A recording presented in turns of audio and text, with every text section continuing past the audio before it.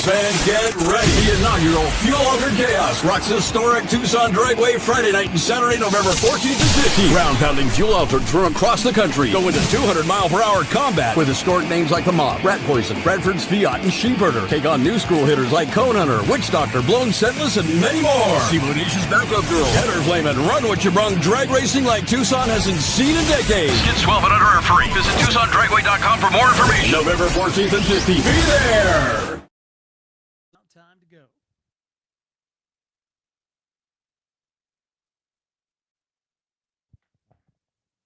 This Chaos franchise started in September of 2017 with an event called Funny Car Chaos. Chris Graves was promoting races at a track called North Star Dragway. Got to looking at the costs of booking in a high-quality show, and after realizing that he ran out of budget before he was able to put on the show he wanted to, came up with the novel concept of, well, what if we just threw open the door to anybody that has a funny car? If you want to come race, come race. So he put the word out. 24 cars entered, 22 cars rolled through the gate, and Funny Car Chaos was born. The second year, that was 2017. In 2018, we had 4 events. Started off at Mocan Dragway in southwest Missouri, went to Amarillo Dragway, then up to Havana, Illinois, before coming back to the Dallas-Fort Worth Metroplex at North Star Dragway, and right after that was the first year of a series. So we have just crowned our 7th champion in the history of Funny Car Chaos here in 2025. Nitro Chaos was added in 2021. The 3rd champion was crowned in 2025. This race is number 81 in the history of the series of all things chaos, whether it's Funny Car Chaos, Nitro Chaos. There's 80 of those in the books. This is the first ever Fuel Altered Chaos event at race number 81 in the Chaos franchise. Could not be more excited to welcome you to this spectacular weekend of drag racing at a place where Fuel Altereds have been known as one of the main draws. If you didn't know anything about drag racing and Fuel Altereds, if it ever came up, the first state that would be mentioned is Arizona. And there is no doubt about that, because this is where they all came from. In fact, if you make your way through the Fuel Altered Alley and you start finding out where these folks are from, I believe there are 16 Fuel Altered teams that call Arizona home. Now, that's a big percentage of the entire group. But we've got teams from as far as West Virginia, from the East Coast to the West Coast to the Northwest. And it is time to go Fuel Altered racing as the first pair come to life. Starter spun, fire in the pipes, and we are ready to go.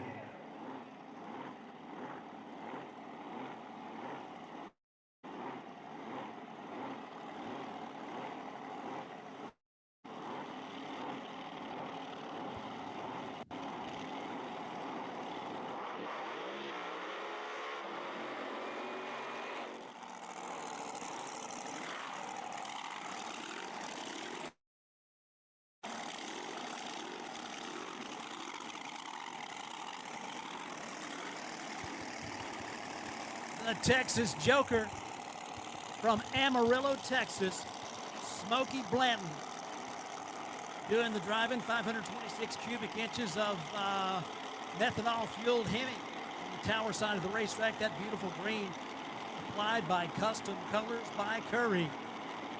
Chubb and Clay adding their expertise. And backup girl, Classy Cassie.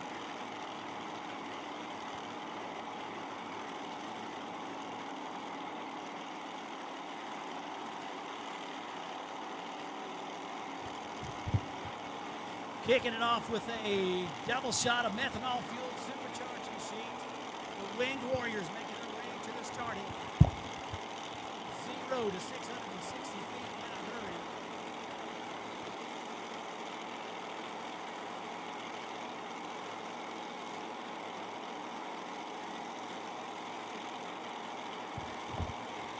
Four bulbs lit, flash of amber, here we go.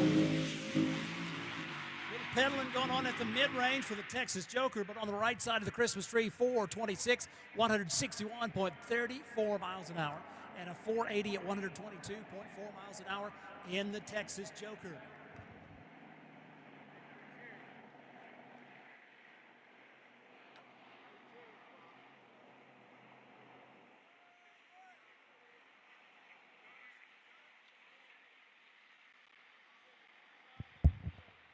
First pair down the racetrack, 36 more. That'll be 18 pair more to go.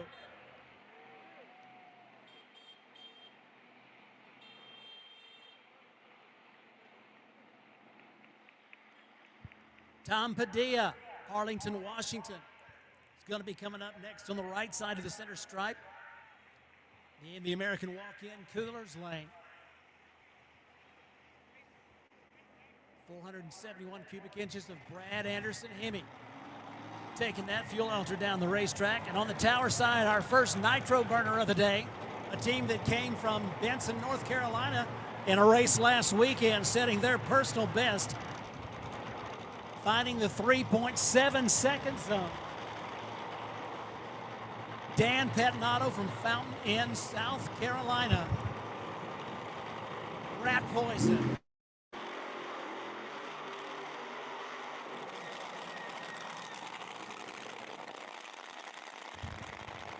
Rat Poison qualified number 5 in the show last weekend. Been a first-round matchup with the Bushwhacker team. Came out on the short end of that deal, but they turned a personal performance best at last weekend's event. Long-time fuel-altered racer, Tom Padilla, the Mob 23T. Tom's racing career began in 1988, working on a nitro funny car. 2006, started running the Red Dragon AA fuel altered. Found the Mob car for sale. Talked to Phil Miller and got the okay to do a repop of the 23T pickup. Pettinato. Rat Poison takes the left side. Tom Padilla and the Mob takes that right side lane. Talk about heritage and history in fuel-altered racing. Both of these teams have it in spades. Starting to hear that different sound. You're starting to pick up on that smell. That's nitromethane. Here in a few minutes, your nose will burn, your eyes might water as these fuel-altereds get ready to send it down the racetrack. They're staged, they're ready. Padilla pedals it a little bit, but the Rat Poison right down the middle of the groove. 406, 185.5 miles an hour. Takes the number 1 qualifying spot for the moment. Padilla on the right side, 502, 103.6, as he had to get off the throttle a little bit as the car wanted to ease toward that right side wall. Definitely not some place you want to be. So wisely gets off the throttle, coasts through at 103 miles an hour in 5.02 seconds. But number 1, Rat Poison, 406 on their first run down the racetrack at 185 plus miles an hour.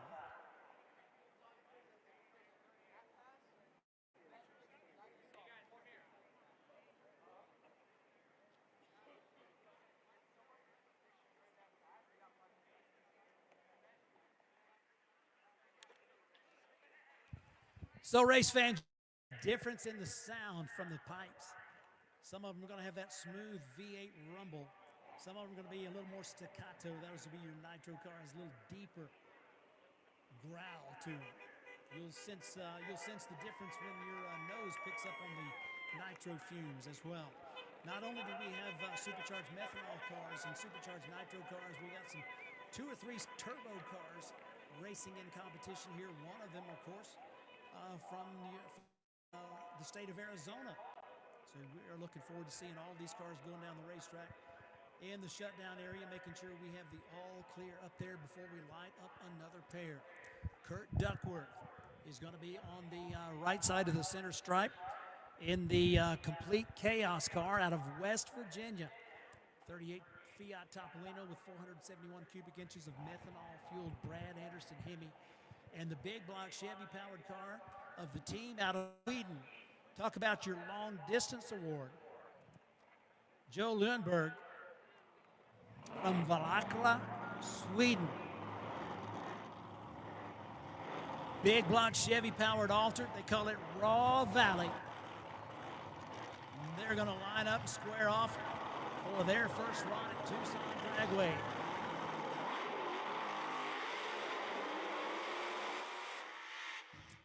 Side by side, smoking the tires on the burnout, the fuel Showtime here to Tucson. On the left side of Christmas Street for all you big time fans. There's a lot of super motivation for the West Virginia-based car, Kurt Duckworth. Kurt, past winner in the World Fuel Internationals from Eddyville Raceway Park a few years ago. Nice to see him at the first Funny Car Chaos event that was run at Carrillo, Nebraska back in 2019. So he's been a friend of Chaos for quite some time. Makes the tour all the way down to Arizona to be a part of the inaugural event. Sweden and West Virginia, a pair of teams that didn't have a short trip to get to Tucson Dragway, bring their cars into the lead stage. Position, staged up and ready. Duckworth out first. He's driving that baby all the way down the racetrack, hangs out the laundry, and has a wind light, goes 421, 177 miles an hour, 103 to 60 feet.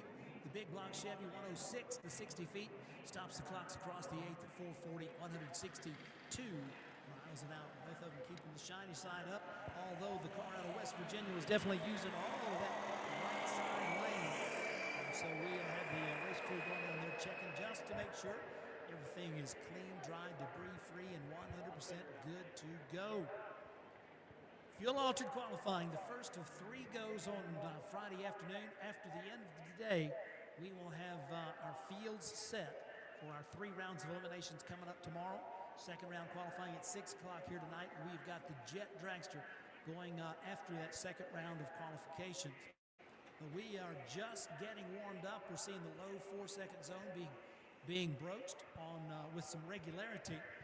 We're anticipating some quick, fast times as the rest of these cars go down the racetrack and strut their stuff.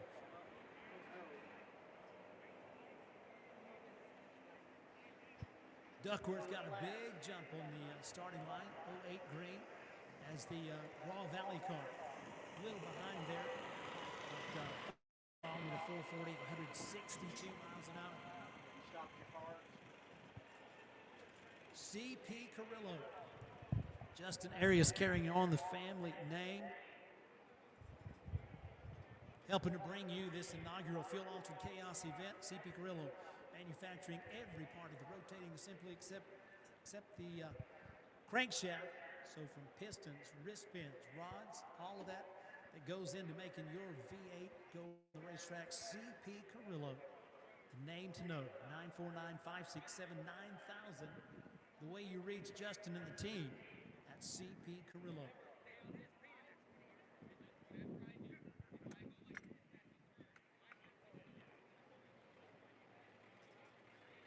All right, we got the all clear from the racetrack. Just about time to light up another pair of altereds, as we have got left side Kevin Knowles. Surprise, Arizona. Hometown for Kevin Knowles. As the tractor comes out, looks like we're not quite ready to go. What needs to be done on that right side of the racetrack?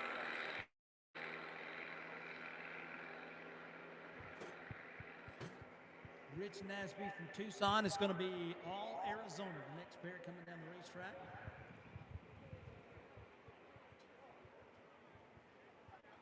Both of them with big inch Hemis, providing the motivation.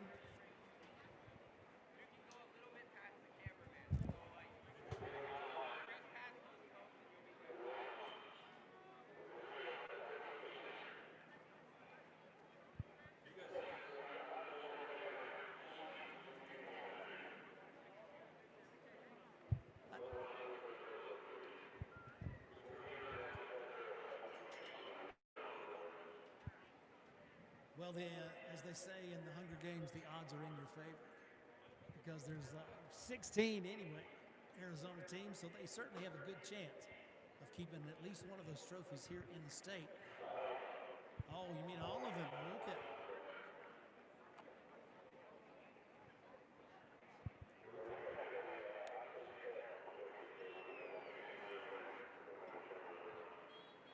Well, all right, you heard it here first. sound like you're from Texas, because that kind of talk usually just comes from Texans. Must have rubbed off on you a little bit.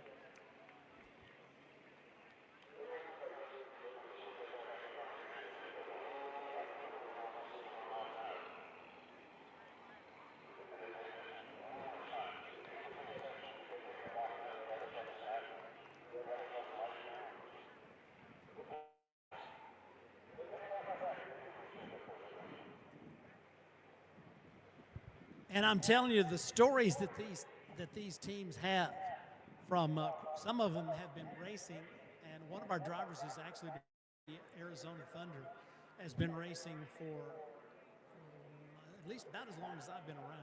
Not quite as long as I've been around, but close. And the racers that, like Alan was mentioning earlier, there's some racers that were racing at the old Tucson Dragway at the fuel-altered events back in those days. So getting a chance to talk with those, learning who's here that raced at that event and is now racing at this particular event, that's a short list, but it's going to be a distinguished list for sure.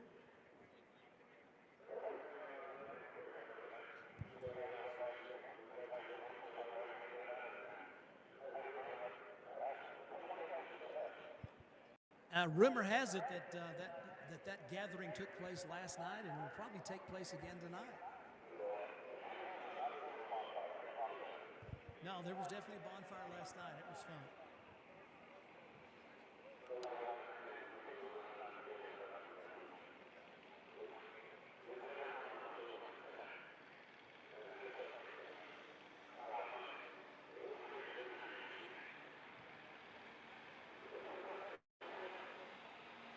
I thought it was 3.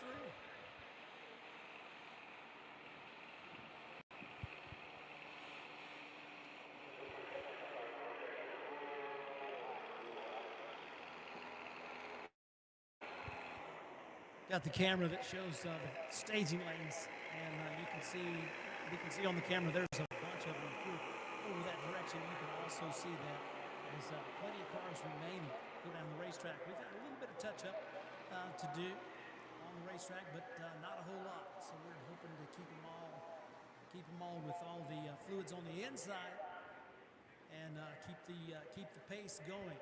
As we've got this qualification round plus 2 more. Trying to set those fields before elimination rounds start tomorrow.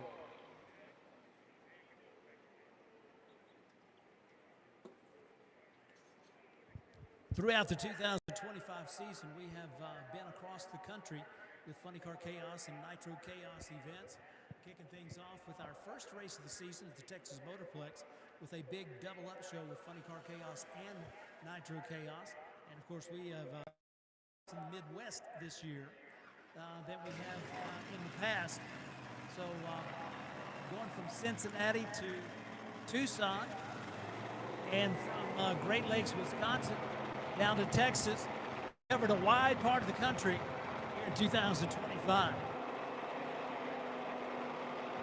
Does not, there's no mistake in that, being a nitro burner. Kevin Knowles, Surprise, Arizona, left side. Rich Nasby, Tucson, Arizona, right side.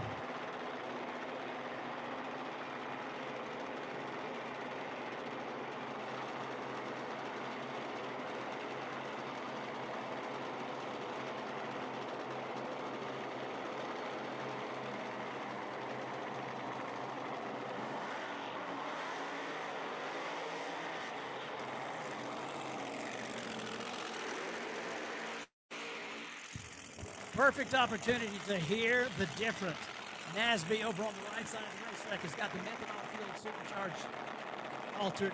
And on the tower side, it's a nitro burning beast. Kevin Knowles doing the driving on the blue and white.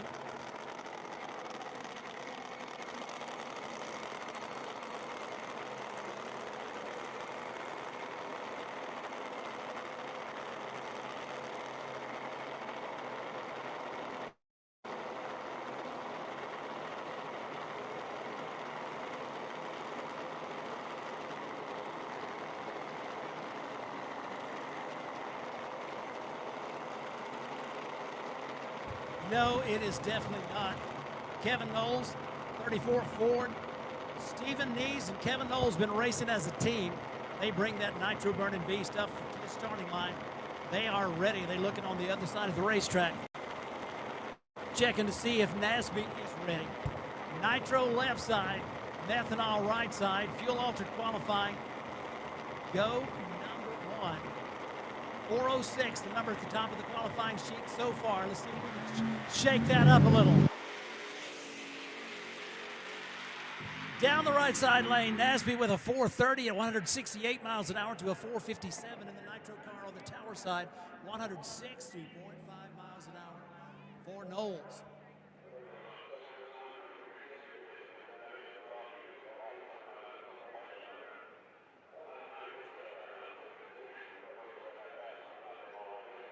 It is, and sometimes a lot of times they don't go down the racetrack on all 8, but when they do, it's a sight to behold. And of course, when the sun goes down and the header flames start to come up from the nitro cars, that's when it gets just a little on the extra cool side. There is a backup girl competition, and I have no idea who the judge is. I just know for a fact that it's not me.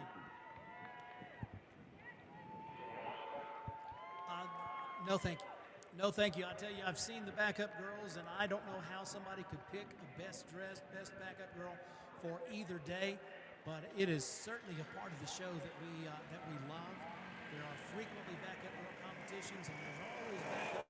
I'm just looking from my vantage point right now. I think I see Psycho Susie on the way down the racetrack, so that would indicate that the Psycho 2 car is just about ready to racetrack. Yes, there she is. Psycho Susie is tossing out some shirts to the throngs of fans that love fuel altered racing. They're a team out of southeast Oklahoma.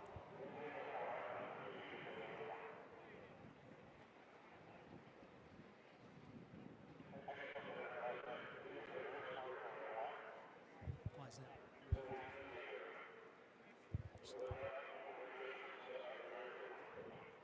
Loading up early, that you realize how prescient that was.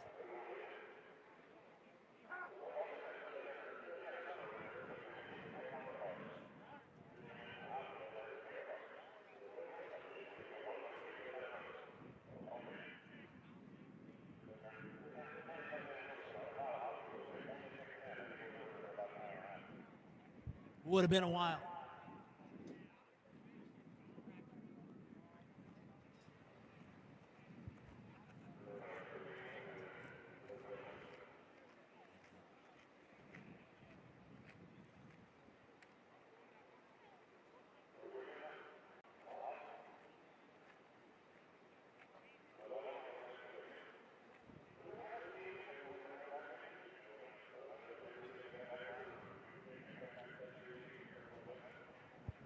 I typically don't bring that with me. That's typically something that's done at the track level. But I guess I could hum, but I think probably not.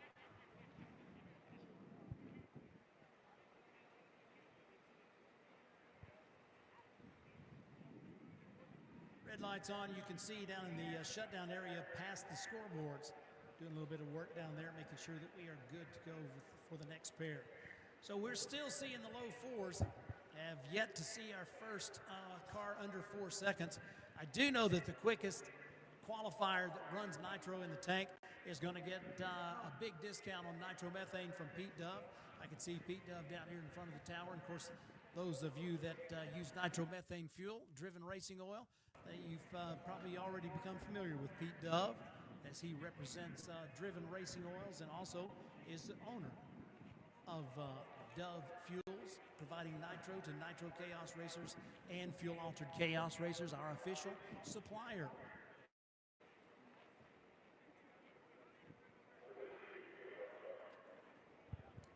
I'm telling you, it would have been great to see that car running at this event.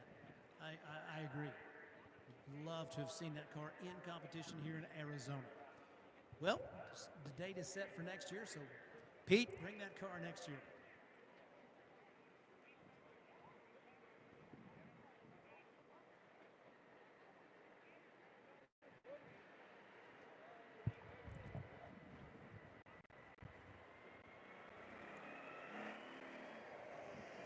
Yesterday, coming into Tucson on the Love Jet from Love Field in Dallas, Texas, there were probably 2 or 3 dozen people who were on that plane. It was completely full. There were 0 empty seats, and quite a few of those seats were taken by people that were coming to race in fuel-altered chaos here at Tucson Dragway. There was quite a lot of conversation that I heard, people talking about setups and racing fuel-altereds and nitro versus methanol, and one of the things I heard was Procharger versus Supercharger. A lot of conversations taking place on the aircraft or on their way here to Tucson Dragway.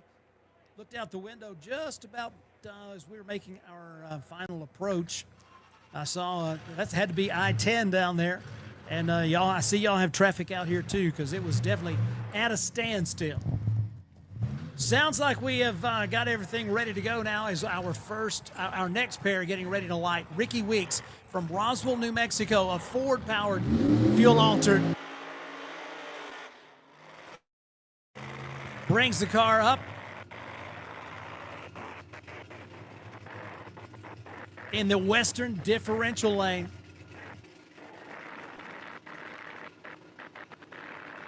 Keith Wilson, Chula Vista, California. 37 Fiat Topolino going to be on the right side of the center stripe. In the American Walk-In Coolers lane, the Witch Doctor. Now, when you're talking about the cool factor out there in Fuel Altered Alley, I bet the Witch Doctor is one of those that you were talking about.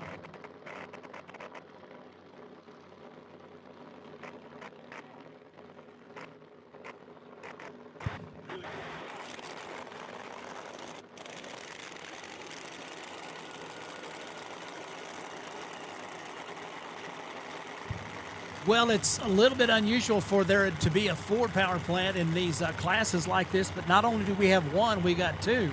There's 2 Ford-powered fuel altereds that have shown up to race here in this inaugural fuel altered chaos.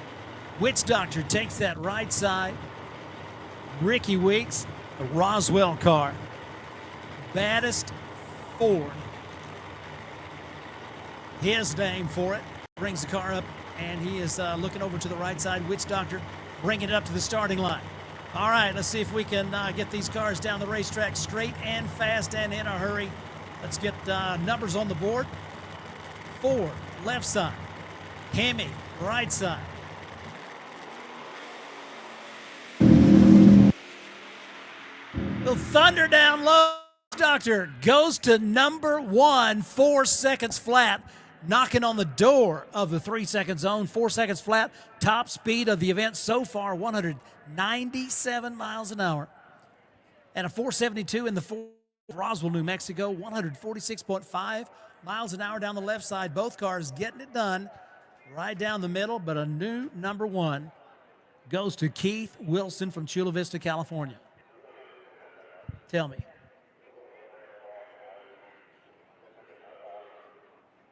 That sounds exactly right. Stand around, stir, and chant. That would be an interesting pit area to be around. Mixing the nitro in the cauldron.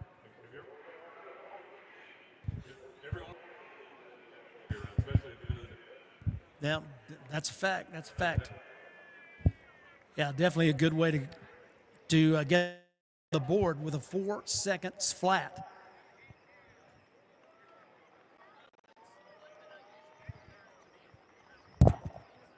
Race crew swinging the mops out on the starting line, making sure everything is good to go before our next pair.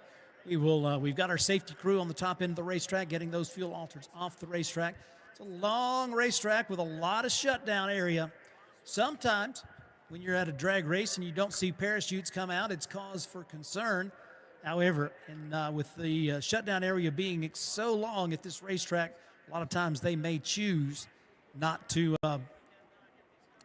hang out the laundry, as they can have enough momentum to make it to that and go ahead and do that and get brought to a safe stop. So a new number 1, 4 seconds flat. Witch Doctor makes a statement. So the California car, burning pop in the tank. If we stopped right now, they would be going to find Pete Dove for some of that discounted nitro.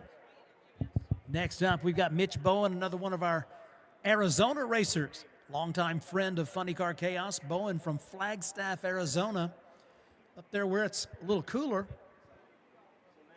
Several years ago, back in the late 70s, I was on the way from the Texas Panhandle out to Los Angeles to visit some friends that had moved out there. Coming across I-40, and right behind us, about Flagstaff, they were closing I-40. We happened to make it through, but it definitely gets a little cooler up there. So a little more pop in the tank as you can hear that nitro Hemi of James Gilliland. This car is called Psycho 2. Dale Wilkins, the owner and the tuner. The big tall guy you see down there, nicknamed Lurch. Been racing fuel alters for a long, long time. Mitch Bowen takes that right side of the racetrack. 32 Bantam, 521 cubic inch Brad Anderson Hemi between the frame rails. LED tail lights on the Psycho 2 machine that comes in real handy when the sun goes down. And at some of the tracks we go to where the lights aren't as good as they probably are here.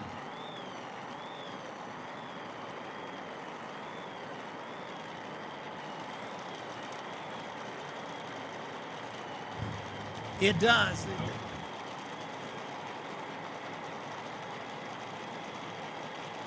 But then who would do it? There's not very many people left to do that.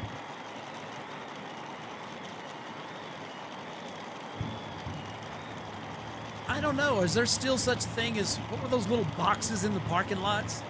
Photomat, that's what it was. No, me either. If I wanted to see one, I'd watch Back to the Future.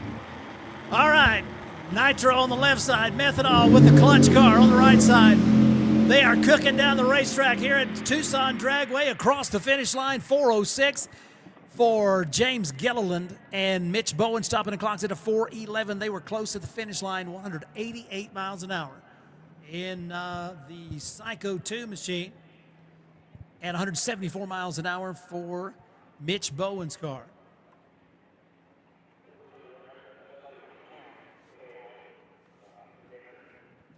That is correct. And that all goes back to the pairing of a couple of guys that raced together in fuel alters against each other and they put that Psycho 2 TOO together. Psycho also. Race fans, I know you'll show them your appreciation as they go down to pick up their drivers. Putting on the thunderous runs down the racetrack, and I know they can hear your applause and they greatly appreciate it.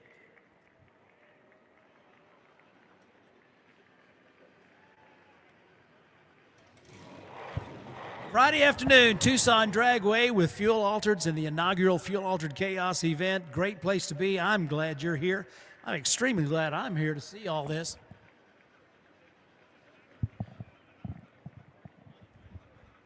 Ray Stringer. All right, you bow tie fans, especially you nitro bow tie fans, you're about to hear some thump.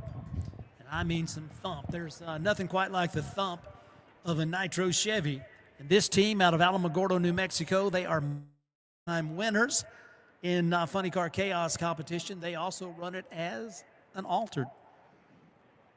426 cubic inches of big block Chevy, supercharged and burning that pop.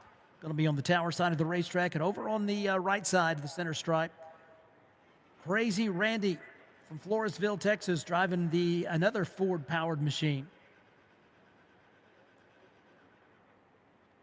Van Heskett's machine. Van and Randy got together, found out they both liked racing, found out that Van had a fuel altered. Next thing you know, they decided to enter Fuel Altered Chaos, and here they are, just about ready to fire up and roll into the water box. New Mexico car on the tower side of the racetrack, a Texas car on the right side. In that American walk-in cooler, Laris Motorsports Insurance helping to bring you the Fuel Altered Chaos inaugural from Tucson Dragway.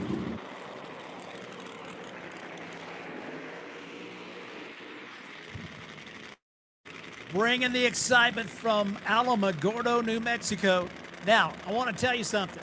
If they were to do a an instructional video on how to be an excited race team. The team that wrote the book, left side of the Christmas tree. They are. It is going to be a problem. Looks like he's waving. And so by rule, they will shut off the nitro car unless they were able to push it back and get it behind the Christmas tree. But by rule, we will not shut one off, or we will not run one after a car has died after the burnout. So tough break right there for both of those teams. They will push the nitro car back, as you don't just light one of those back up as soon as you get a chance. So a tough break for that Ford Altered with Randy Mueller behind the butterflies. They'll get that car pushed back. Since neither car took a tree and staged the car, they do have the opportunity to make a run in this qualifying session. So if they can get everything ready, they will be allowed to come back up and make a qualifying run.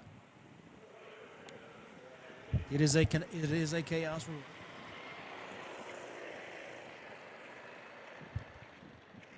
Rule number one is having fun, and it's not fun to be sent back to the trailer because something crazy happened.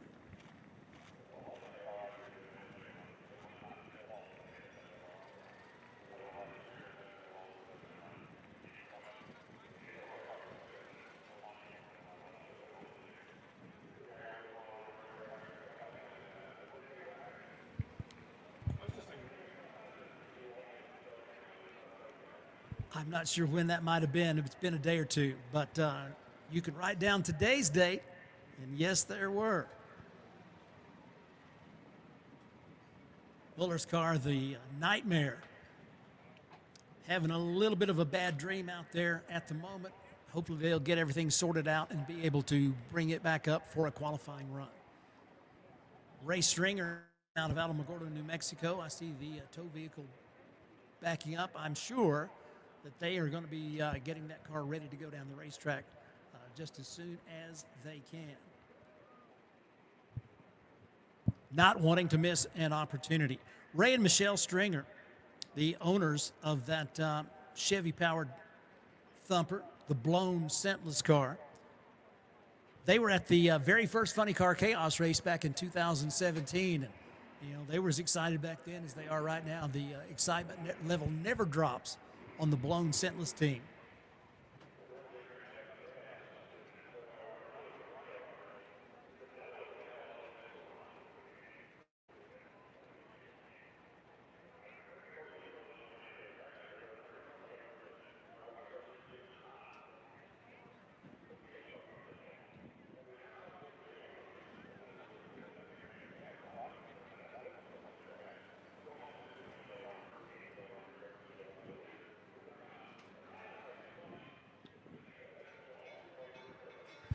Yeah, to come out and race, I mean, match racing is great, and it's fun, and it does pay a little something. But to be able to come out and qualify, show what you can do, and have a laddered field and race for a trophy and a good payout, yeah, that's one of the things that it gave a lot of teams a place to race. So the Nightmare car is here in front of the tower. Looks like they are going to opt to take it back to the pit area to get it ready. Yeah, you can see the full effect of that shotgun motor there. As a little bit unusual to see that Boss 429. I think that's a Boss, they call it a Boss 490. Boss 500.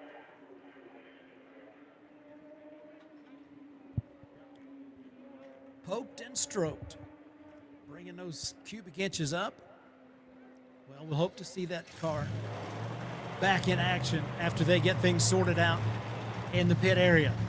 In the meantime, we're ready to go back to it. It's the Nitro car. Let's see if it's the same one. I think it is.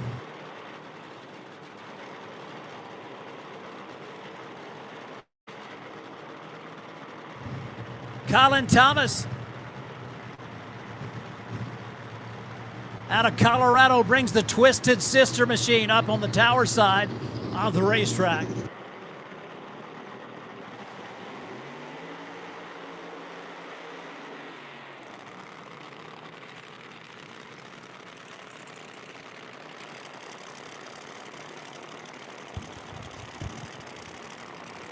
Alan Thomas runs his car as a 1969 Fastback Mustang funny car.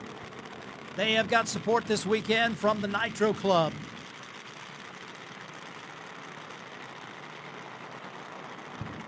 Green machine over on the right side of the center stripe.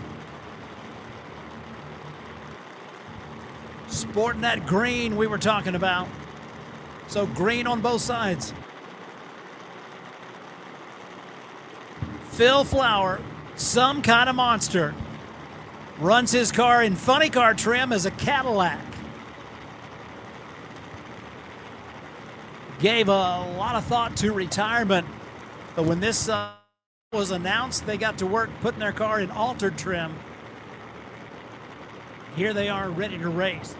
This should be a good pairing right here. The methanol-fueled car on the right side of the Christmas tree. The Nitro Hemi, short stroke, small cubic inch. Twisted Sister, ready to go down that left side. They're staged. Flash of amber and off we go.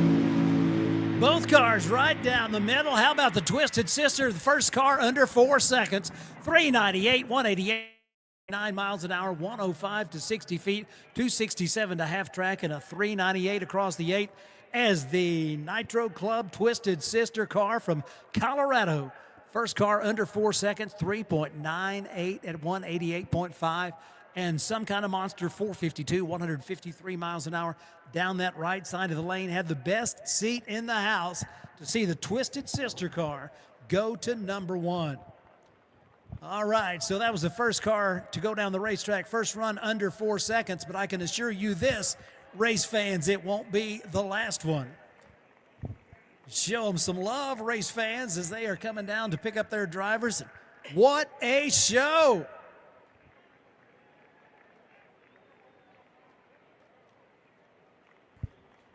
.398 down that left side lane.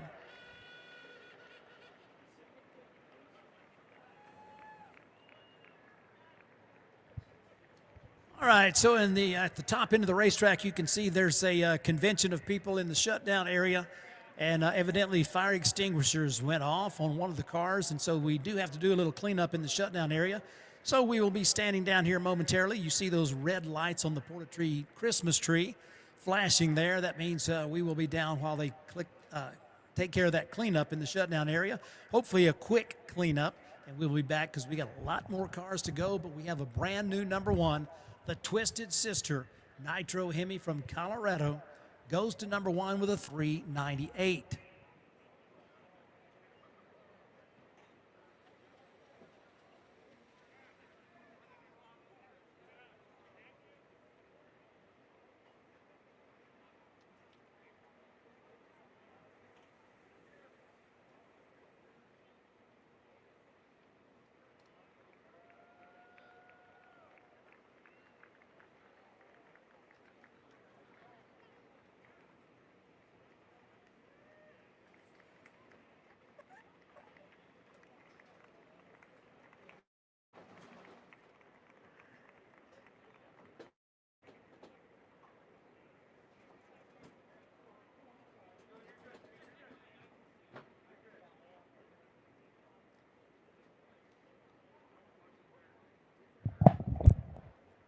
One of the cool things about Tucson Dragway race fans, and if you've never been to another racetrack, you may not know that there's not a return road at every single racetrack. Sometimes the cars go down past the line, they turn off, and then they just come back to the pits.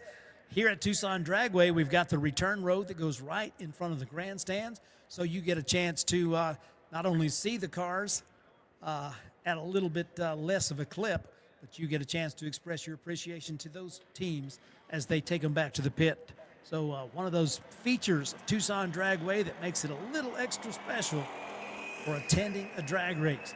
Well, so far we've seen some great performances from all of our cars. We haven't seen our first turbo car yet, and we will look forward to that. But the nitro cars and the methanol-fueled cars are definitely putting some good numbers on the board.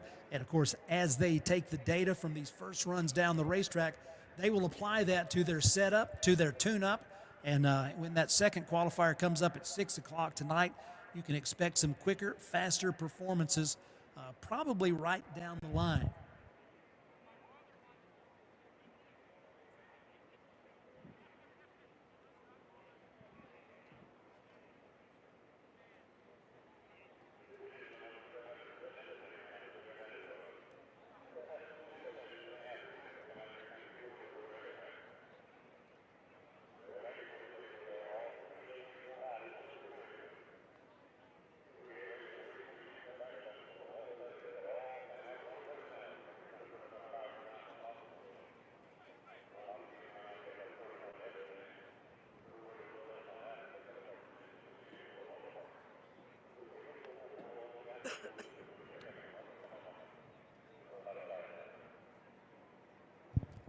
Yeah, we're looking for more 3-second runs, and we haven't seen 200 yet, but we got close at 198 miles an hour. So 3-second performances at over 200 miles per hour in the CP Carrillo A field anyway is probably going to be the order of the day, order of the weekend.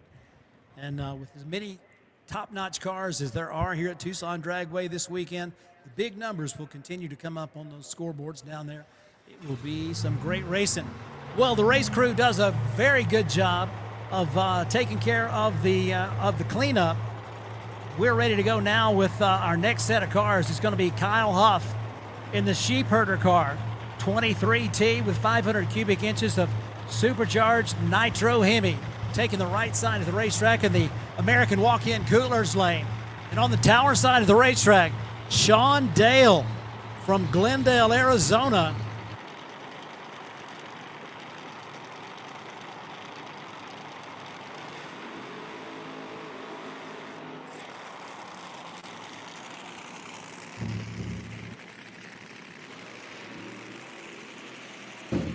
The shaky situation.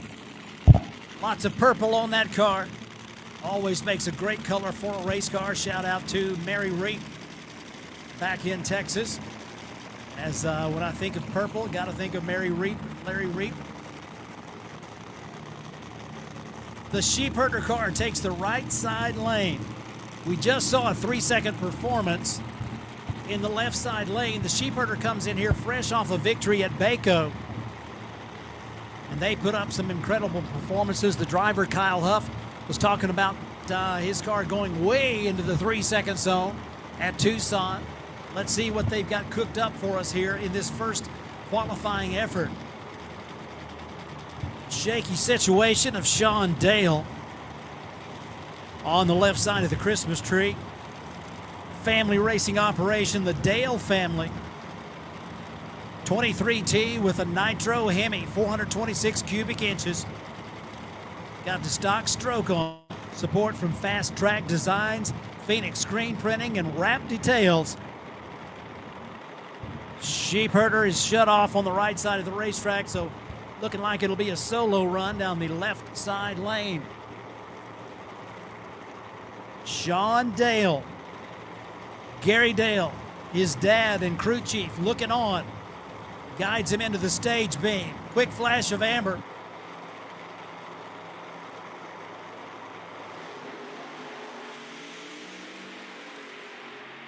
Shaky situation.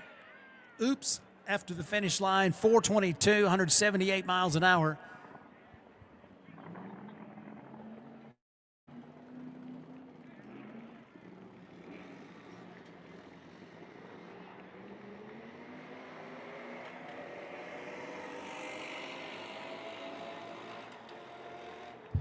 So Sean Dale, 109.60 foot, 422 across the finish line at 178 miles an hour.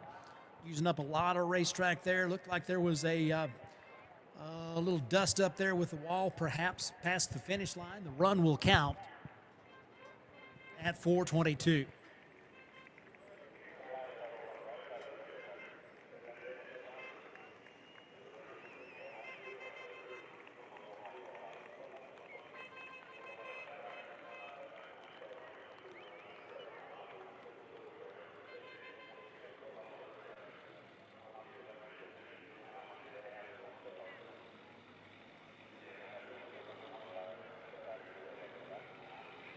Definitely will not end well. So they will take care of getting that car back to the pit area. They've got a straight shot from where they sit back into the pit area, so you won't see them go on the return road. They'll go right straight back to the pit.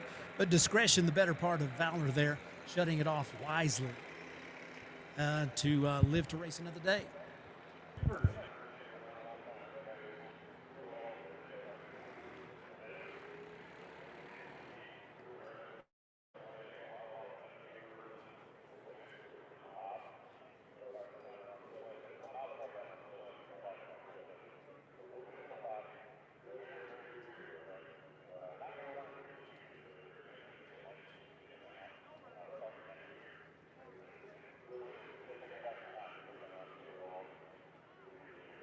It definitely will. And the those of us that come from had the good fortune of getting to know Bill Emery, who drove the Pure Hell for many years. He wound up settling in North Texas and worked on the Blue Max with Raymond Beadle for a long time, and then continued to work on the Blue Max for Ronnie Young.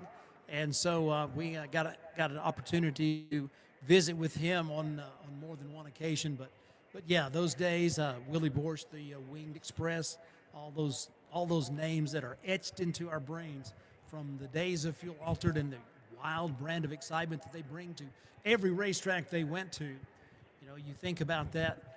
We had the Rat Poison up here a little bit earlier. We had Dan Petnato on our Chaos Live program. I think it's been a couple of years ago, and he was talking about that experience that doesn't happen anymore when he was a little kid, and that he would be sitting in the bench seat of the pickup truck at the far end of the racetrack with hot car staging, and would start pushing the car down the racetrack or the fire-up road, if depending on I think the Beach had a fire-up road, but he was talking about being at Long Beach and you know, sitting there while the light poles and the speakers going by, and you'd hear the sound that makes, and the light, you know, light, and having that car go out in front, and the nitro-fueled Rat Poison car coming to life. He tells that story way better than I just did, because he lived it in person, and that was such a cool experience, those push starts from those days.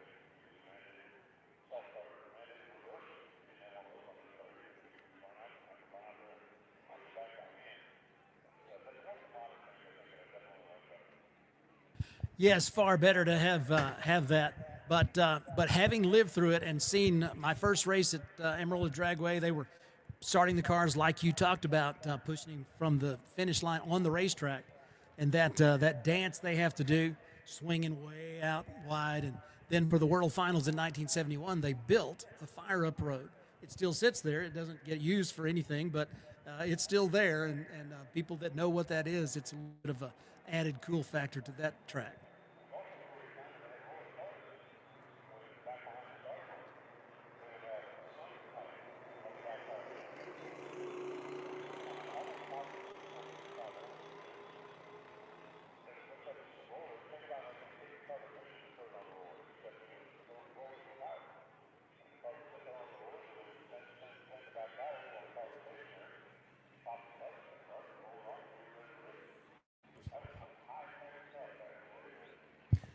It was, and I think those were like, they had an engine, like a small block engine or something, that would turn those rollers.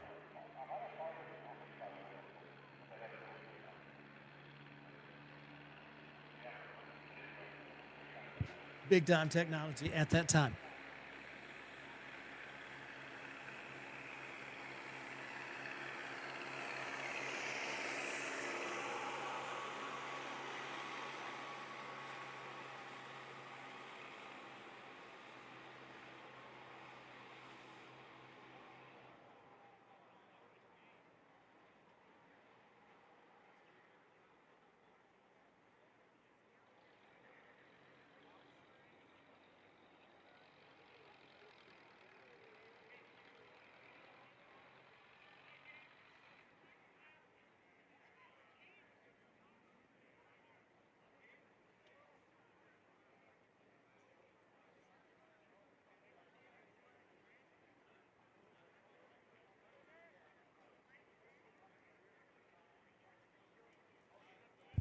All right, so the race crew checking everything out on the top end and down here on the bottom end as well. We should be good to go here momentarily, as long as you see those red lights flashing. Ain't going to happen, but they just stopped. So that gives me the indication that we are just about good to go.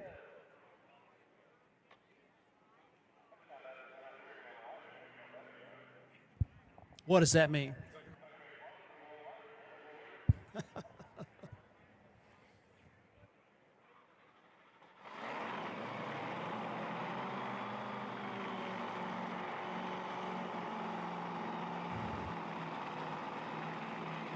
All right, we've got the good to go from the race director, and we are fired up with another qualifier here in the first go.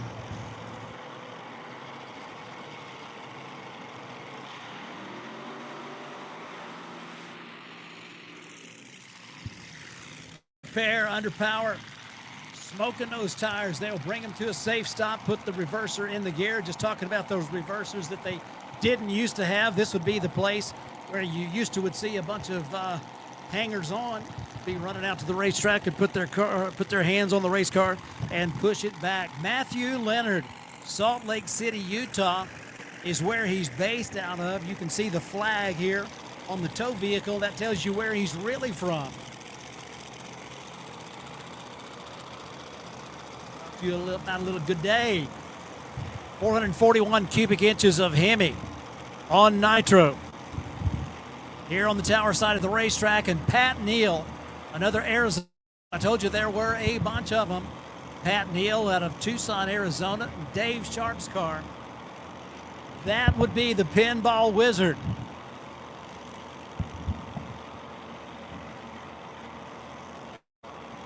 .521 cubic inches of Brad Anderson Hemi, providing the motivation on the right side of the center stripe in the American walk-in coolers lane. Pinball Wizard, one of my favorite songs. I think back to playing in the high school band and playing that overture from Tommy. You remember that one? You played in the band, you remember that one. That comes from the Who's. Rock opera. Pinball Wizard comes from that too. Pinball Wizard on the way down the race to a 440. It's a 443 on the left side for Matthew Leonard. 176 miles an hour in the Pinball Wizard. Pat Neal puts a good number on the board after a 122 60 foot, a 104 60 foot on the left side of the rack for Matthew Leonard. Past winner in Nitro Chaos competition at Edgewater Sports Park.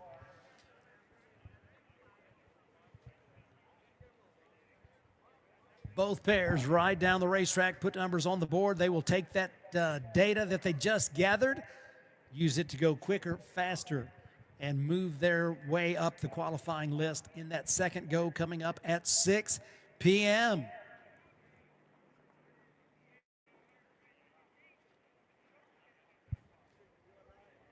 Not a whole lot of action on either end of the racetrack, so it looks like we may be good to light up another pair here shortly. How about that, race fans? All the way from down under.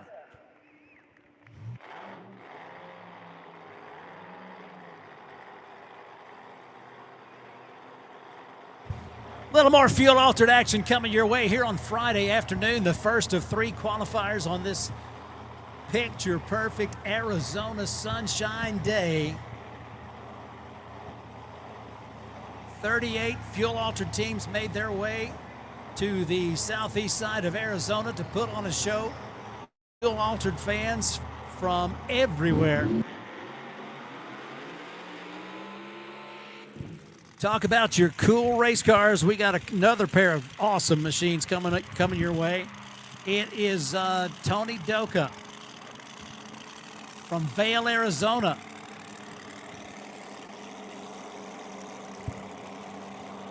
Making a quick run all the way down the racetrack. Either no brakes or something going wrong. Decided to take it to the top end of the racetrack so as not to hold up the Crazy T over on the right side of the racetrack. Reed Taylor from Nevada, North Las Vegas. 522 cubic inch V8, unnaturally aspirated burning methanol fuel. Got the big wing up over the roll cage, making a solo run down that right side of the racetrack. It's a by run, single run, tough break for Doka in the Desert Star big block Chevy powered machine. All right, fuel altered qualifying continues. Reed Taylor gets a single run down the right side. Them all eyes on Taylor. 398, the number at the top of the sheet. Yep.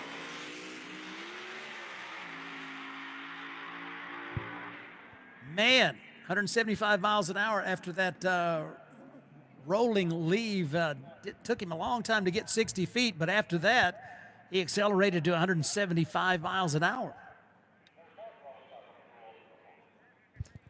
Not too often you see those like that, but doggone.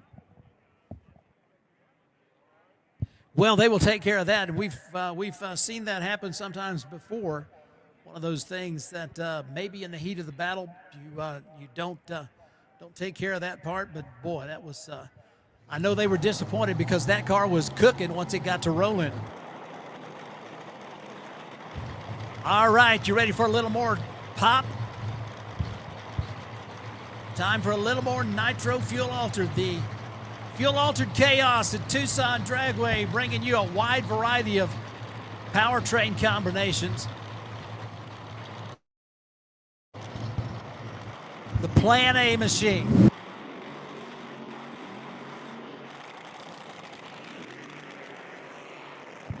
Going speed sport on the tower side, Plan A on the right side.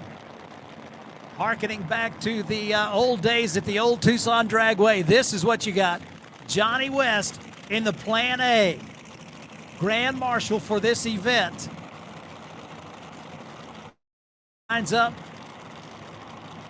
next to Jimmy Kelso in the Speed Sport car. We talked about the media personnel that are here documenting the event, and I saw Jimmy Kelso's post about Jim Kelso photography from all those races back in the day. We always say Tucson, Arizona, hometown for Jimmy Kelso. Chino Valley, Arizona, home for Johnny West, as he has recently relocated to that cooler climate south of Flagstaff after many, many years in Phoenix. Westco Fabrication, his company. He builds fuel altereds. He does all kinds of custom race parts.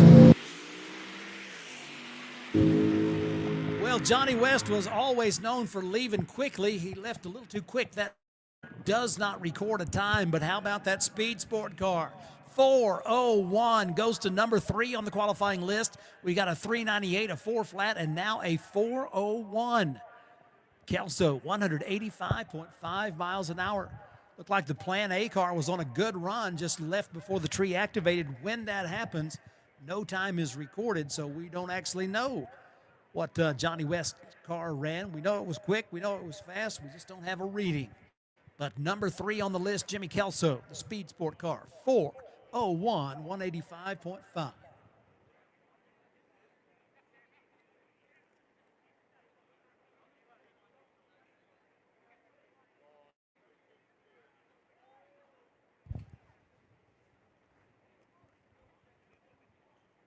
Good times means more than one thing at Tucson Dragway. We're having a lot of fun, which is a good time, and we're seeing some good times on the scoreboards. These teams are figuring out the racetrack, and they will continue to take the data and make those cars go quicker and faster, because it's going to take quick, it's going to take fast. If you're going to take home one of those trophies from, if you haven't seen those trophies, Katie Butera, Apple Girl Art, custom fabricated the trophies for this inaugural event.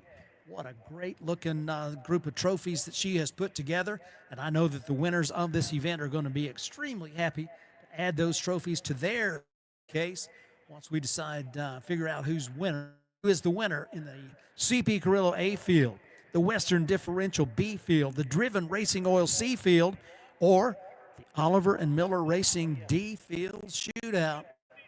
38 cars came to Tucson, Arizona to race in the Fuel Altered Chaos event, the first one ever, and they are all qualified because with that D field Chicago style shootout, everybody gets a chance to make a run in elimination mode.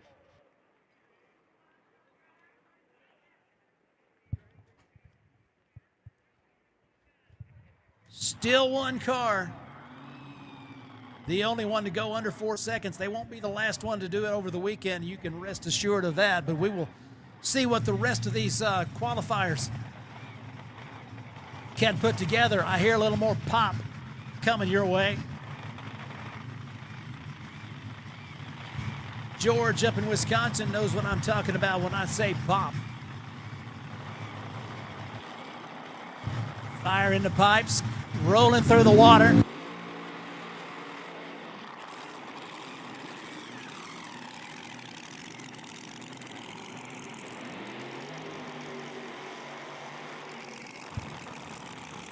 Jim Maroney, the Blind Faith car, lines up the Western Differential Lane. That's the nitro burning car that's out there getting it into the reverse gear and heading back towards the starting line. Over on the right side of the center stripe, the American Walk-In Coolers lane, that is going to be John Brewer. He's from right here in Tucson, Arizona. Big block Chevy powered, supercharged, methanol burning, Fiat fuel altered, the Topolino. Popular body style in the world of fuel altered racing. These two cars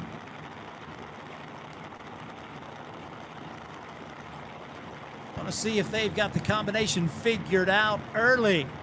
Both of them racing from here in Arizona as the Zoomies with those fumes going up, sending those hats and caps flying. You got to be careful down there on the starting line. They're up your hats and your caps. All right, Maroney and Brewer bringing their cars carefully into the pre-stage position. Top bulb lit on the right side of the racetrack. Crew chief says, all right, we are good to go. Both bulbs lit on the right side of the Christmas tree. The nitro car comes in. Goes to the high side, Maroney. Maroney on a good run down the left side. The second car under 4 seconds goes 399 at 176 after a one flat 60 foot. That car was scooting on down that left side Western Differential Lane, one flat to 60 feet. On the right side, a 467 at 149.3 miles an hour after 103 60 foot and 303 to the half track point. So another pair right down the middle of this well-prepped racetrack. And we have another car under 4 seconds. Jim Maroney goes to number 2 on the list. So we've got a 398, a 399, a 4 flat, and a 401, your top 4 in your CP Carrillo A field.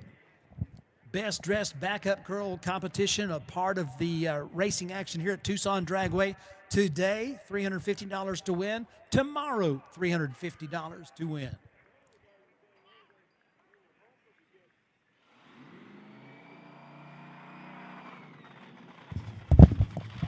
As they clear the shutdown area, we get the all clear at the starting line, and it is going to be our next car, Randy Bradford.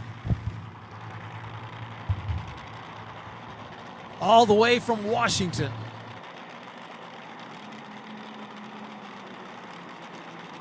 And Lyle Greenberg, the New Mexican who now lives in the hill country of Texas.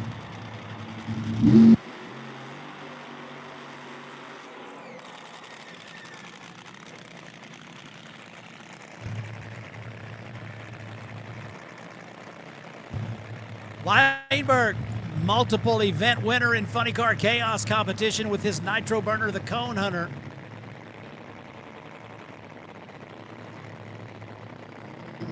Gets the car into the reverse gear as his backup daughter, Rachel, eases out there. The car is called the Cone Hunter. Rachel's dressed up as the Cone. Big inch nitro. Lyle Greenberg sitting behind it in that beautiful all paint machine.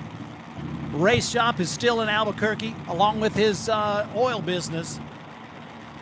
But Lyle has now moved to the hill country of Texas. But he definitely did not want to miss this event. He's got wins in Funny Car Chaos competition. He has raced in Nitro Chaos competition. He has got one of those March Meet trophies that every racer wants. That's in his trophy case already. And talk about your history of drag racing, Randy Bradford, Camino Island, Washington, brings the Bradford machine up to the starting line. Here we go. pop down the racetrack, and here we go. A new number one. Greenberg says 386, 196.6 miles an hour, and a 420 for the Bradford machine on the left side of the racetrack, having to carefully feather that throttle and keep it off the center stripe. Goes 426 at 161 miles an hour. But another car joins the 3-second club with an exclamation point. Lyle Greenberg, 386, 12 hundredths quicker.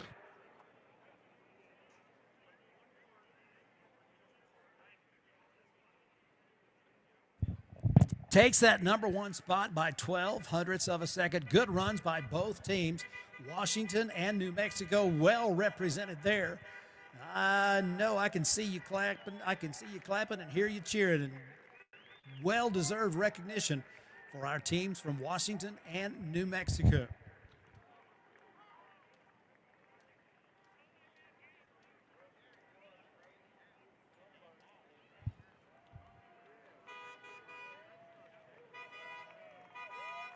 Brand new number one, 3.86 seconds, showing the way down the right side of the racetrack with a beautiful run. Not yet to 200 miles an hour, 196.66 miles an hour, a 9.89 60 foot.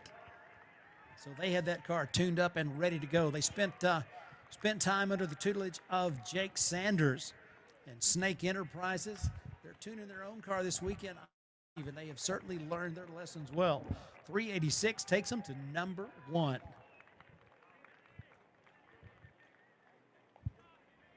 Next set of cars getting ready to fire them up behind the water box as another pair comes from the top end of the racetrack.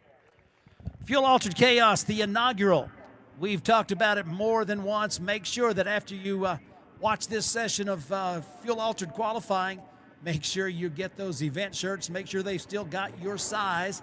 And oh, by the way, if you were thinking about Christmas shopping, go ahead and take advantage of the opportunity to get that Chaos merchandise from Mel and Heather and their team over at the Funny Car Chaos, Nitro Chaos, now Fuel Altered Chaos merchandise trailer.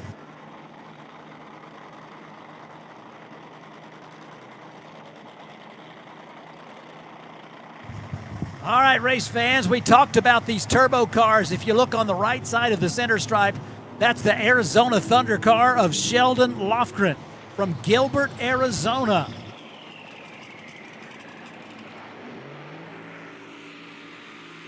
And on the tower side of the racetrack, announcing their presence with authority, Vince Carstetter from Buckeye, Arizona. Flats Construction machine owned by Wayne Carstetter. 500 cubic inches of TFX Hemi. Both of these cars with Hemi power, one with the supercharged nitro burning power plant, and over on the right side of the center stripe, that beautiful yellow machine, the Arizona Thunder car. They have been to the final round in competition, Funny Car Chaos, as they are plenty quick, plenty fast. They've got that turbo combination. It seems like they've got it figured out. Sometimes that rocking that they do in a turbo car to get into the stage position jumps up and bites them. It did that at Albuquerque a couple of years ago when they had it in funny car trim. Let's see. Sounds like we are shutting off the nitro car, so it's going to be a solo run for the turbo car. And you think it got quiet out there? Yeah, it got really quiet out there. The turbo cars, they just kind of sneak up on the starting line. And then when the tree flashes amber and the driver gets on the throttle, that whoosh mobile will turn on the jets and get down the racetrack. Into the pre-stage, bringing those revs up. Wheels up as well, revs up, wheels up. Has to get off the throttle just a little bit. Loses a little bit of forward motion. 461 the elapsed time at 158 miles an hour. But you can see when we talk about those turbo cars, they definitely have plenty of horsepower, and the big top end on those is one of the things that you'll see as they get the combination and the setup figured out for getting them down the racetrack. So Sheldon Lofgren puts a 461 on the board, and a tough break right there for Vince Carstetter and the team out of Buckeye.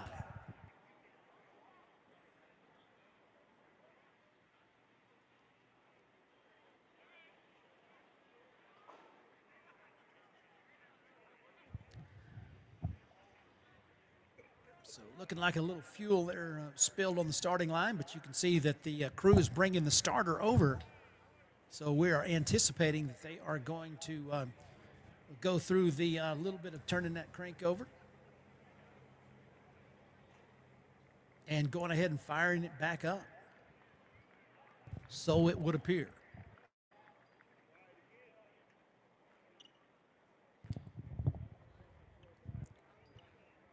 Well, race fans, we might have mentioned that we're excited that you chose to be here for the inaugural Fuel Altered Chaos. I hope you're having a good time so far. Be sure and let your friends know what's happening out here because we have a lot more racing action coming away. This is the first of 3 of these qualifying sessions. So there is a lot more coming your way. We also will probably work in a little bit. I don't know if we'll be able to work in much test and tune.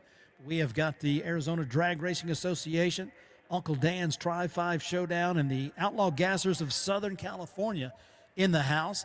After the second Fuel Altered qualifying session, we're going to be bringing that Wicked Sensation Jet Dragster up for them to light the candle and take it down the racetrack. At that point, we should be under the lights. Jet Dragsters under the lights is another dimension of cool. So you'll get a chance to see that. So if your friends are wondering whether they should come to Tucson Dragway tonight or just wait till tomorrow, either one works, but there is a lot yet to see here on Friday night.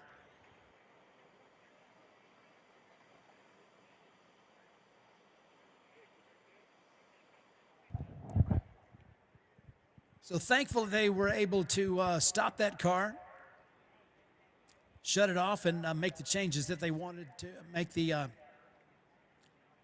adjustments that they needed to make so that there's not fluid coming off the race car. They will try it one more time down that left side lane.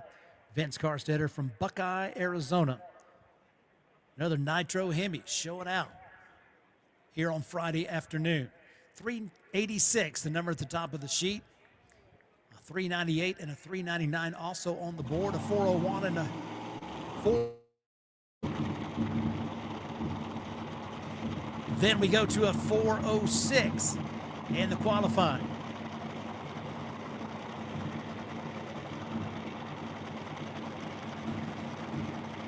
Friday afternoon qualifying, not another burnout needed. Already got the tires ready. Bring it up to the starting line and go for it.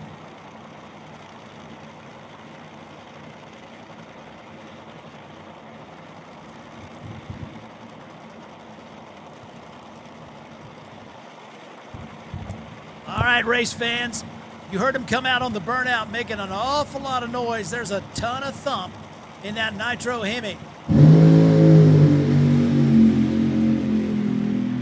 Launches down the racetrack off the throttle just a tad early. 4:40 the elapsed time at 153 miles an hour. I can't see the cars. The sun, where the sun is. Yeah. I can't see them until they get past me. It's just black. So getting a little bit of data from this first qualifier. I can't see his car at all. I see the They will plug that into their setup. Be back for the second or third round of qualification. They get the opportunity to run as many as 3 times in qualifications. Some of these teams will opt for 2. Some may want to run all 3. That third and final qualifier. Next round it'll be okay. You can bet that the teams that aren't where they want to be after the second round of qualifying will be coming back for that third round to see if they can get themselves positioned in the best spot for Saturday eliminations. All right, we've got the all clear on the racetrack. The top end is clear, and the next pair ready to go, the Showtime car.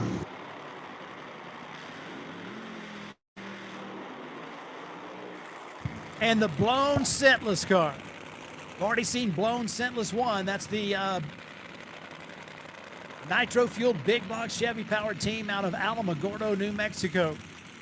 On the tower side of the racetrack in the Western Differential lane. And over on the right side, the guy that won the very last IHRA Nitro Jam at San Antonio Raceway.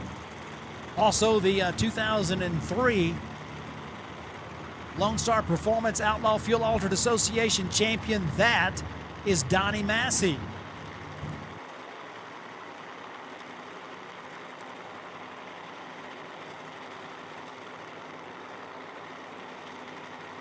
5-window coupe with the Chevy power. Eases up towards the starting line. The T-Bucket, Showtime.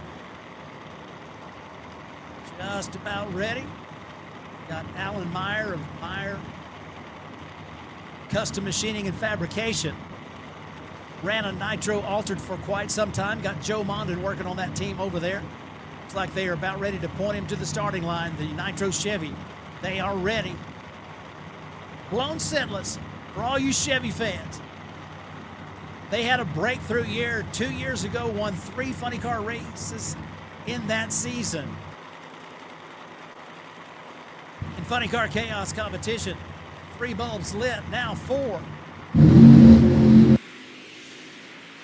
And the Showtime car off a little early. Something goes wrong with that big nitro Hemi. He goes 386, 163.9 miles an hour. Might have been quicker, might have been faster if it hadn't been for that big pop right before the finish line. And the blown Sentless car strikes the tires instantly at the hit. So they will be bringing theirs back for another qualifying run a little bit later in the day, trying to get that car down there where they like to see it, in that low 4-second zone. All right, test and tune racers. Test and tune racers. Staging lanes are open for you. Try 5s, lanes 1 and 2. ADRA Pro, lanes 3 and 4. ADRA Super Pro, lanes 5 and 6. Outlaw Gassers of Southern California, you are also in lanes 3 and 4. Staging lanes are open for test and tune.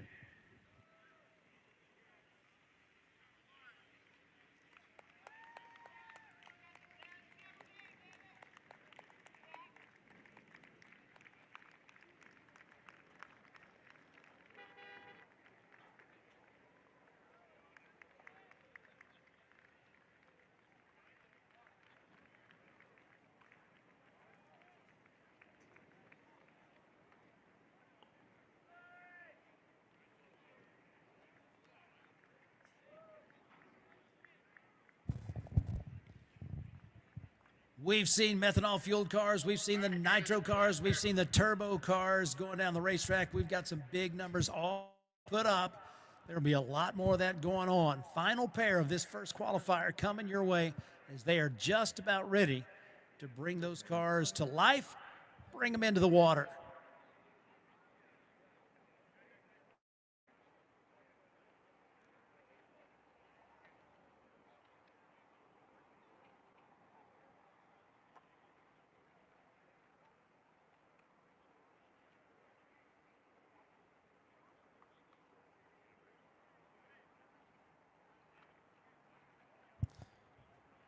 Well, race fans, you having a good time so far? Me too.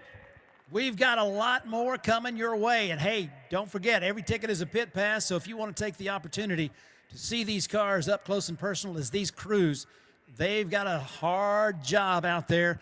And I know they appreciate your ongoing support. Go by and see them. And cars turned around and ready for that next qualifier. 6 o'clock is when we're planning on that second qualifier taking place. The third and final qualifying shot at 8 p.m.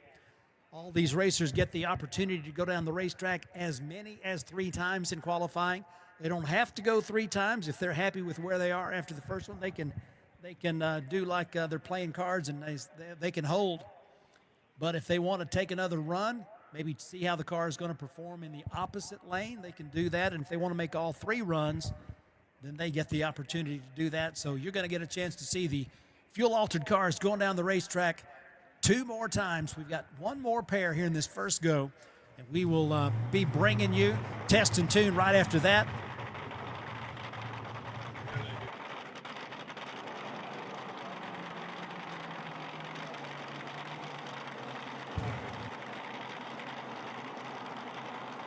Sounds like a plan. Anybody interested in taking Alan Reinhardt up on that deal, just come to the tower and let him know you'd like him to drive your car on the third qualifying run.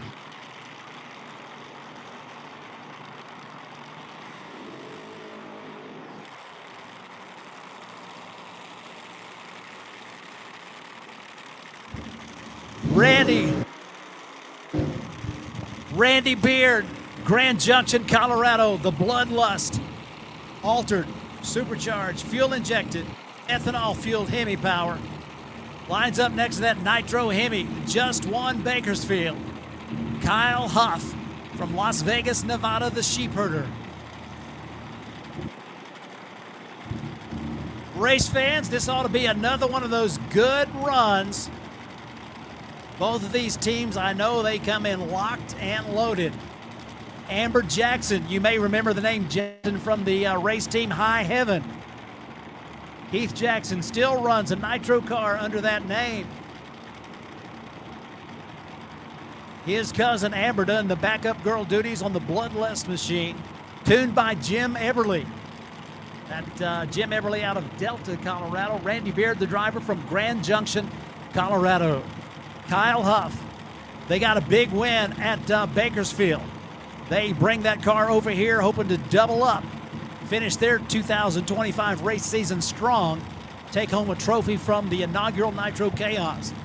Let's see what they've got. He's in the pre-stage position, the alcohol car into the pre-stage position, 4 bulbs lit. Oh, the Bloodlust car rolls the beams, but on the right side, 382, a new number 1, and there's your first 200-mile-per-hour pass of the weekend. Sheepherder lays one down, 101 to 60 foot, had it tuned soft down low, goes 259 to half track, accelerated to 201 miles an hour across the finish line, 3.82 seconds. So you've got 3-second cars in the top half of that CP Carrillo A field. What a way to finish that first round of qualifying. Man, I'm telling you, you're seeing some great performances. And another nitro car puts a 3-second number on the board. And we are going to be coming back at 6 o'clock for that qualifying round. I know you're going to want to hang around and show them some love as they go down the racetrack. But be sure and go check these cars as they get them ready for the next qualifier. It is fuel-altered chaos at Tucson Dragway. Are you glad you came? Absolutely. Hey, don't forget the books from Nitro Kevin are available at the Funny Car Chaos Nitro Chaos merchandise trailer, along with the raffle that they've got going on. Man, oh man, show them some love, race fans. We're seeing one heck of a show as advertised here at Tucson Dragway. We're going to turn it over now for Test and Tune coming up next. It was, and that's one of those things that we love about that rule. They got a chance. They didn't have to tow it back. It wasn't their fault, and they got a chance to make that run, and they go all the way to number 1 with a sterling performance. Oh, yeah, that's right. I got my cards crossed up.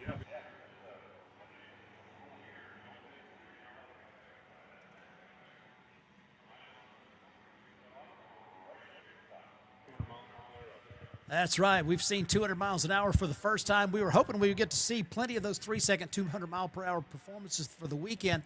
And having with that already on the board in this first qualifier, that bodes well for the rest of the weekend.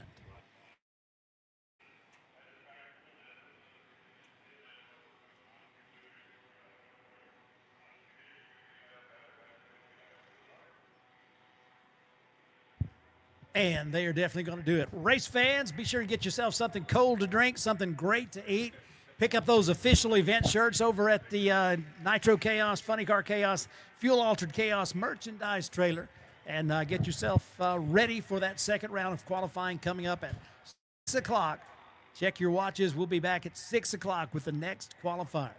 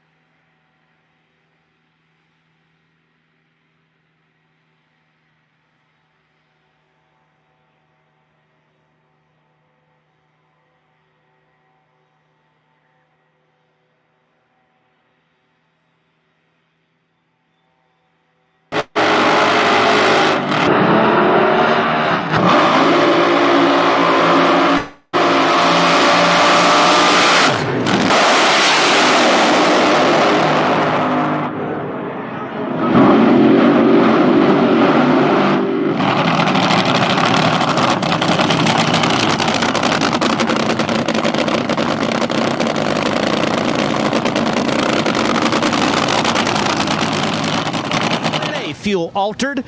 They're getting the plan together for Fuel Altered Chaos. Johnny West, this is a big one. And you also are getting the big honors, Grand Marshal. Yeah, I don't know what that's really going to entail. I'm waiting for that tomorrow. Chris said he's just going to have to wait. Fuel Altered Chaos, you have been campaigning a Fuel Altered for a long time. And not just campaigning the car, but campaigning for Altereds. How big is this Fuel Altered Chaos event here at Tucson? Well, really, I'm hoping that this whole demographics here will support it and get these people to come out just from Tucson. But we should get a lot of coming from Phoenix, too. We've had a lot of response on Facebook from the advertising of it. I think it's going to be pretty good if the people just have enough faith in coming out.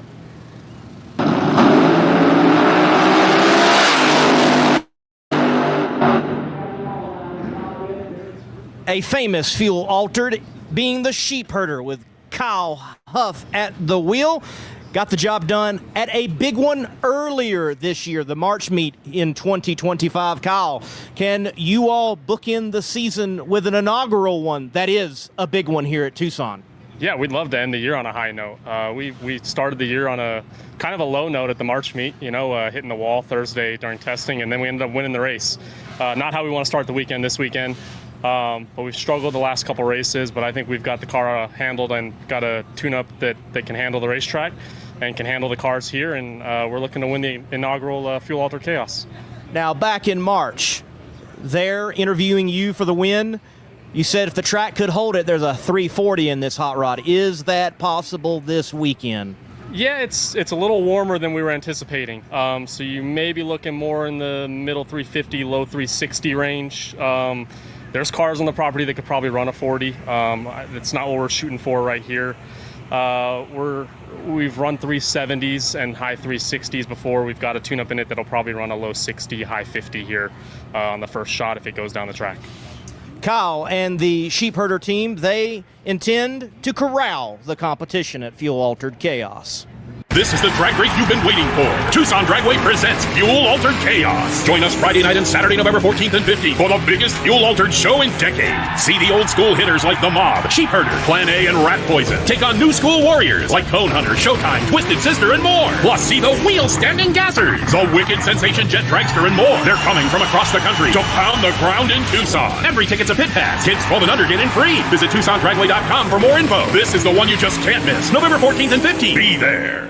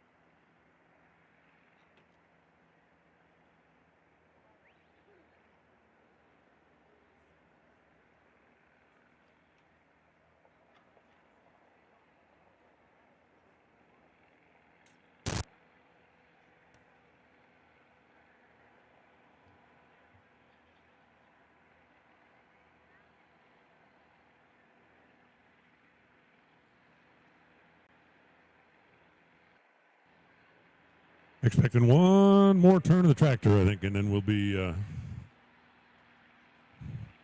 ready to rock.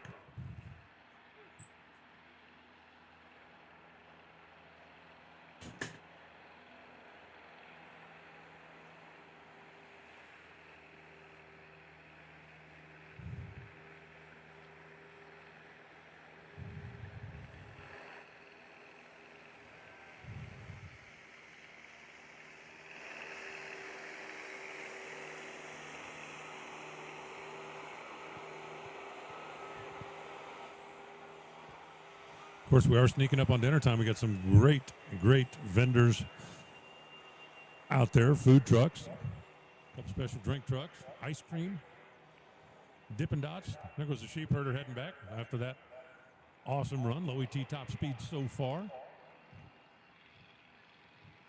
So much better on 8 cylinders. So much better on 8 cylinders.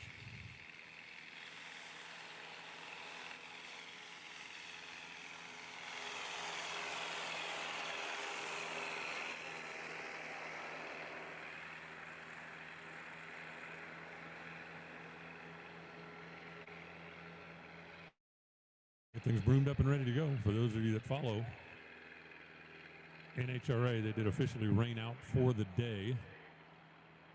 They've got their fingers crossed for tomorrow. Forecast is not looking good for Pomona. And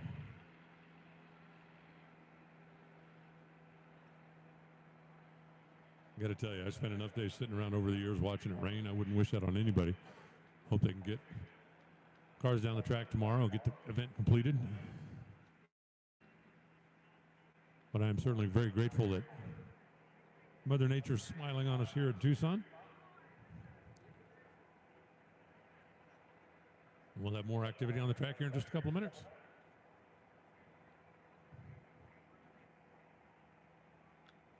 If you're one of those people that believes it has to be 5 o'clock somewhere, well, don't worry. It'll be 5 o'clock here in about 22 minutes. Okay, 21:59, 21:58, 21:57, 21:50. I'm anticipating.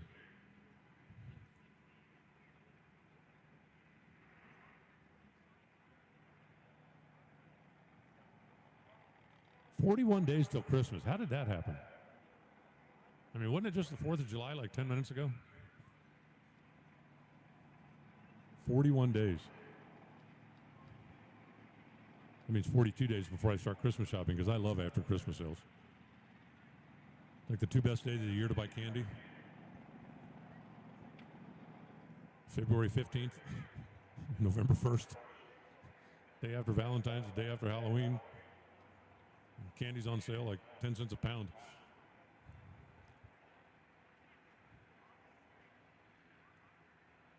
I wish they had days like that for beer. That would be awesome if you knew what days beer was going to be on sale.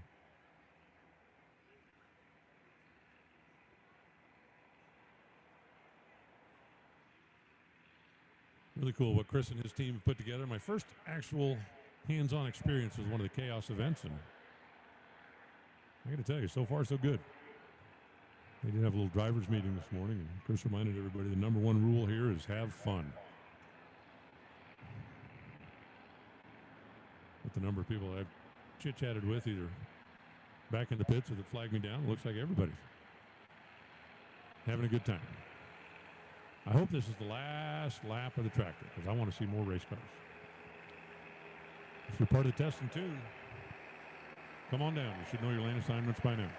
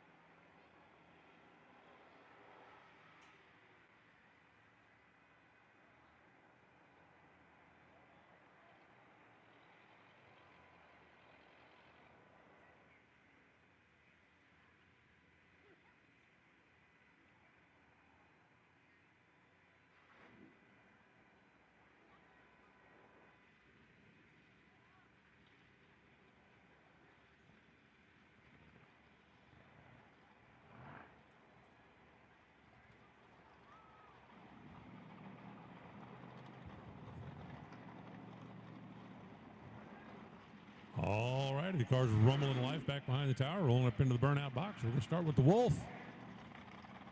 Mr. Wolfmeyer, the old school Vega wagon. Love the dish mix.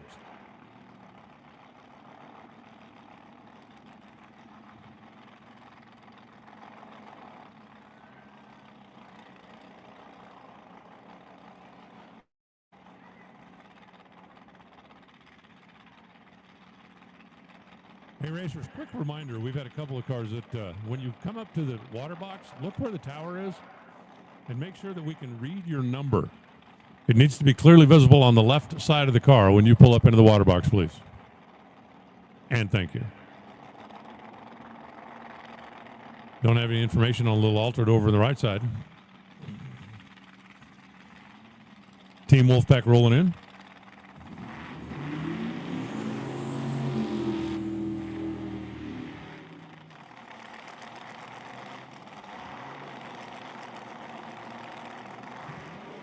Beautiful afternoon, rolling away into an early evening here at Tucson Dragway.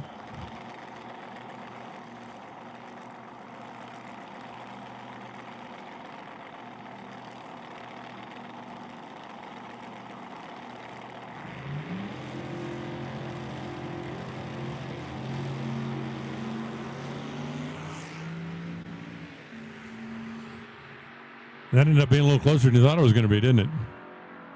Didn't it? Matter of fact, Wolf's taking it all the way to the quarter-mile stripe, 11:14, 116 miles an hour. The altered made an 8-mile run and then clicked off down there, coasted across. 663 in the 8 mile. When a car's going 102 miles an hour at the 8th and 87 at the finish line, it's pretty clear.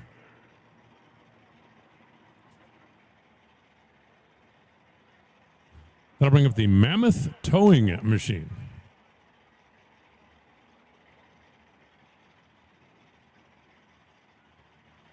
So if you got a broken down Mammoth that needs to be taken someplace, you know who to call. I do love the fact that they use a woolly Mammoth as a part of the logo down there in the pickup.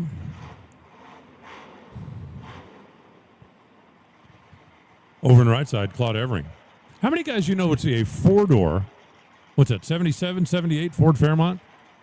And their first thought would be, order me some mag wheels. We're building a race car. Believe it or not, those Fairmonts are actually on the Fox platform, so just about anything that would fit a Mustang from that era, you can buy and bolt right onto the Fairmont. Just about anything.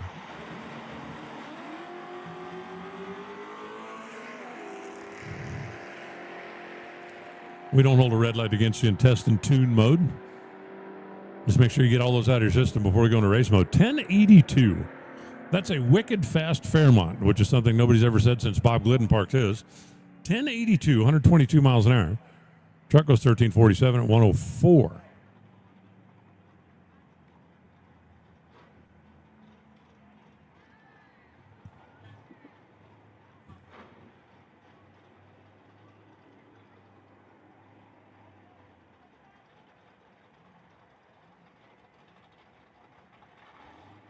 And we're going to take a trip back in time. Let's go back to 1967, 8. It was a simpler time.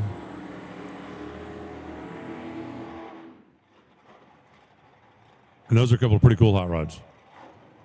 Second generation Nova on the left side, the two-door Post, and over on the right side, first gen Camaro.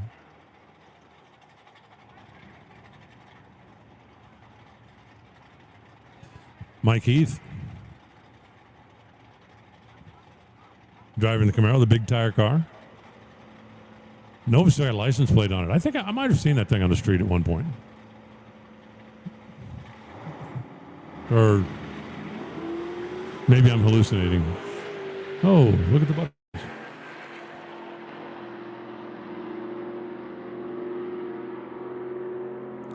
At the finish line, it's going to be Mike Heath going 10:57, 1:23.5 on the speed. The Nova goes 11:25, 118 miles an hour. I don't have the information, but I should know who that is. I really do. Somebody's going to come up and go, oh, well, that's Fred. And I'm going to go, oh, of course it's Fred. You knew that. Yay. Try 5. Super yay. Rolling into the gassers. Now, there is a Tri-5 shootout. Some of the Tri-5s are also gassers. Here comes the Bad Obsession out of Bill's Hub Service.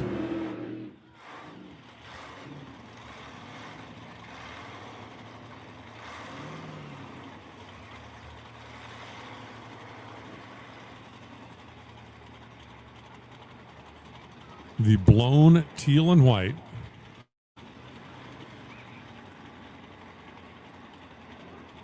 My short-term goal in life is to find out exactly what that car in the left lane is. It's a whatchamacallit. The Great Pumpkin.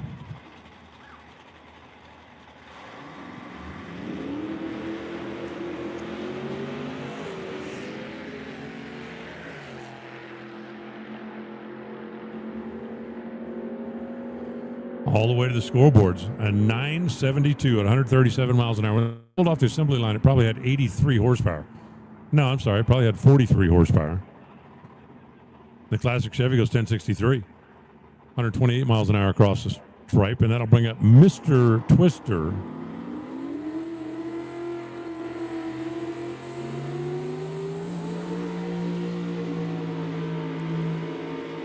Okay, I got to get me one of them. Is that like a 51 Ford, 52 Ford, somewhere in that era? Am I the only one that thinks we ought to get Mr. Twister and Twisted Sister together for a photo op? I'm Mr. Twister. Who's this? That's my sister.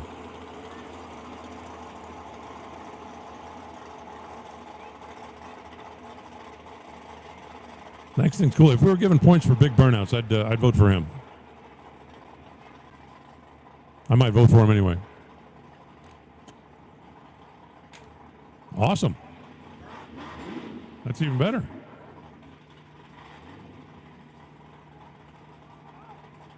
Not lost. I have it right here.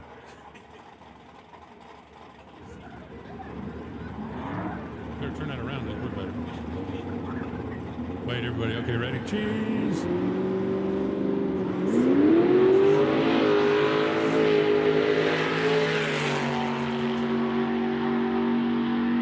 The Mr. Twister legging her out down the American Walking Cooler side of the racetrack. Looks like 1063 at 119 miles an hour.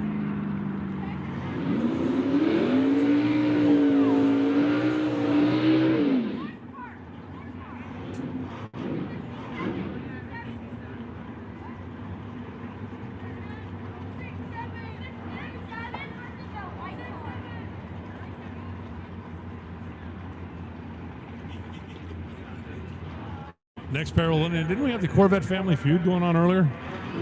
This time they're going nose to tail. That's Reagan Walcott and the Corvette that is getting hooked up on by the classic Mustang.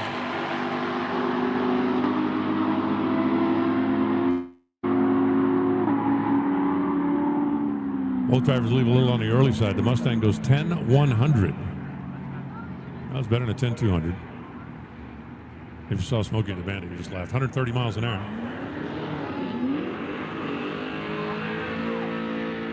It's going to be a 1092 at 130 miles an hour for the Corvette. Here comes the other half of the Walcott family. This is Alan. Great name. Alan, you got a great name. Love your name. Wonderful name.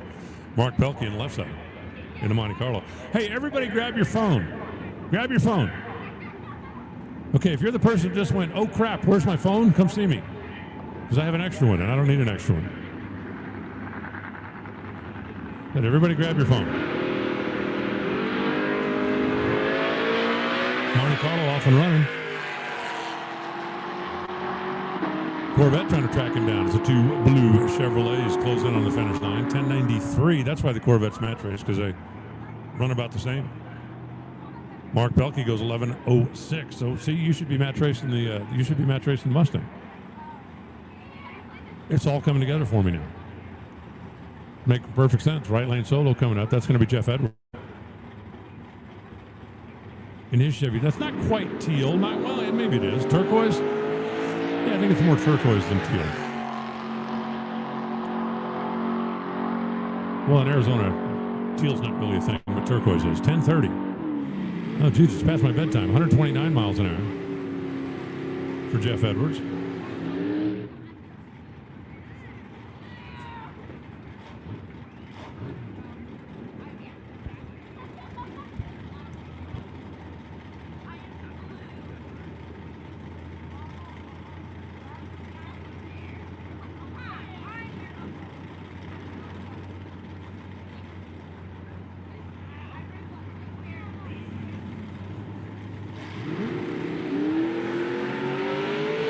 Little pickup taking solo now. Ron Hyatt. Just missed the perfect reaction time by a couple of thousandths of a second. Takes himself a nice casual ride.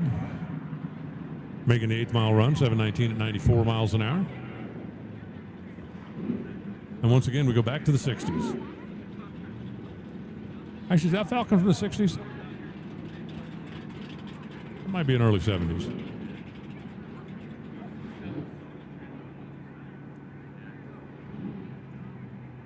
We'll hold up one moment, please. Please stand by. Safety truck on the far end of the racetrack, and we're not going to send anybody blasting down there until he gets clear. Actually, the more that I look at this phone, I think it's nicer than mine. Maybe if you come up here, maybe I'll give you my phone and I'll keep this one.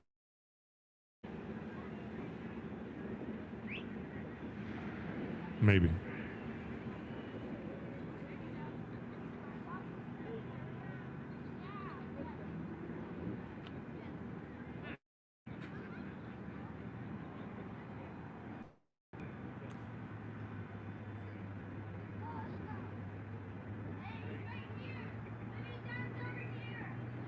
Still checking things out down there on the other end. We'll be back at you in a minute.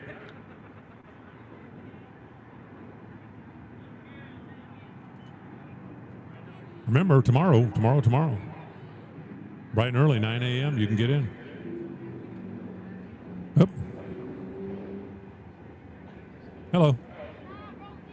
Hi. I do have an extra phone there. I've been talking about it for the last 5 minutes. Did you lose one? Okay. Are you at the drag strip? I'm the announcer. Are you hearing me over the speaker? Laris Motorsports Insurance offers drag racers the broadest insurance policies in the industry. Laris Motorsports Insurance was created by racers for racers. Laris insures race cars on and off the track, trailers and equipment. Laris even pays racers contingencies at the fling bracket races. Don't wait until it's too late. Call Laris Motorsports Insurance today. Driven Racing Oil's GP1 Nitro 70. Trusted by top engine builders, winning racers, and devoted horsepower enthusiasts across the world. Driven takes legendary base oils such as the ones from Brantford, Pennsylvania, which comprise our GP1 line. Then, we boost that superior base oil with state-of-the-art additive packages. Driven's GP1 Nitro 70 not only provides anti-wear protection, but can shield cylinders from washout and fuel dilution caused by methanol or nitro-based fuel. Learn more about Driven Racing Oil by following us on Facebook or Instagram at Driven Racing Oil, or shop now at drivenracingoil.com.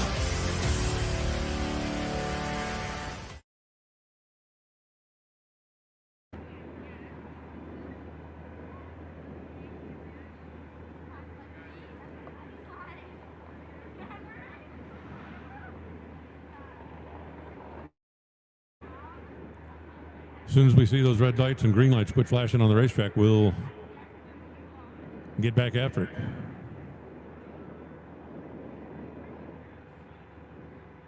I know there's a lot of folks that are visiting Tucson Dragway for the first time, or maybe for the first time since we moved across the highway.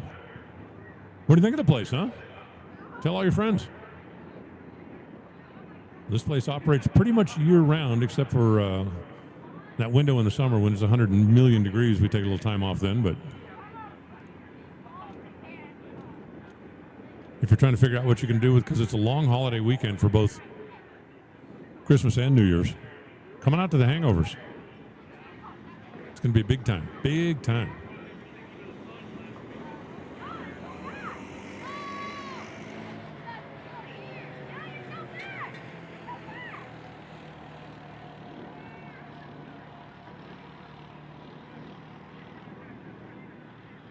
Well, we could try the other mic.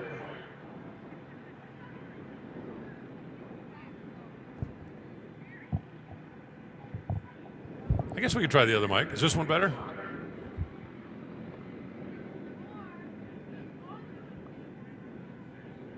Check 1, 2, 3, 4, 5. Is this one better? Come on, somebody help me out. I'm on David's mic now. Oh, okay, so it's not the mic.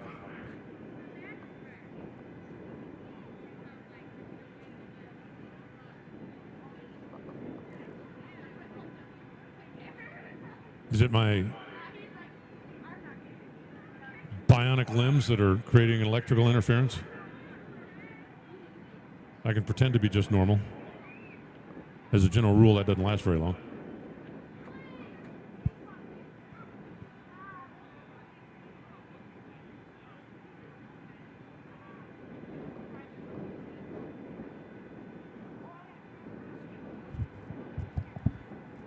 Okay, how about now? Does that sound better? We're working on it. Apparently, we got some kind of electronic glitch. I don't know. That wasn't it?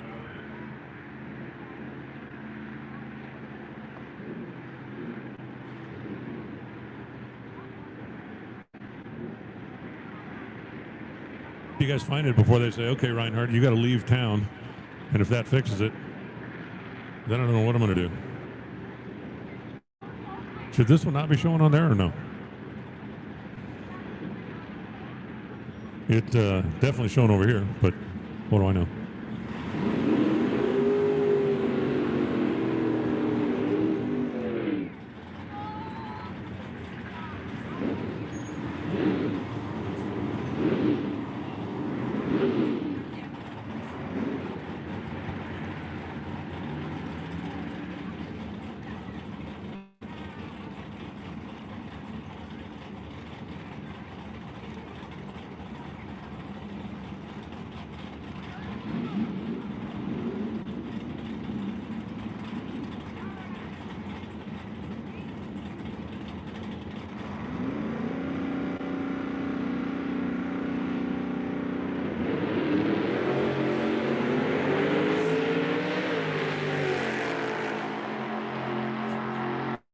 Alrighty, got things cleared up, top into the racetrack, and we're right back after it.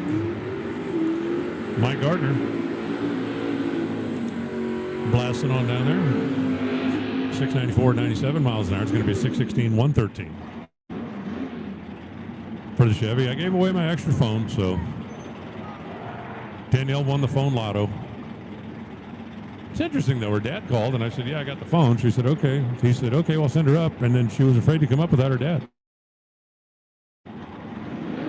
Somebody asked me earlier where I got a Reinhardt mask. You know, Halloween's been over for a while. Lenny Fife. Lenny, I do believe, raced at the old Tucson Dragway. He was around racing with us way back in the day when we were all kids.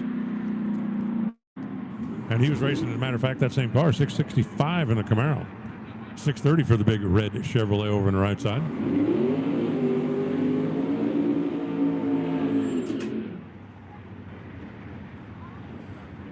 And the hits just keep on coming. We go to the Gen 3 Camaro portion of the program. I'd like to welcome everybody to the Gen 3 Camaro portion of the program. The IROC Z in the left side. Cal Hood, big tire car. The gray machine over on the right side, small tire car. So if you were judging strictly by outward appearance, you would expect the left lane to be the quicker of the two, but appearances can be deceiving. You know, kind of like babies. Babies are deceptive packaging. They start out all cute and cuddly. One of them grew up to be mean. In this case, however, appearances are not deceiving. The left lane car much faster. 544 at 129 miles an hour. It's going to be an 872 at 72 miles an hour over on the other side. Are you the one that ruined it? Are you the ruiner? Oh. This is why we can't have nice things.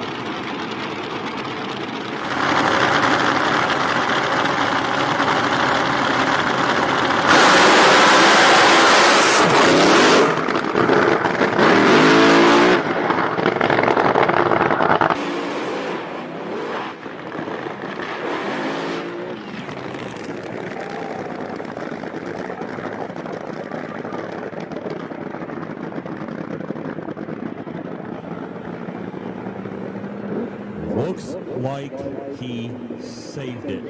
Oh, there is slicky stuff for sure. Right there. Oh, yes, yes. Andy Fangman,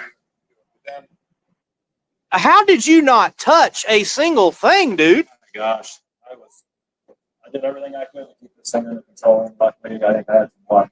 Well, luckily, Ryan wasn't near me when it shot over. I got oil underneath the tires, and pure luck. Thank God. That's what I'm gonna thank. Take us in the cockpit of your beautiful hot rod, and it has stayed a beautiful hot rod even after that incident.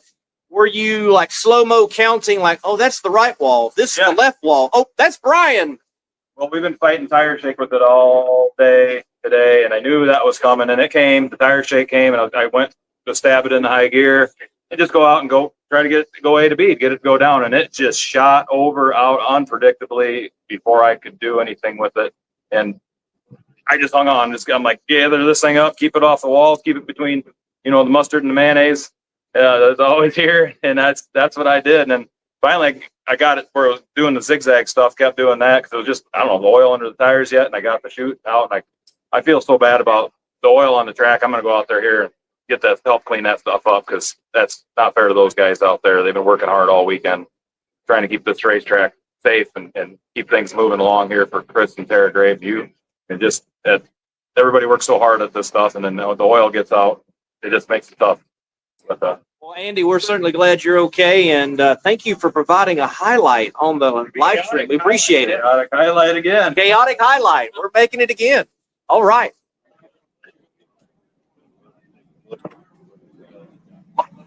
Oh, yes, there is slicky stuff all over.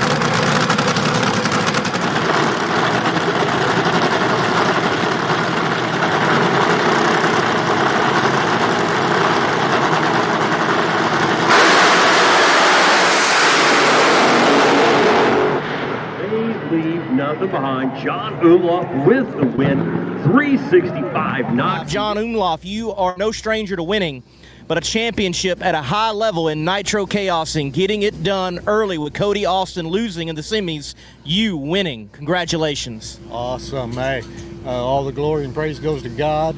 Next is my family, my crew. It's without them, it would never happen. Big shout out to Alex Conaway for helping us keep this with pieces and parts to keep it going. John, last year, 2024, this event, it was the cap of a charge that got you into second place in the points of Nitro Chaos, and you continued that charge right in 2025. What turned this program around with this hot rod in particular for you to go on and win the championship here in 2025? Well, it's hard work from the crew. My son tunes it. I mean, and when we get help from Scott Shear, Pete Dove, I mean, I can't mention them all. I can't think of all of them at once, but it's just a conglomeration of a bunch of people. And my wife not giving up on me for spending all the, getting it done. I mean, you can't do it by yourself. John Umlauf, your DMP Awnings 2025 Nitro Chaos champion. He is looking for yet one more win light to make it all so sweet. Add the cherry on top of an event win and a championship here at Mid-State Dragway.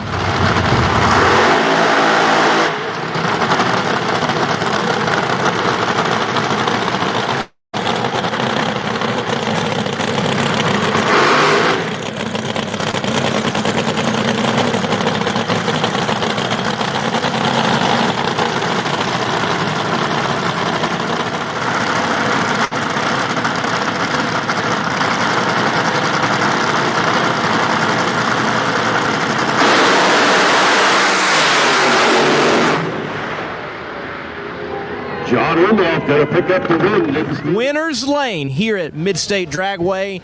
And John Umlauf is, yes, the winner, but he is the champion. You get the proverbial cherry on top here at the last race in 2025. I don't know what to say. I mean, this is what we come here to do. Hard work from the crew. My wife putting up with me to let me do it. Chris and Tara for putting it on so we can do it. Alex Conway for parts. The same old people I got to thank. I mean, not old people. Trick Tools, Bruce Van Dam, Brian Zant. Trick Tools helps us out. It's just dream come true. That's all I can say. John, congratulations. What a great year. What a great race. You are the winner here, and you are the champion in Nitro Chaos. Thank you.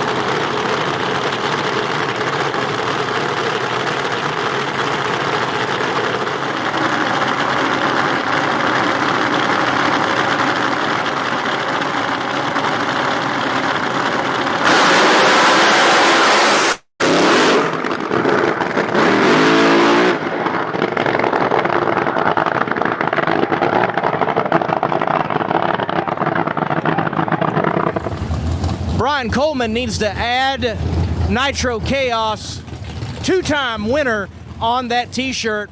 Brian Coleman with truly the unique piece, getting it done here at Mid-State Dragway. You win another one in the CP Carrillo B field of Nitro Chaos. Congratulations, Brian. Thank you. It's hard to imagine we did two in a row. That's pretty cool. Yes, you did. Now, the excitement wasn't in your lane, though. It was in Andy Fangman's lane. What did you see of Andy's wild ride down 660 feet? Well, the real excitement started on Friday night when we were qualifying and a fitting broke on the Bruno, spraying transmission fluid at 150 pounds under the tire, and we actually put the car on the left front wheel. It was on one wheel in the air going for the wall, and we steered it off, and we bring it back and we go run Andy, and he definitely has the faster car. He's a great guy, great competitor. And we take off and we're going down the track, and he's out in front of me, and all of a sudden I see him go sideways and I see him having trouble, and I hit the brakes and I tried to, keep him in front of me. And all of a sudden he made a violent move to the left, and he was coming over into my lane, and I was on the brakes. And seeing him come over, I knew we were going to get tangled up. There just wasn't any room, and there was no way around this thing. So as a driver, you just have to drive the car and do what you got to do. And I moved it over to the left into the marbles, and I stabbed the gas, and I drove around him, and it really prevented a really bad situation. I think he, from the mark and the paint removed on my trailer hitch, I think he hit the trailer hitch on the back of the car, because my car kind of wiggled around a little bit. And once I knew I was around him, I kept looking in the rear view mirror, because we drive on the street and we tow a trailer. It's got a trailer hitch, it's got a rear view mirror. I kept watching the rear view mirror, and I'm watching him to see where he's on the track, because wherever he stops, I'm stopping, and I'm getting the car out of the car and running to him. I worked on an ambulance and all that stuff, so if he's in trouble, I can help him out. But I kept watching, and he's following me, and I don't know if he's unconscious or okay or what's happening. And when we, fortunately, he was okay, and we turned off at the end of the track, And when I turned off, I was out of my belts and out of that car as fast as I possibly could, because I saw out of the corner of the eye he was close. And I ran up to his car. I was the first one there and asked him if he was okay, and he was fine. And, it was kind of had a moment there, We both have families to go back home to, and we're able to do that even after that incident, and that's all that matters, and that was, that meant a lot. Brian Coleman in a wild final, and his wild hot rod is yet again a winner in Nitro Chaos.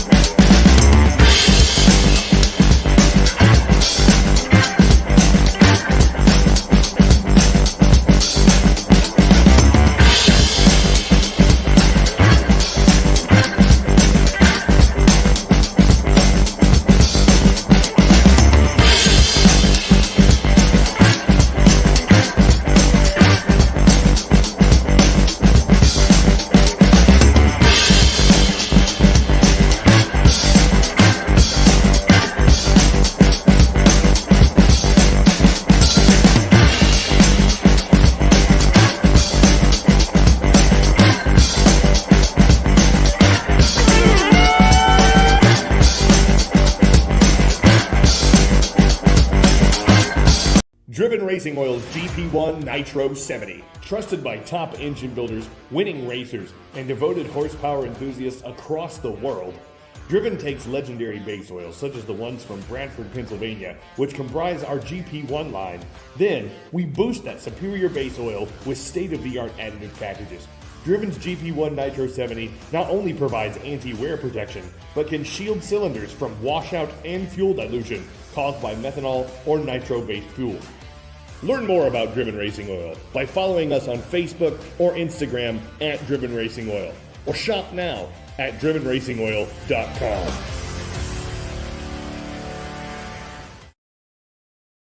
What can 360 Steel do for you? We make custom steel products made right here in Illinois. Fire pits of all kinds, knockdown styles to take along anywhere. Hold your drinks high with our drink stands while throwing horseshoes or bags. We have a complete line of military to firefighter signs, flags, hats, stickers, and more, along with many styles of decor. Welcome signs and custom clocks to a number of different monograms and signs. Personalized, custom options for your perfect sign. Bare steel or powder coated to last indoors and outdoors. 360steel.com. Spell it out. 360steel.com.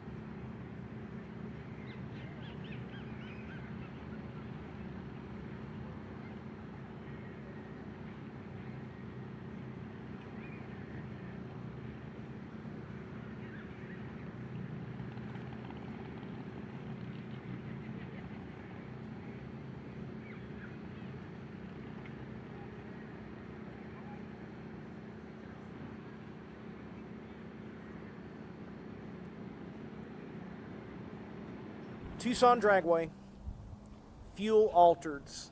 There's a history right here at this facility of those two being paired together. So when there was an opportunity for something such as fuel altered chaos, why did you jump on it?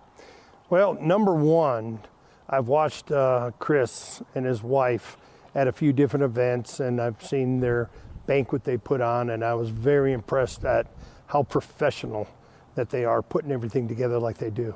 And it just seemed like a really good fit. I've been watching them grow their brand, and they put on amazing races. They've got fantastic cars that show up, as well as the spectator support has been unbelievable. So, and they, as they're growing their brand, we need more on the West Coast. And like you said, Tucson Dragway has always been big about the fuel altered nationals. So this is our way of bringing it back to Tucson.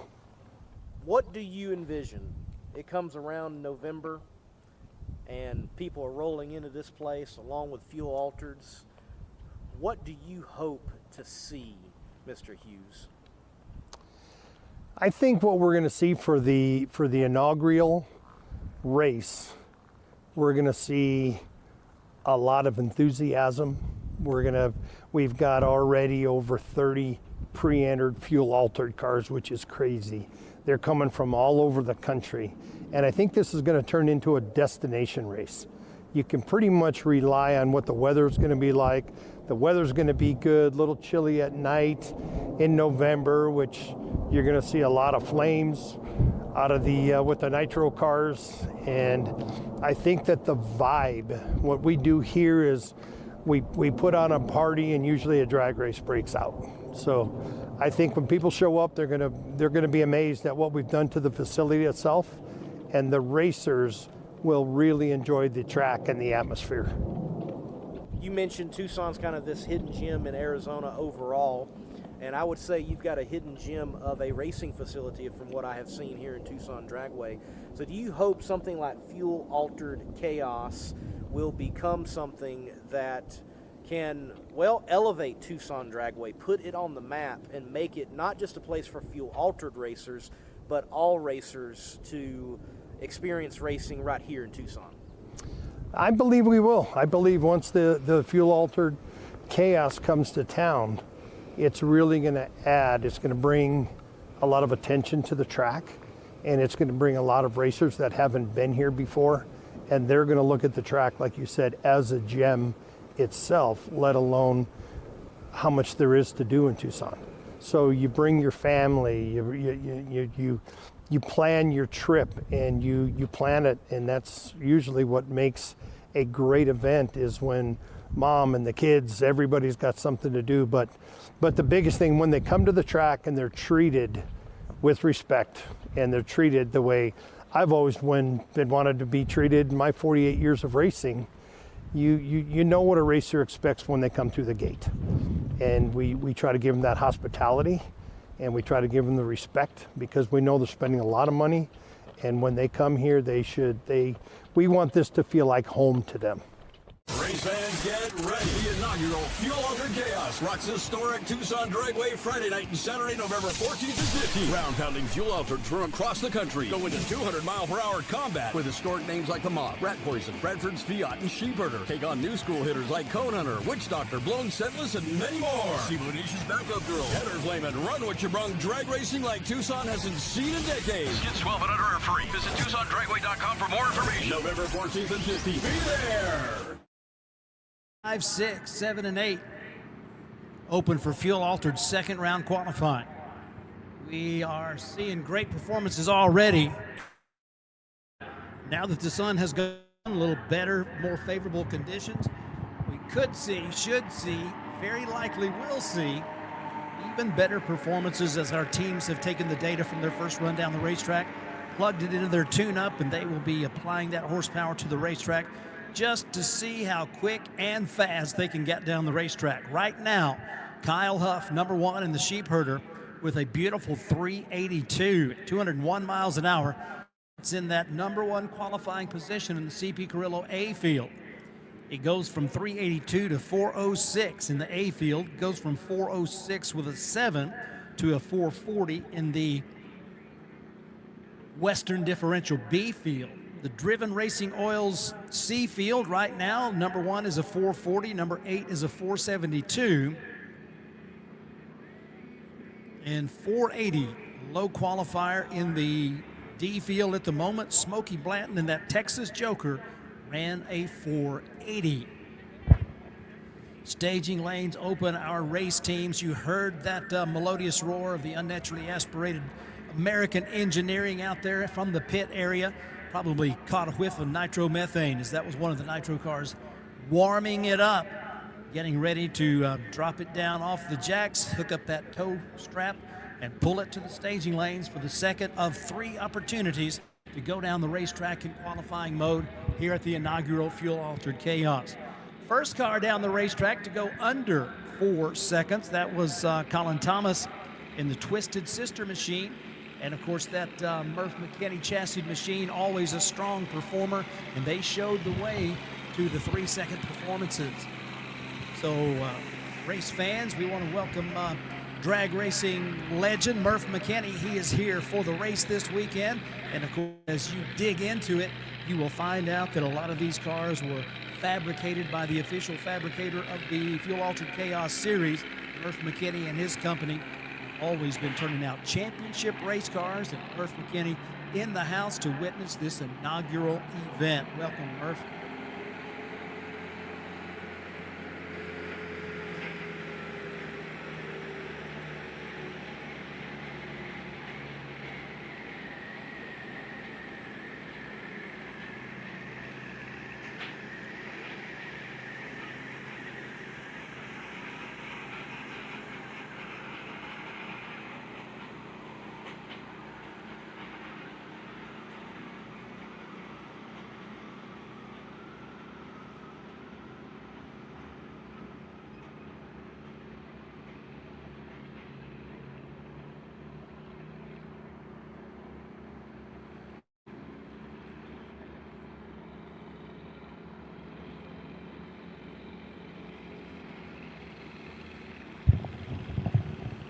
So, race fans, one of you should check your wallet, check your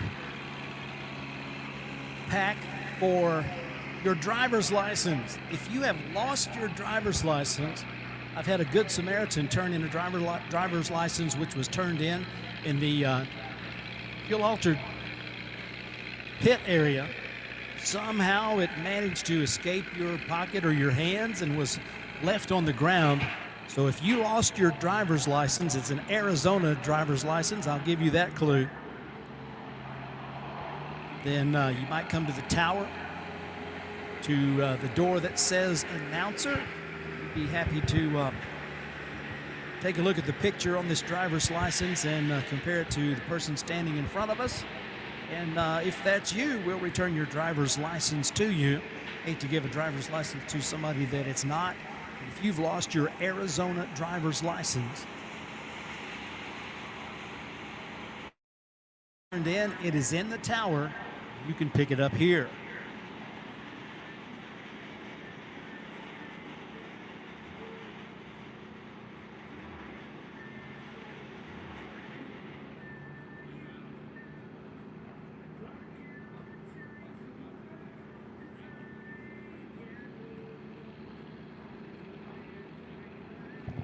I'll narrow it down for you just a little bit. If you're not, if you're 64 years old, this belongs to you. If you're older or younger than 64 years old, this is not yours. So that'll save you from looking. So once again, we have got the staging lanes beginning to fill with fuel-altered racers. We had 30 cars show up for that first go. We've already seen 5 cars join the 3-second club. See how many more of them will join that 3-second club on this second qualifier. Now, in a little bit of a departure from Chaos procedures from the past, all qualifying runs at Fuel Altered Chaos are being run here on Friday. So every run that will be made tomorrow will be in eliminations mode. Eliminations first round starts tomorrow at 1 o'clock. Gates open 9 a.m., chapel at 9:30. Warm-up chaos is going to kick off straight up 11 o'clock. So you and your friends and everybody you know that loves drag racing want to definitely be here before 11 o'clock to take in warm-up chaos. And then at 1 o'clock, first round eliminations in the A field will commence, followed by B field, then C field, then D field. We will have all fields set by in the morning. So only qualifying today, only eliminations tomorrow. Keeps it simple that way. 29 cars have recorded a time so far. We have, looks like 8 more that should be showing up to make a qualifying run in either this second go or the third one coming up at 8 o'clock tonight. Appreciate all you fans coming out. Appreciate all you racers coming out to participate in this inaugural event. It takes a whole lot of folks to make a great race happen. We've got some incredible people that work at Tucson Dragway making it happen, doing it professionally and promptly, having this track in great condition, taking care of the customer service needs of our clientele, filling up the grandstands out there and along the fence. We invite you to take advantage of the great food that's available from the food trucks and the concession stand here on the premises. Keep yourself well fed and hydrated. Go over and get those official event shirts from Mel and Heather at the Funny Car Chaos, Fuel Altered Chaos, Nitro Chaos merchandise trailer. They have got hats, they've got event shirts, they've got hoodies, they've got ear protection, they've got Hot Wheels, they've got die cast, they've got more things. They've got all kinds of things in that beautiful trailer that they bring to the Chaos events around the country. And I know that you've been keeping them busy already. Make sure you get those event shirts before they are all gone. Once again, if they've already sold out of your size, be sure and let them know that you want one. They will take the information and ship it to you with no shipping charges, since they did not have the shirt available for you here or it sold out. So we appreciate the flexibility of our merchandise and apparel group as they are doing their very best to take care of our fans here in Chaos Nation. We are broadcasting this to a global audience on the Funny Car Chaos YouTube channel. That live stream brought to you courtesy of our good friends at Laris Motorsports Insurance, Enthusiast Hydrogen, Dove Fuels, Oliver and Miller Racing, CP Carrillo, and our good friend Joe Thomas. So they are able to bring the live stream to our fans around the country. We have people that have come into this event from all over the place. I know we've talked to people already from Canada, from Indiana, from Australia. People have come in from all over the globe to be here for this inaugural event. And of course, on the live stream, we've always got a great group of folks from around the nation, around the continent of Europe. We have a lot of folks from down under that love to tune in to the Chaos events, and wherever you're sitting, hey, we're delighted that you've chosen to be a part of the racing with us here from Tucson Dragway. The inaugural Fuel Altered Chaos already exceeding expectations with a high number of cars and great performances. We are getting ready to go under the lights, under those Musco lights. We get a chance to visit a track that is very close to their facility up in Iowa, near the Eddyville Raceway Park facility. Musco lighting. You have big lights that put out a lot of lumens like these do. You can look up and go, those are Musco lights, and they are truly outstanding for venues such as ours.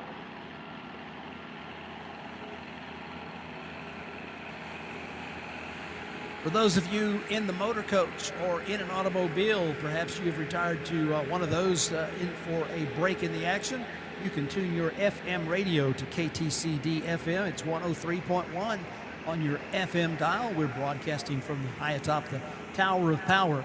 You can hear the public address broadcast static-free on your FM radio.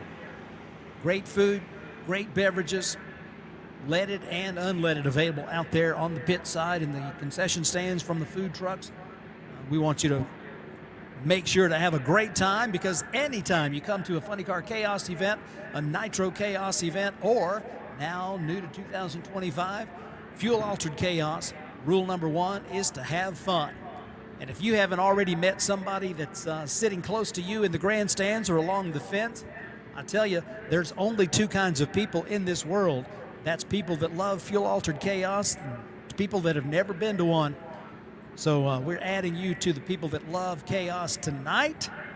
And chances are good to excellence that the person that you're sitting next to or standing next to is also a cool person. So if you haven't extended the hand of fellowship to introduce yourself to somebody that you didn't know before you rolled into the gates here at Tucson Dragway, you can rest assured there's some really fun folks and some really great people that have come to take this race in and to enjoy the inaugural fuel-altered chaos.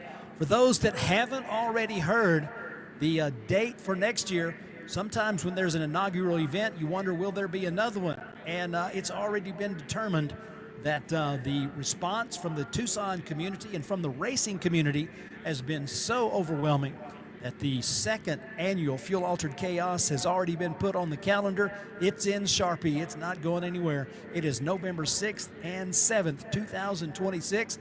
Nitro and turbo and methanol fueled fuel altereds for Fuel Altered Chaos will be right back to Tucson Dragway 51 weeks from now, November 6th and 7th of 2026. So great news for our fuel altered racers around the country.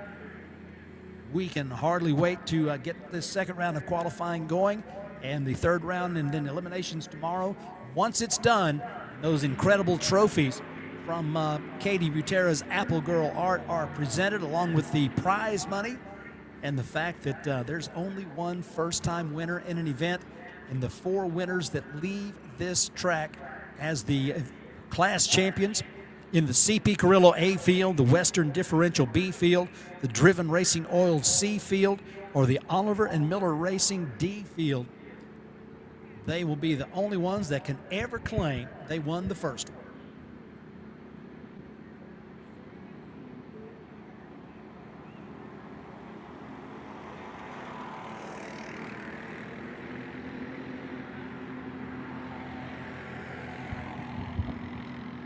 Got to tell you, we have already seen race fans and race teams and members of our community step up and throw a little extra into the kitty. Adam Rhodes has just announced that he is contributing $100 for the low ET of Q3. That's that third qualifier that starts at 8 o'clock tonight. So we're about to start our second qualifier, but an extra $100 for the low ET of Q3. Thank you to Adam Rhodes for stepping up and offering that additional bonus for our altered racers.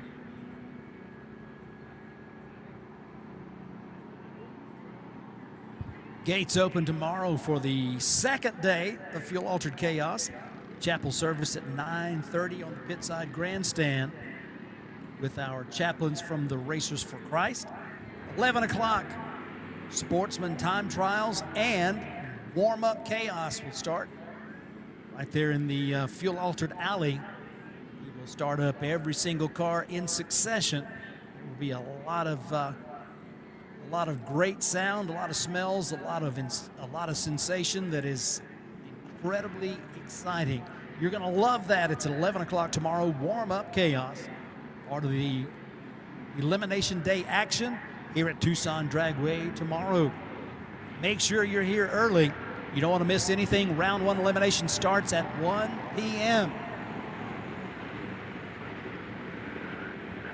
After this second round of qualifying, you're going to get a chance to see for the first time this weekend the Jet Dragster. We've got the Wicked Sensation Jet Dragster in the house. So you will get a chance to see a different version of Candles Lit.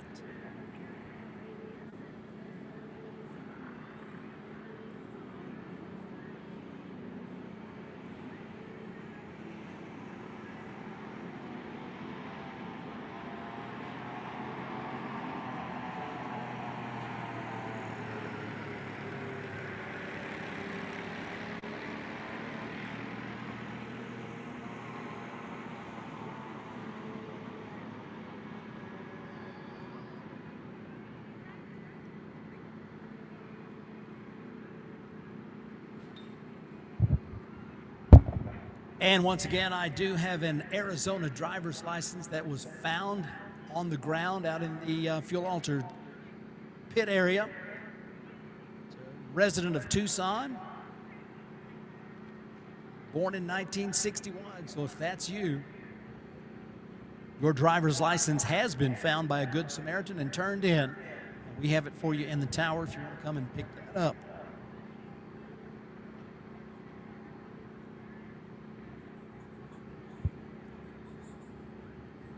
Every ticket is a pit pass. You've no doubt taken advantage of the opportunity to go up and see these crews working, getting the cars ready. You could hear them when they fire them up, getting ready to check for leaks, making sure that the car is put back together properly so they can bring it to the staging lanes, get the driver strapped in, get the fires lit, the tires lit, take a quick trip down the racetrack as the second round of qualifying is about to begin. The second of three taking place coming up here in just a few moments.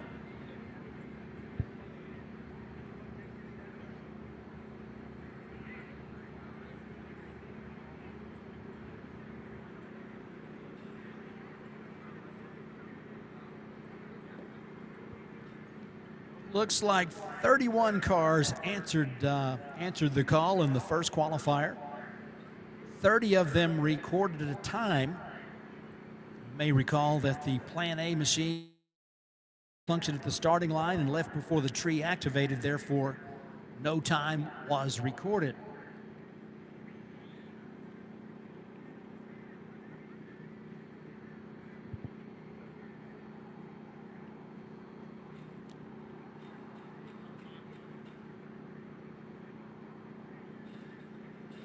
Wide variety of racers and race cars coming to Tucson Dragway for this inaugural event. And of course, Fuel Altered's getting a lot of press, a lot of buzz. There's a lot of excitement around what's taking place in the world of Fuel Altereds in 2025. Speaking of excitement, it's getting loud in here. We've got Mitch Bowen and Greg Holman starting off our second qualifier. Mitch is going to be on the tower side of the racetrack in the 32 Bantam, and Greg Holman is going to be on the right side of the center stripe. A pair of methanol-fueled cars ready to rock.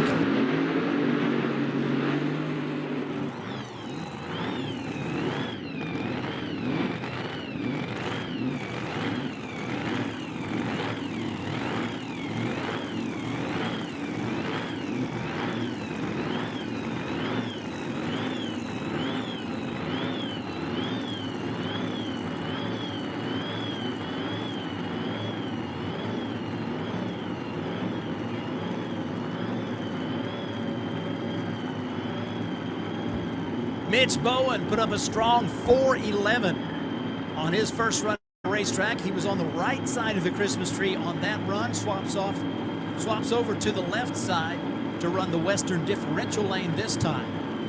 Greg Holman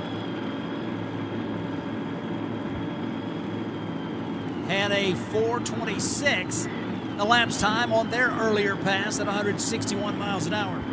So these two methanol-fueled machines have already been down the racetrack.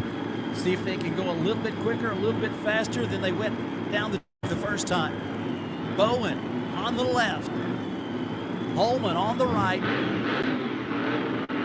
If they bring the revs up like that, it's a clutch car. A little bit of spin on that left side of the racetrack, but down the right side, underpowered to a 4:24, knocks 200s off their previous elapsed time, 169, almost 170 miles an hour.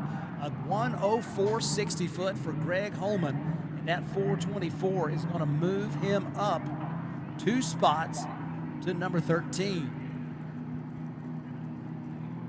No improvement for Mitch Bowen out of Flagstaff, Arizona, but they're on the board already with a strong 4:11.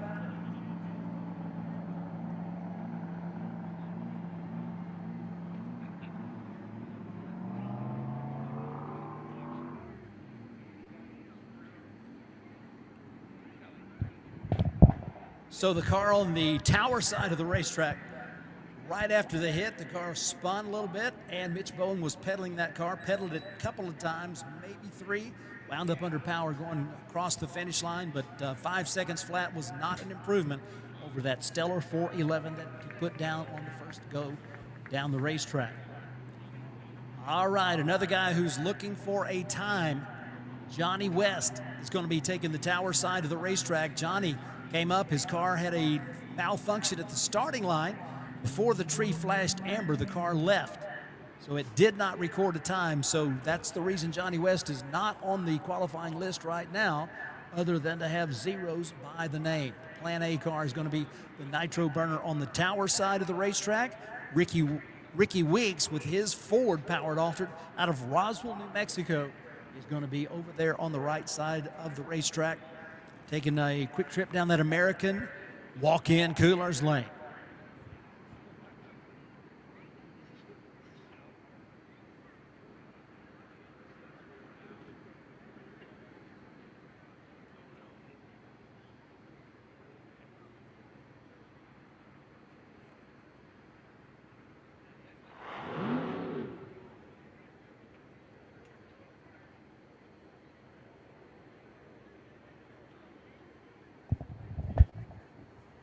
Next pair up, Johnny West and Weeks, a pair of nitro burners.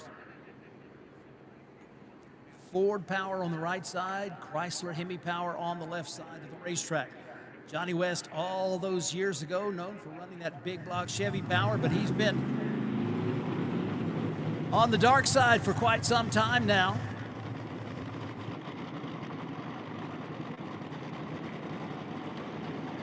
Evidently some trouble for the Ford machine out of New Mexico, as apparently Johnny West is going to take the Plan A car on a single run. Sounds like plenty of punch in the Plan A car. He had plenty of punch the first time down the racetrack, just had a problem at the starting line and was unable to record a time. So at the top of the qualifying sheet, a 3:82 elapsed time. Talking to Johnny on Chaos Live the other night, he was looking for basically 4 flat to 4:05 based on his current setup. Right now, a 4 flat would put him in the A field.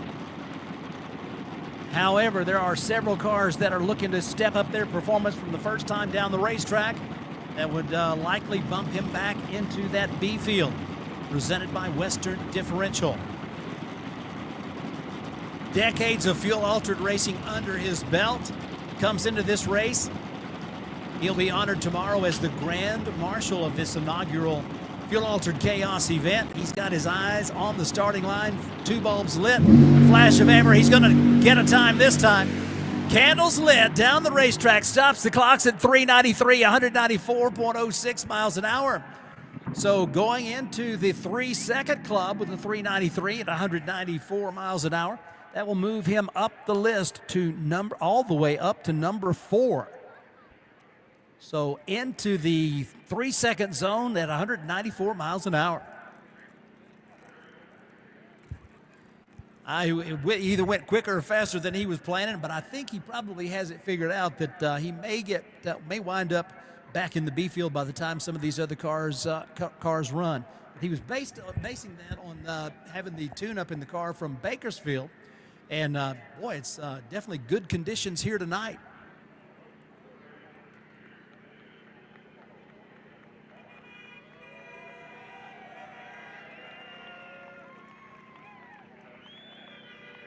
Probably not mad, and I bet he'll take it.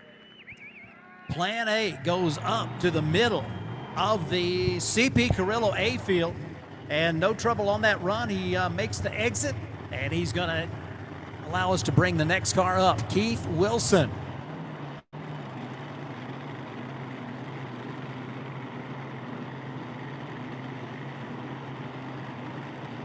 Keith Wilson ran a 4 flat, qualified number 7.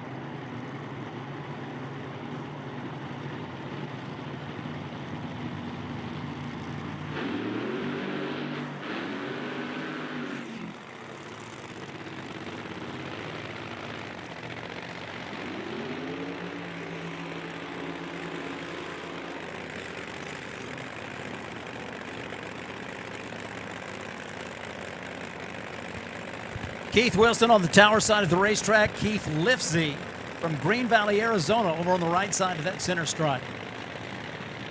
Brad Anderson Engineering, Hemi between the rails on that car on the right side of the racetrack. Both cars into reverse and making their way back to the starting line.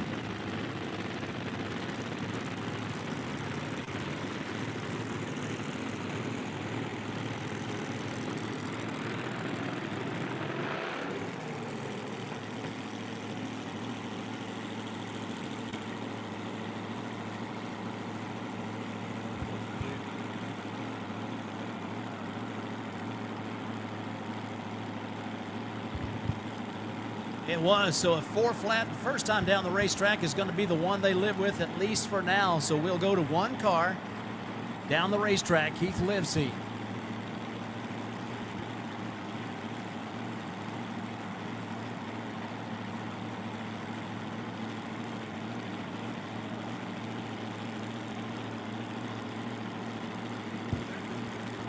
Doesn't exactly go with fuel altered, does it?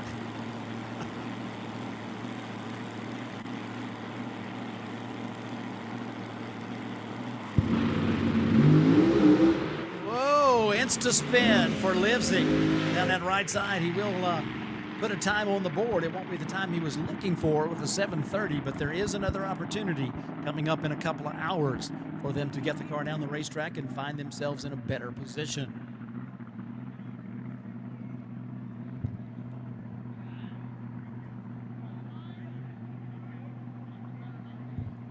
Keith Wilson out of Chula Vista, California, backing up from the burnout. Had an unexpected happening with the flames out that left side. And the car shut off. They will push it back.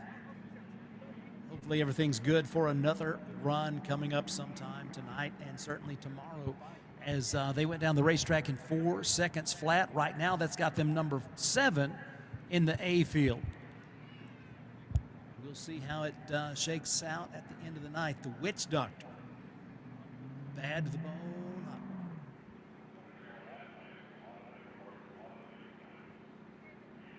That was unique.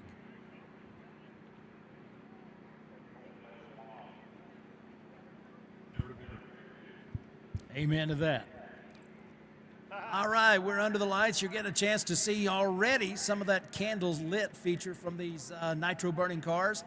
The zoomy headers sending those flames upward over the wing at speed. And of course, the zoomy headers, everything on a race car generally has a function. It's not just because it looks a certain way.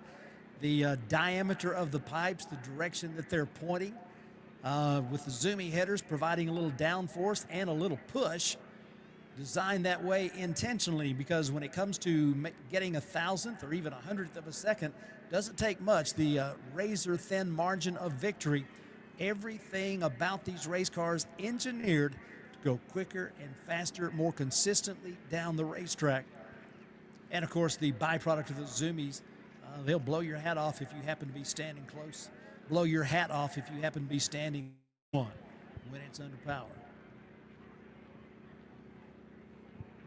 All right, so the Witch Doctor makes their way back to the pit area. Hopefully they will be coming back for another hit after they figure out what happened on that run. Next up, Phil Flower and Sheldon Lofgren, a pair of Arizona racers.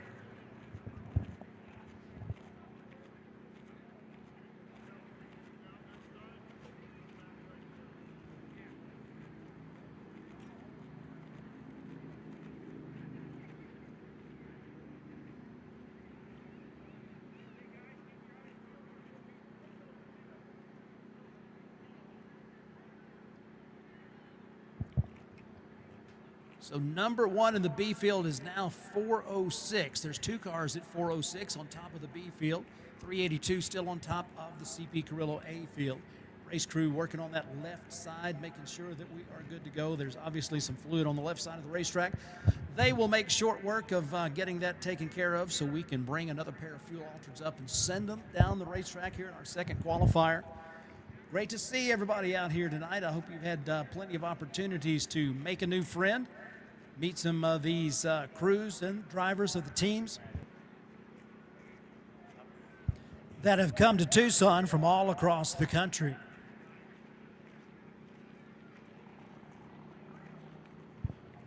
All qualifying done here on Friday. We'll be under the lights.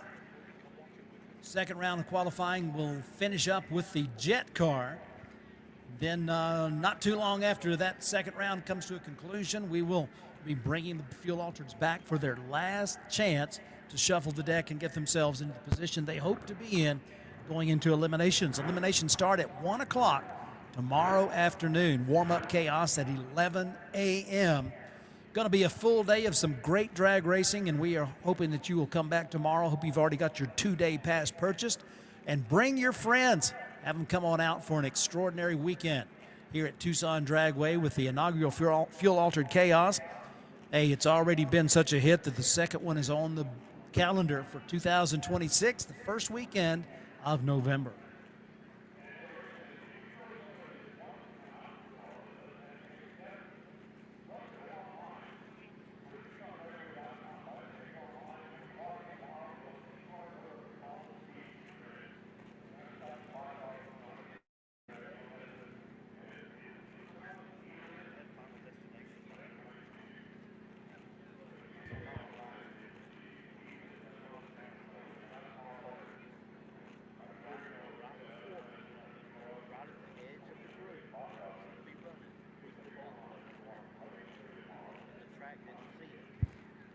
That's the best way to do it for a fact. Online tickets, that's one of those inventions of the 21st century that we wish we had a long time ago.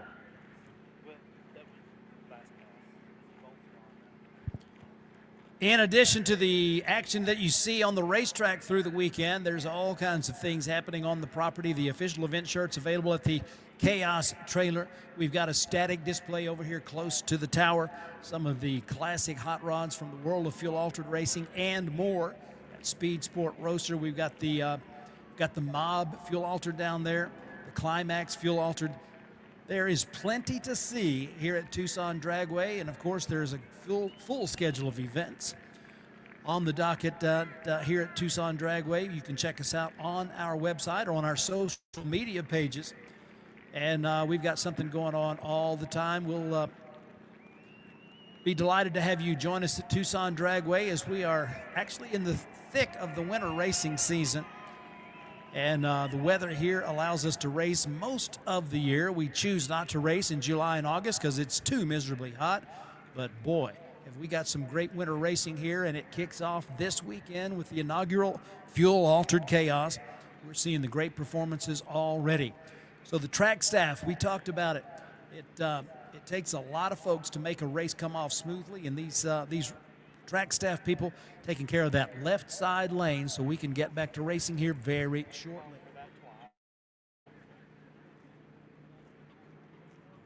At the conclusion of qualifying, there will be a $100 bonus for the quickest car in Q3. Qualifier number 13 will take home $100 from the Nitro Club for the Lucky 13 bonus. 3 8-car fields and an all-run D field, run Chicago style. So everybody gets plenty of opportunities to go down the racetrack, and you fans get a chance to see as many cars, more cars than you'll see at most events, running time after time. So great fuel-altered action all through the night and all day long tomorrow. Bring your friends and have them come on out. No, not all through the night. We should be through before too long, but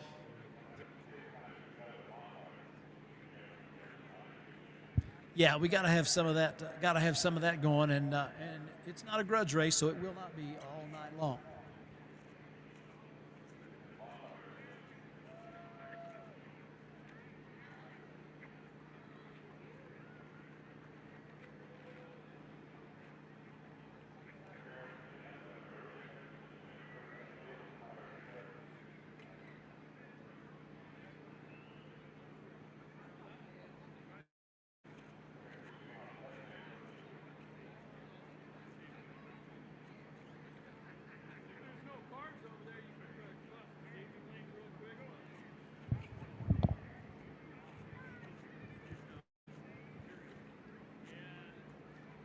came in the gate, we saw all the equipment that they've got here at Tucson Dragway to keep things running. Sometimes there's a little something more than you're anticipating, and they are taking care of it the old school way right now. That's the only way to do this particular cleanup. So the next pair strapped in, maybe they've strapped out. I'm not sure if they've been given the okay to get out of the race cars before they light them back up. But we've got a great looking pair coming up, Sheldon Lofgren and Phil Flower, the Arizona Thunder and the Some Kind of Monster. They'll be coming your way shortly.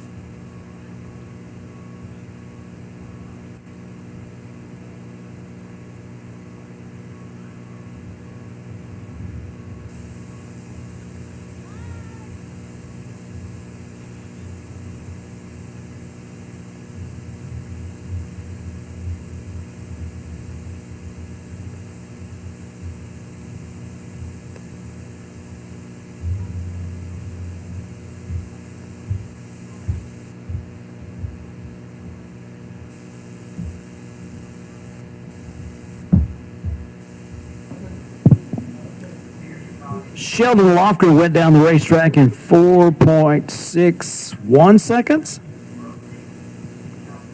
First time down the racetrack, and Phil Flower with a 4.52, so they are closely matched within 900ths of each other. Both cars are capable of going much quicker than that. So we'll see what kind of numbers they put on the board once they get a chance to take on the racetrack.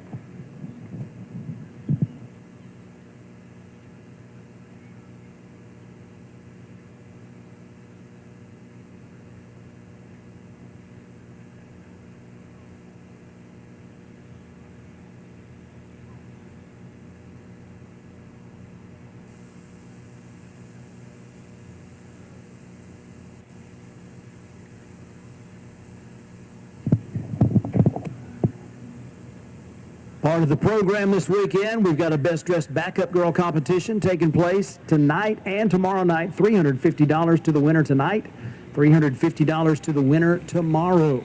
I'm glad I'm not the judge on that. We've got some extraordinary backup girls here. Their job is more than to look good. They are taking care of their drivers. Their drivers strapped into those roll cages. They can't see back.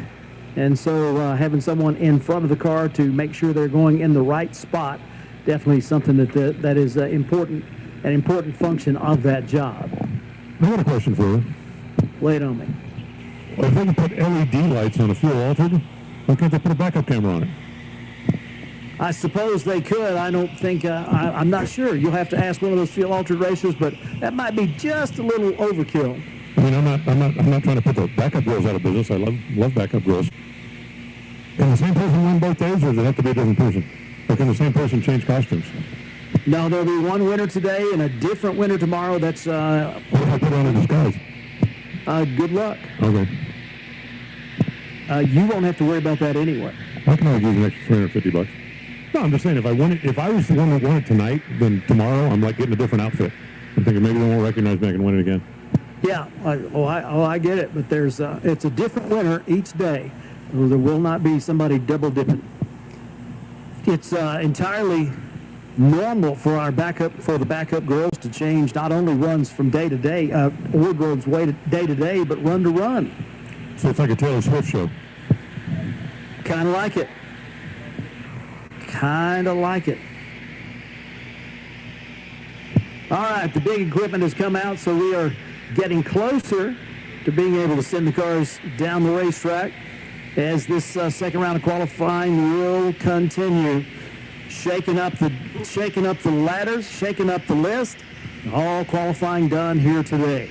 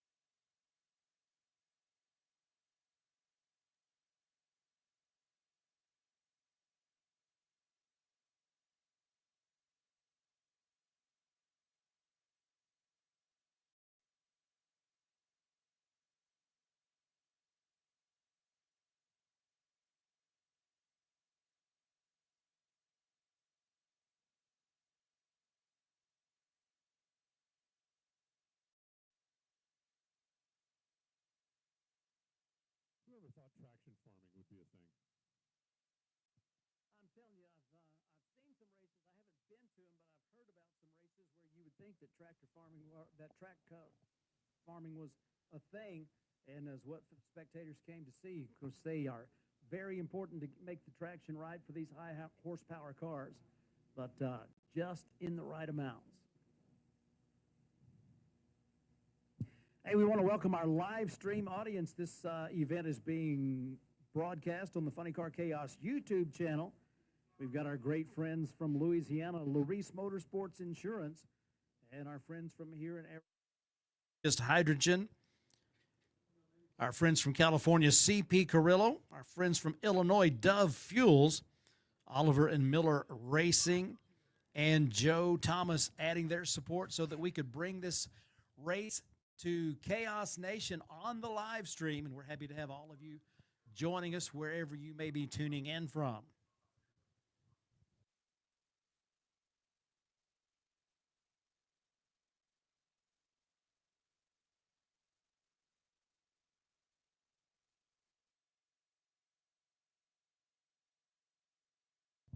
Fuel Altered Chaos would like to thank our ongoing supporters, DMP Awnings, McKinney Motorsports, and Taylor Motorsports Products.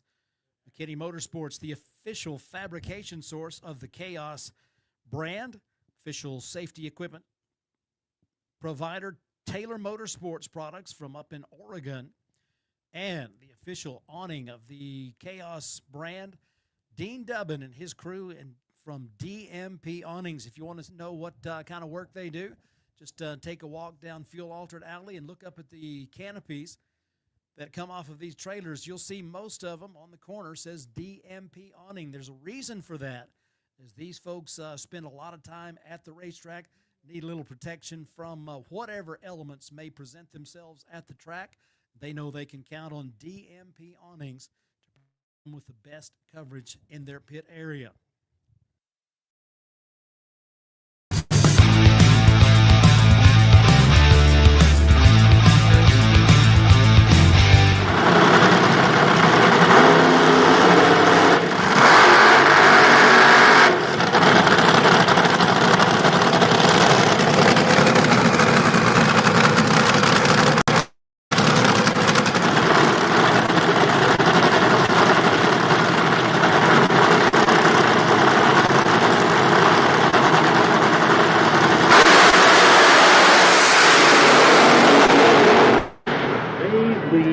Behind John Umlauf with the win, 365 knots. John Umlauf, you are no stranger to winning, but a championship at a high level in Nitro Chaos and getting it done early with Cody Austin losing and you winning. Congratulations. Awesome, hey. All the glory and praise goes to God. Next is my family, my crew. That's without them, it would never happen. Big shout out to Alex Conway for helping us keep this with pieces and parts to keep it going. John, last year, 2024, this event, it was the cap of a charge that got you into second place in the points of Nitro Chaos, and you continued that charge right into 2025. What turned this program around with this hot rod in particular for you to go on and win the championship here in 2025? Well, it's hard work from the crew. My son tunes it. I mean, and we get help from Scott Shear, Pete Dove. I mean, I can't mention them all. I can't think of all of them at once, but it's just a conglomeration of a bunch of people. And my wife not giving up on me for spending all the, getting it done. I mean, you can't do it by yourself. John Umlauf, your DMP Awnings 2025 Nitro Chaos champion. He is looking for yet one more win light to make it all so sweet. Add the cherry on top of an event win and a championship here at Mid-State Dragway.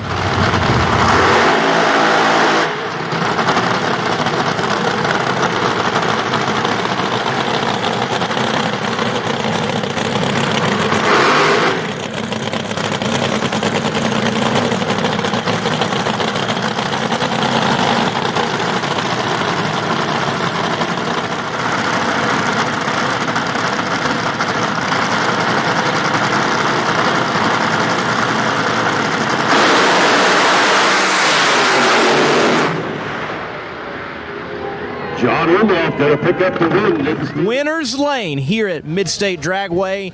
And John Umlauf is, yes, the winner, but he is the champion. You get the proverbial cherry on top here at the last race in 2025.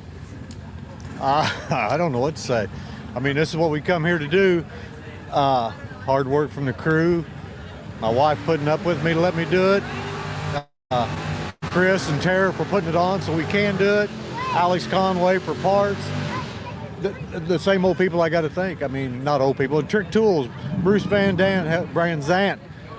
Trick Tools helps us out. It's just dream come true. That's all I can say.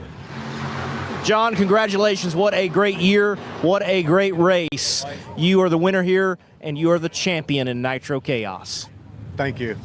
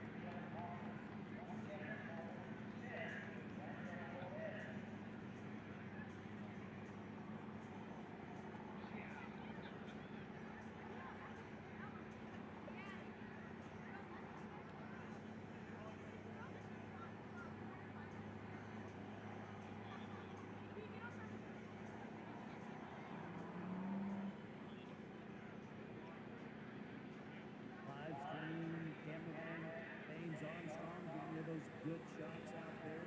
Aircraft turning around, so make sure that we get the live stream to you. I understand that we have been working on some sound challenges. I can assure you that they're working hard trying to get that right for you out there in live stream land. But we do appreciate you tuning in to be a part of this broadcast from the inaugural Your Altered Chaos.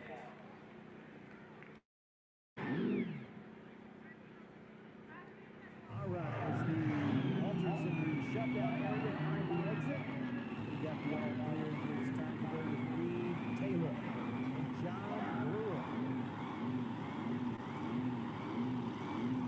Reed is going to be in the car on the left side of the Christmas tree. He's from North Las Vegas, Nevada. John Brewer, another racer from locally here in Tucson, Arizona.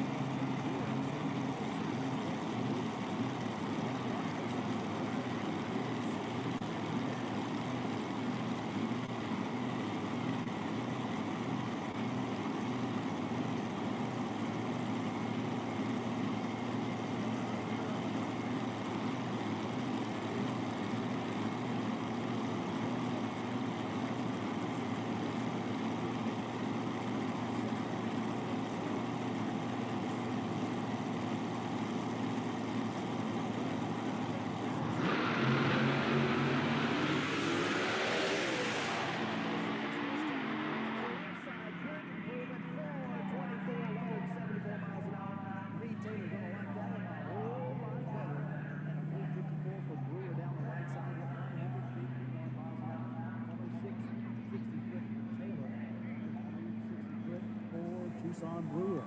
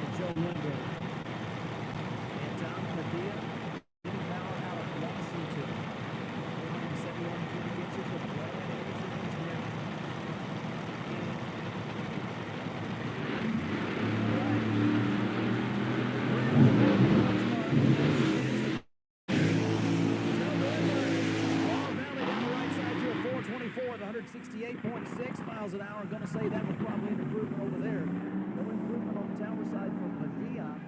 609, 104, 147.4 miles an hour, but big spin right at the beginning. And he gathers it up and heads it down the race.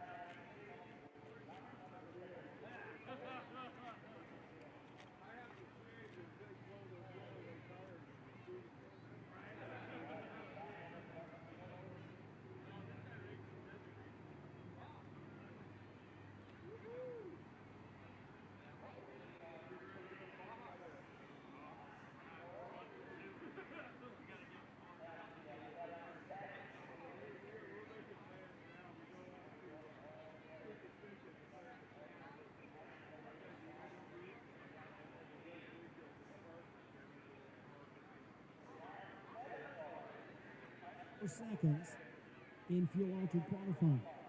This second go will come to a conclusion, and then we'll have the jet dragster lighting its candle and making its way down the racetrack in that spectacular fashion that only jet cars do. And there'll be one more qualification round coming up, roughly 8 o'clock, maybe 8:30.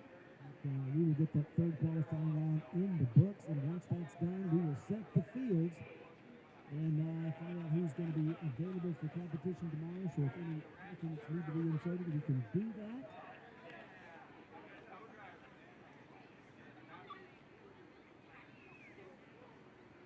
Right now, just looking for the opportunity to send some more cars down the racetrack. That's coming soon to a racetrack near you.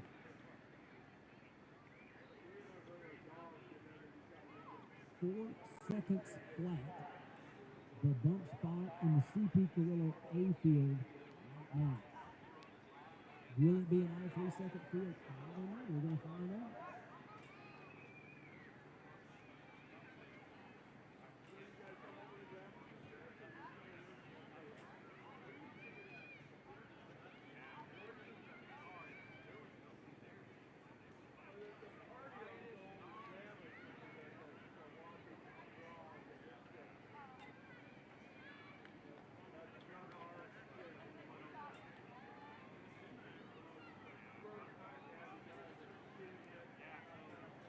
Next up, it looks like we're going to have Kurt Duckworth from West Virginia. Right now, sits in qualifying position number 13. If it holds up, he would be the recipient of the Nitro Club Lucky 13 bonus. Smokey Blanton presently qualified in the D field. In the number 28 position. Certainly looking to move up in the Texas Joker. Going to be taking the right side around.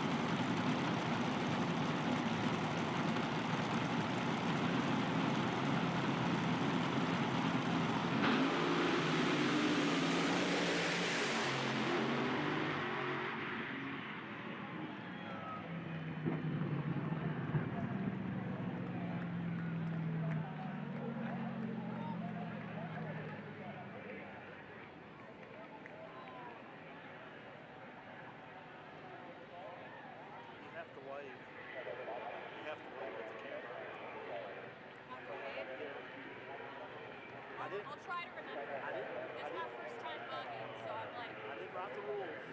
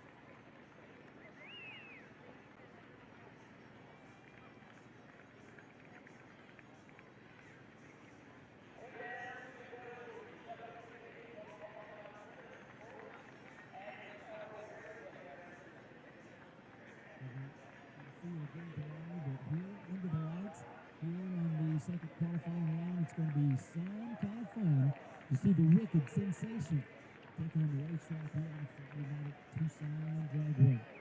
103.1 on your FM dial, KTCD FM. Public address broadcast as well as FM radio broadcast, so you can keep up to date on all the happenings. Here at the racetrack, 2 singles before we're coming up. Then will be a fourth one followed by the jet. So you're seeing the nitro cars with the cameras lit on the racetrack. Another single on that right side. North of Raccoon Coolers line. This one, Randy Beard. Long jump from Colorado. The Blacklist. Carrillo with a 540 inch.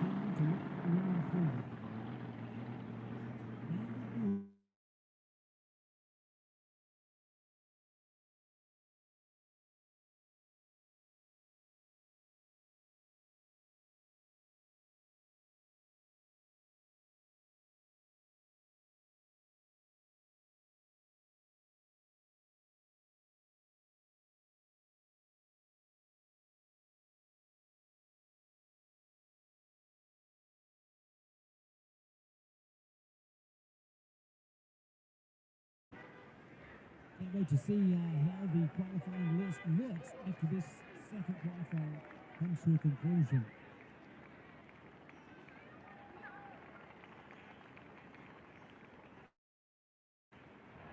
Race fans, if you like what you see with Chaos, the website is www.funnycarchaos.com. You can click Series Info, and there's a place to go directly to Fuel Altered Chaos or directly to Nitro Chaos. You can find out exactly what you need to know about the season. The 2026 schedule has been released. So we're going to be going to 13 races in 2025. 3 combination events with Funny Car Chaos and Nitro Chaos on the docket at the same place. Texas Motorplex.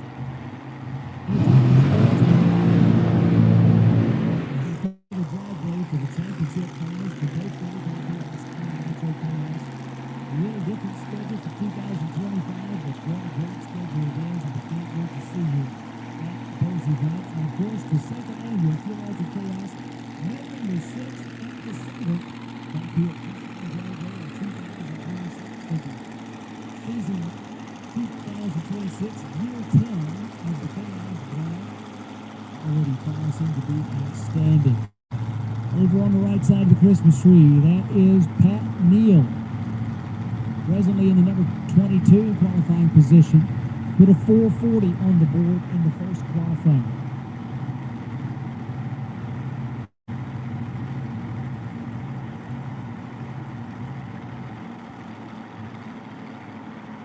fuel injected, supercharged. Henry. Driving the wheels on this baby. Let's see if they can improve on that 440. Remember, one more chance for the fuel altered position. Oh, strong launch right there, but the front wheel's off the ground. The driver sets it down and coasts through with a 591. Maybe just looking for the 60-foot time on that one, a 1:01. So they'll stay right where they were in the C field.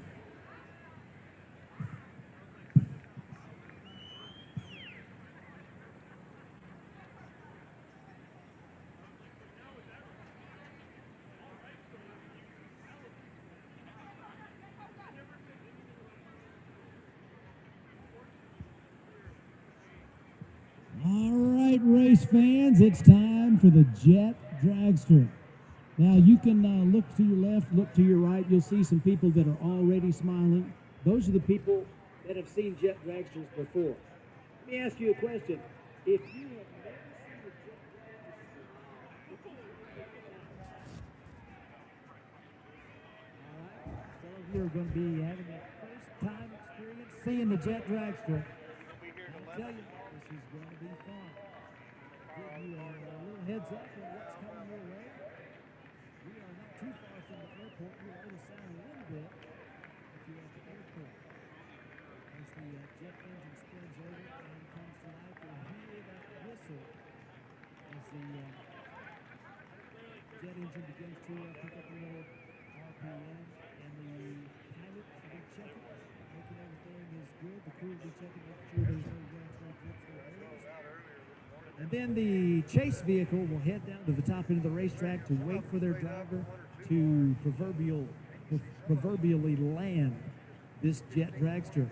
About the time they head towards the top end of the racetrack, the light show will begin at the starting line. As you'll hear the revs come up on the Jet Dragster, you'll start to see the flames coming out of that back as they put that jet fuel through the afterburner. And then the smoke show will begin. You'll see the flame, the smoke, and you'll start to hear the burner pops. As the horsepower continues to be thrust out of the back of the jet engine, that car will be pushed up to the starting line, where it will stage up just like any other car does. But it's not wheel driven, it's all thrust. Thousands of horsepower will propel this Jet Dragster down that right side lane. And the sound of the thrust as the car goes by you, there's nothing to describe what you have to experience with the wicked sensation Jet Dragster. So the driver's strapped in, the crew is making ready. You'll start to hear that sound like I was talking about. Here we go.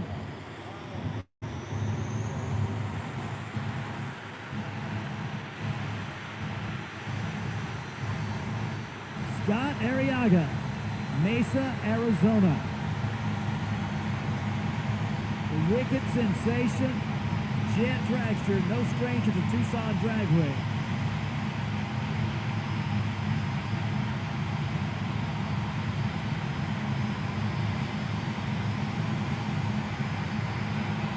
That name sounds familiar to you like it did to me, that last name. Scott's dad ran funny cars for a long time. Scott's been around the drag strip since he was a little bit. Yeah. All right, we'll have to do some redecorating in the tower because they're shaking everything off the walls up here.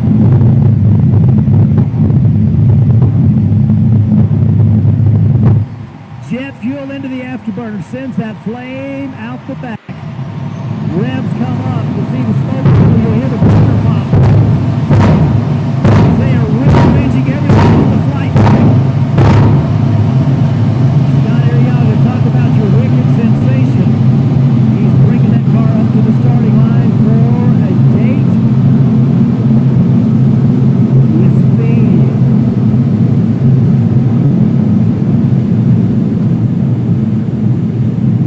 Wicked sensation. This is Tucson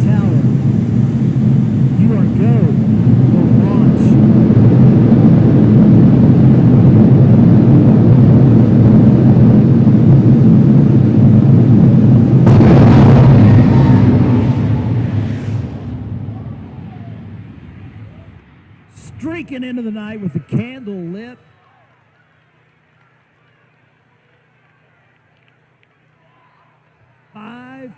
.54 seconds at 289 miles an hour. If you thought that was fast, good eye.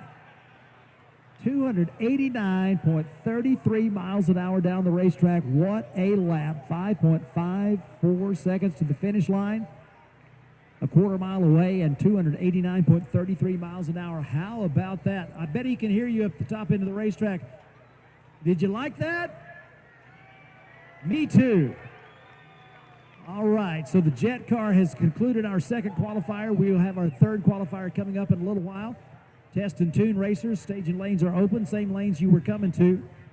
Dry 5s lanes 1 and 2, Pro 3 and 4, Super Pro 5 and 6, and Outlaw Gassers lanes 3 and 4. Stand by, racers, one more qualifying session to go.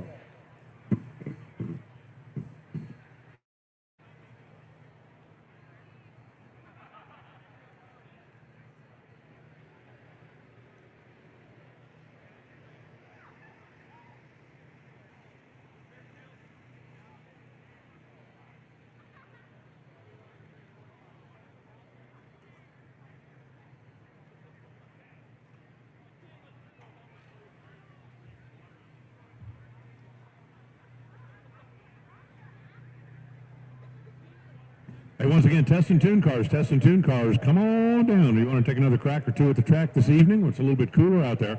And race fans, just to give you a heads up, it'll be about an hour, actually exactly an hour. We'll be calling the cars back for round number 3. The fuel altereds need a little bit of extra time to get them serviced, turned around, and ready to go again. So we're going to be calling them back into the lanes about 8:30 for that final qualifying session that will set all 4 fields for tomorrow's eliminations.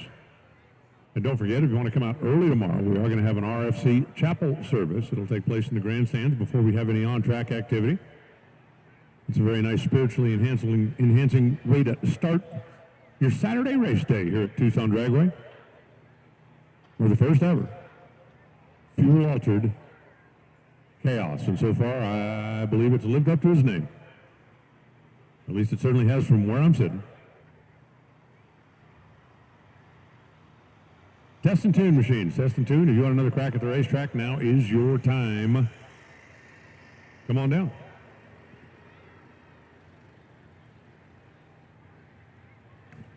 I want to say a big thank you to all your fans that came out and spent your Friday, whether it was all day or evening, with us. I certainly hope you're planning on coming back tomorrow, and bring a couple of friends. As I said, if you've got friends that are coming back tomorrow, or if you decided to come back tomorrow, you don't already have your tickets, it's a whole lot simpler and easier if you just go TucsonDragway.com, do it online. When you get here tomorrow, literally walk through the gate, click, beep, come on in.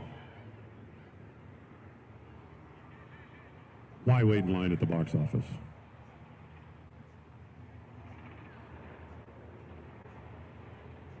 Quick track inspection while our test and tune cars get into the lanes, and we'll send them at you as soon as we're ready.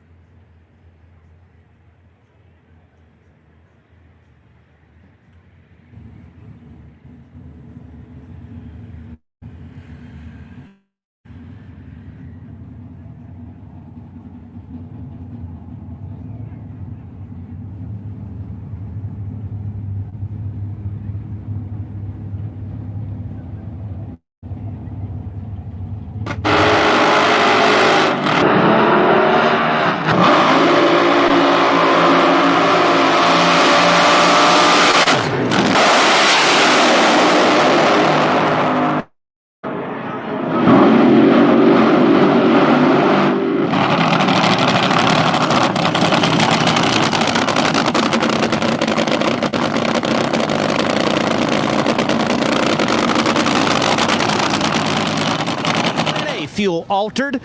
They're getting the plan together for fuel altered chaos. Johnny West, this is a big one. And you also are getting the big honors, Grand Marshal. Yeah, I don't know what that's really going to entail. I'm waiting for that tomorrow.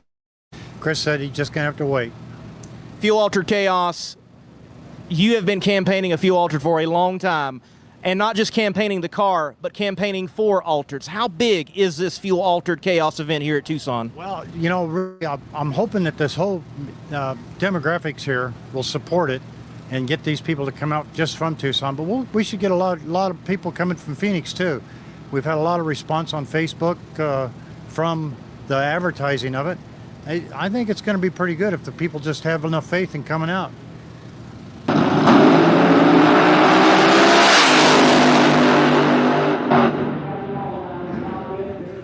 A famous Fuel Altered, being the sheep herder with Kyle Huff at the wheel.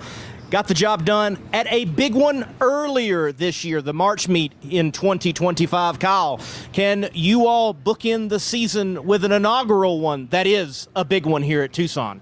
Yeah, we'd love to end the year on a high note. We started the year on a kind of a low note at the March meet, hitting the wall Thursday during testing, and then we ended up winning the race. Not how we want to start the weekend this weekend. But we've struggled the last couple races, but I think we've got the car handled and got a tune-up that can handle the racetrack and can handle the cars here, and we're looking to win the inaugural Fuel Altered Chaos. Now, back in March, they're interviewing you for the win. You said if the track could hold it, there's a 340 in this hot rod. Is that possible this weekend?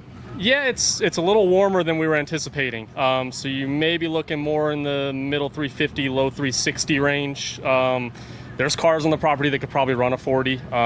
It's not what we're shooting for right here. We've run 370s and high 360s before. We've got a tune-up in it that'll probably run a low 60, high 50 here on the first shot if it goes down the track. Kyle and the sheep herder team, they intend to corral the competition at Fuel Altered Chaos. This is the drag race you've been waiting for. Tucson Dragway presents Fuel Altered Chaos. Join us Friday night and Saturday, November 14th and 15th for the biggest Fuel Altered show in decades. See the old school hitters like the Mob, Sheep Herder, Clan, Rat Poison. Take on new school warriors like Cone Hunter, Showtime, Twisted Sister, and more. Plus, see the wheel-standing gassers, the Wicked Sensation Jet Dragster, and more. They're coming from across the country to pound the ground in Tucson. Every ticket's a pit pass. Kids 12 and under get in free. Visit TucsonDragway.com for more info. This is the one you just can't miss. November 14th and 15th. Be there. Laris Motorsports Insurance offers drag racers the broadest insurance policies in the industry. Laris Motorsports Insurance was created by racers for racers. Laris insures race cars on and off the track, trailers and equipment. Laris even pays racers contingencies at the fling bracket races. Don't wait until it's too late. Call Laris Motorsports Insurance today. Taylor Motorsports Products is your first stop for quality safety equipment for your car or your driver. All of our safety equipment products are made in our facility in Albany, Oregon. From custom fit fire suits to racing seat belts, supercharger restraints, engine diapers, transmission blankets, and many other must-have items. Our racing history runs deep. We are racers building the finest safety equipment for racers. And we're a proud supporter of the chaos. McKinney Motorsports is your #1 source for all your chassis needs. McKinney Motorsports is the leading chassis parts supplier and fabricator in nitro drag racing. From custom tanks and fittings, full chassis builds, body mounts, steering components, fasteners, tabs, clamps, composite parts, and much more. Our household name in the racing world guarantees added performance on the track. Join our list of proven winners that spans over 50 years of racing experience. Nitro. Dove Fuels is your source for nitromethane, Top Fuel Harleys, nitro funny cars, fuel altereds, and more. If it burns nitro, fly right with Dove Fuels. From a drop, drum, or supplying an entire nitromethane burning series, Dove Fuels is able to supply while also being on location to serve. We are also an official Driven Racing Oils distributor with a full line of products to accompany nitromethane sales. For all your motorsports endeavors on nitro, get wings with Dove Fuels.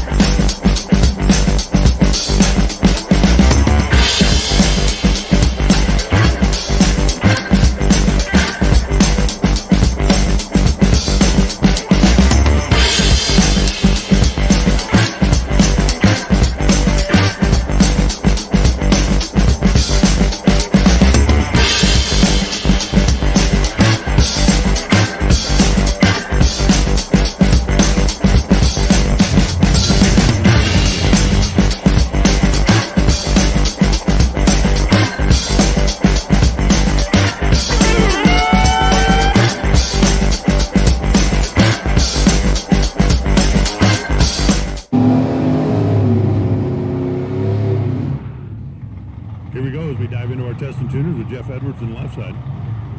Third gen Nova over there on the right.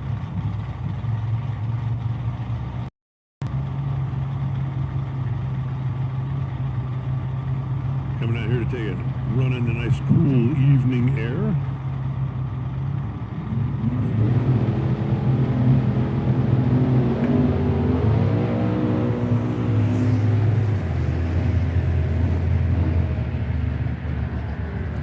Definitely getting to be hoodie season in Arizona. You know, there's melt your shoes to the asphalt season. There's hoodie season. And there's pumpkin spice season. This is like 2 out of 3. Saw something down on the racetrack. I'm going to go take a look at it real quick. We end up with a 1020 on the left side, 1292 on the right on the last pair down.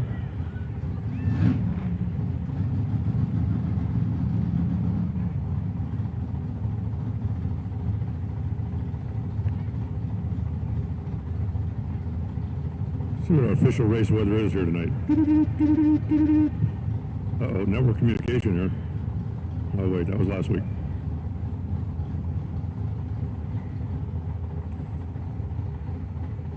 It is 69 degrees, which is definitely hoodie weather, at least in Arizona it is. I know in Minnesota, 69 degrees is swimming pool weather. Correction factor 1.15. Density altitude 4,600 feet. Of course, the natural altitude here at Tucson Dragway 3,100. So, just an absolutely beautiful evening for a drag race. And I tip my cap to Chris because he scheduled a drag race on this absolutely beautiful weekend. It would suck if we had an absolutely beautiful weekend and he hadn't scheduled a drag race. That would be no fun at all.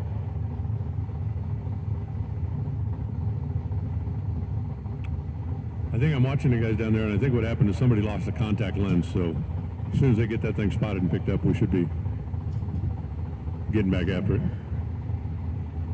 Again, 8:30 we're going to be calling the fuel altereds back in for final qualifying, and then we'll get our ladder set for tomorrow.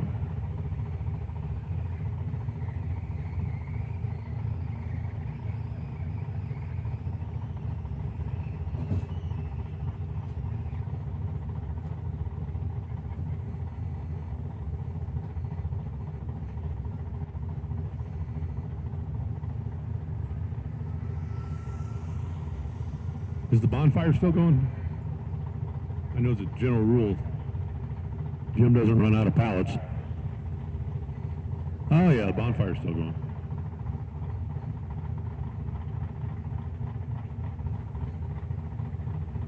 There's something you can always tell you're in Tucson when you go down to the beer stand and then sit down next to the bonfire, walk over to see Mel and Heather and get a hoodie. It's like everything you need right there in one little location. You don't ever have to take more than about 15 steps.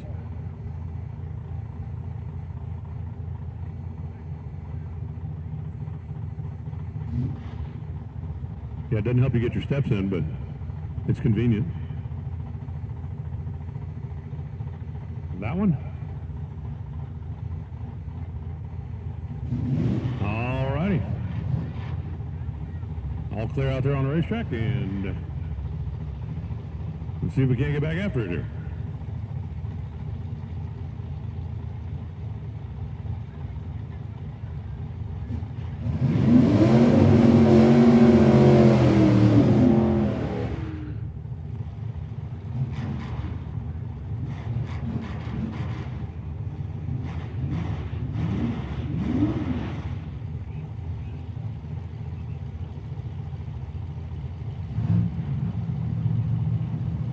Duster on the left side. Fairmont. I'm trying to remember the last time I was at a 2 Fairmont race. It's been a while since I've been at a racetrack that had 2 Fairmonts in competition. We should have the all Fairmont showdown. I'm going to lobby for that. At the next Fuel Altered Chaos, we're going to have a Fairmont showdown. Down to the quarter mile stripe this time. How about a 12:43, 106 miles an hour for the Fairmont. Industrial was 1379 at 96 mphs.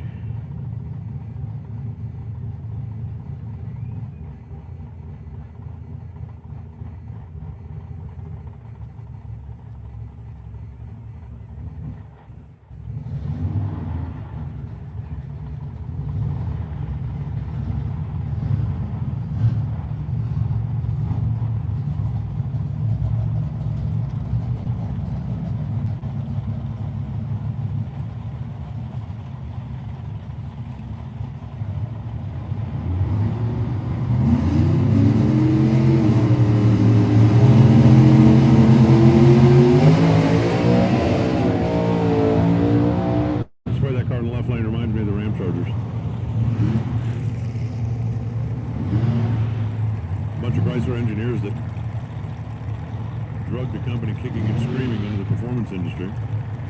Well, thank you.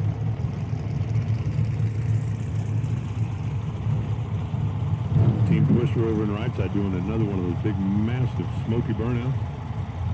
We just barely have enough breeze to get the smoke off the starting line down here. What a perfect night. Perfect night.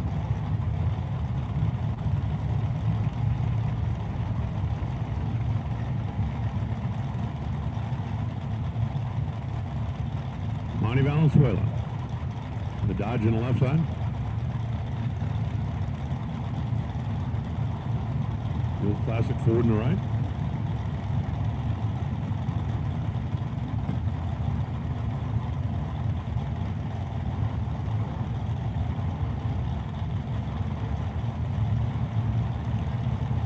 Mr. Twister. Easing up over on the AWIC side of the racetrack.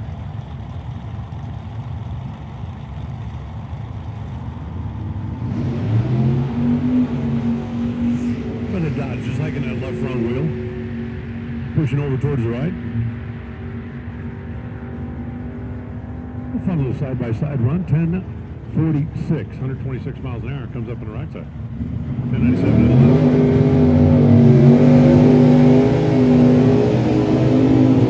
At 1:15.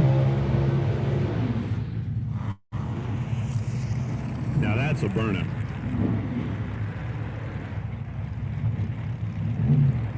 That is a massive burnout.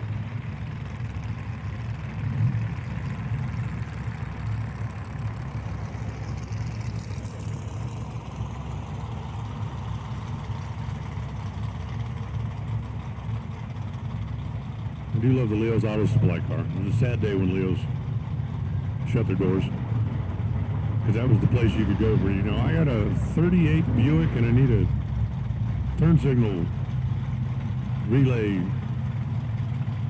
commuter valve, muffler bearing, and I had it on the shelf. I knew exactly where it was. The old school parts store. Computer? We don't need no computer.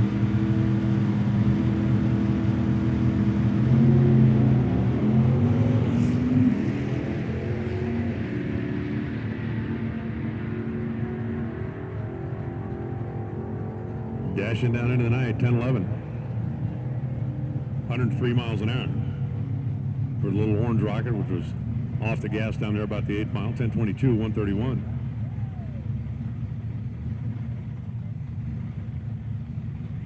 Comes up on the left side.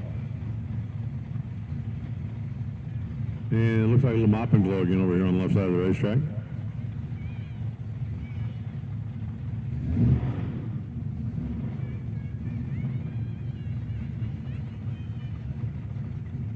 As the never satisfied 57 Chevy waits patiently.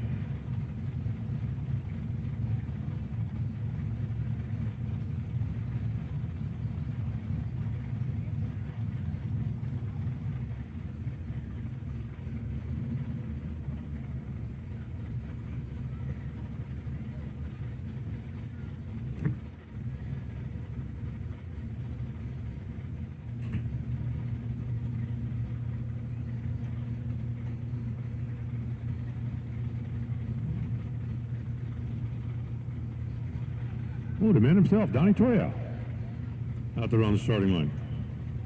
Next generation of Don's Hot Rod Shop. The company was started by his dad. And Dad certainly involved, but next generation taking over a little more of the day-to-day operations.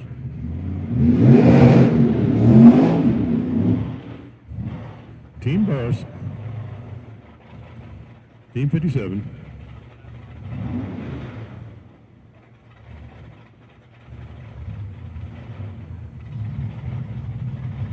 Hey, listen up in the pits. Oh, attention in the pits. If you need fuel tonight, the fuel shed is closing at 8:30. If you need fuel tonight, you got a little more than 30 minutes. Burris just took the tire off.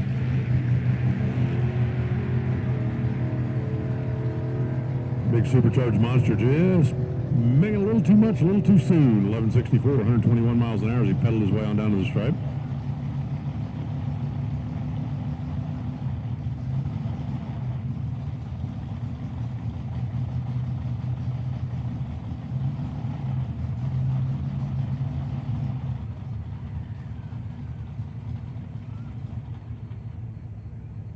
Well, we're playing mopping low again. All right, enough of this mopping stuff.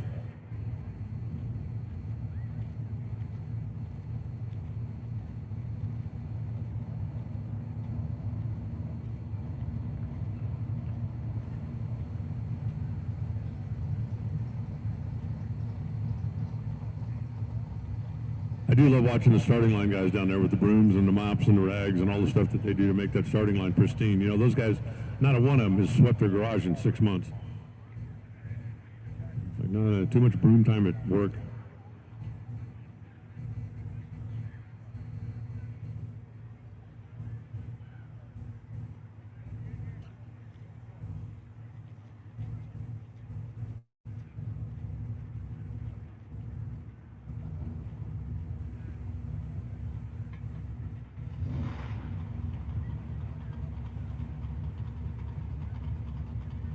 All right, now let's see if we can get a little, rhythm going here, a little momentum, like 2 down, 2 down, 2 down, 2 down.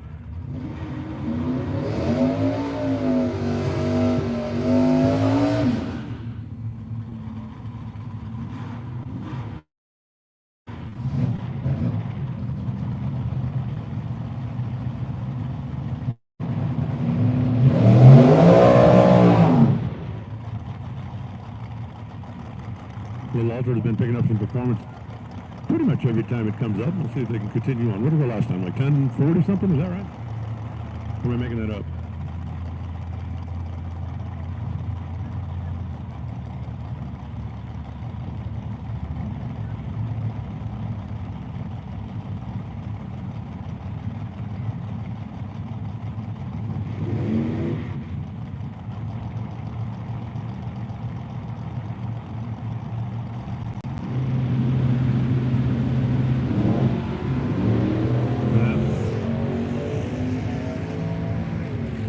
This isn't going to be better. You saw the Altered stumble and cough down there on the starting line. That's a little Mustang. That is one quick pony. 10:05, 132, 11:49. Comes up for the Altered, but that thing stumbled bad at the initial smash over the gas.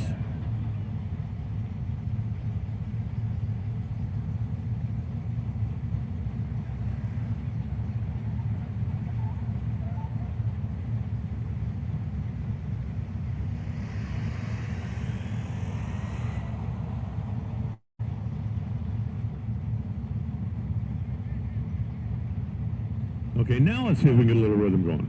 Like 2 go down, and then the next 2, and then the next 2. I just want to see that, like, 3 times without having to mop anything or chase anything or look for anything. Or put on an APB for anything.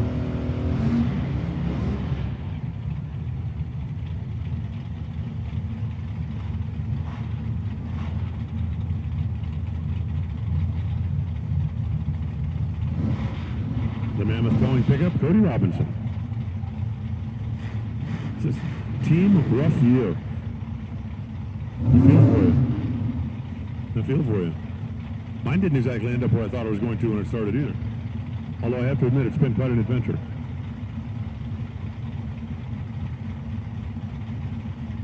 Waiting to see what happens next.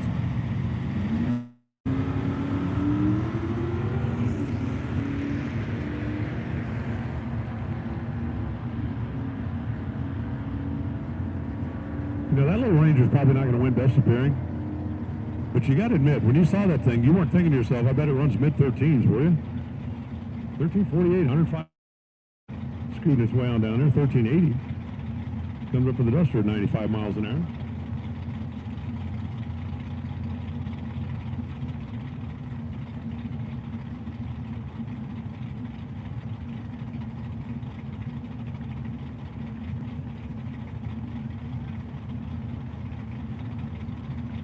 And our next pair wait patiently to initiate the burnouts.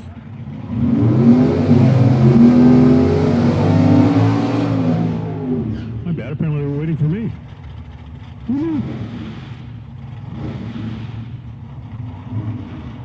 Does the Camaro actually have a white light under the rear end? Oh man. Follow the white light. No, don't do that.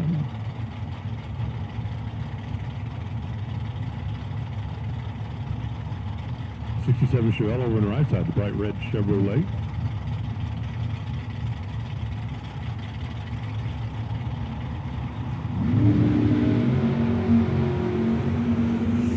That hot rod is a fast hot rod.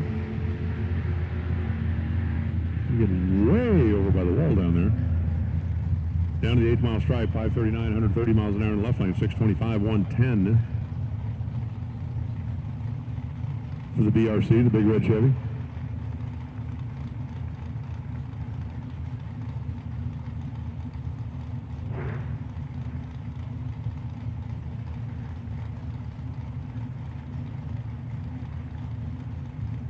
Alrighty, the pickup just pulled up in the water box, says DL on the side.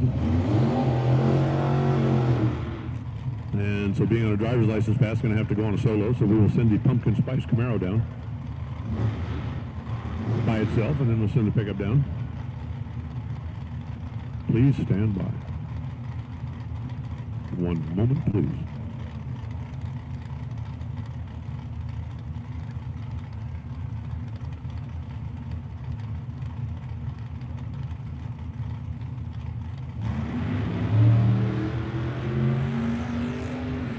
.003 on the reaction timer. That's pretty solid. Save that for tomorrow when you need it. 641, 106 miles an hour.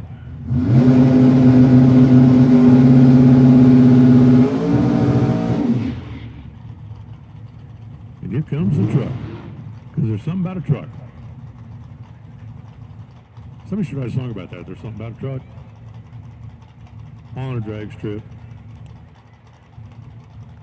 Just rev it up. It'll be a short trip. I'm telling you, I could do the whole song. All I need is, somebody to accompany me on the bongos or something. Or bagpipes. Bagpipes, that'd be good. You just don't hear enough bagpipes in modern music anymore.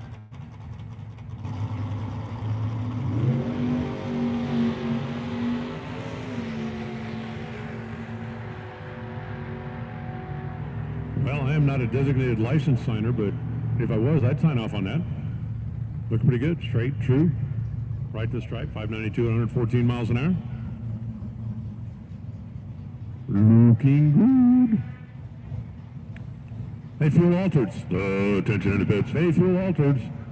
30 minutes. 30 minutes. We're going to be calling you back to the lanes. 30 minutes.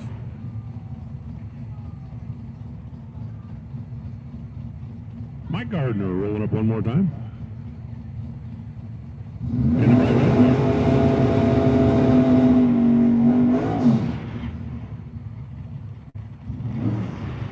Team Channel 4 News.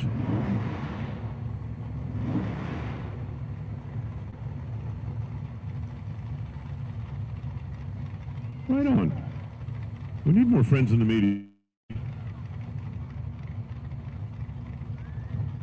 Mike, could you have him come out and do a story about you and the racetrack and the Chaos Series and how much fun everybody's having?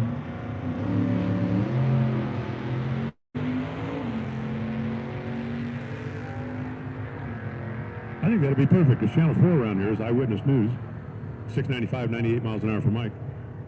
That'd be perfect to wrap up right after sport. And finally in the news tonight, a couple of hundred racers converged on Tucson Dragway for the inaugural fuel-altered chaos.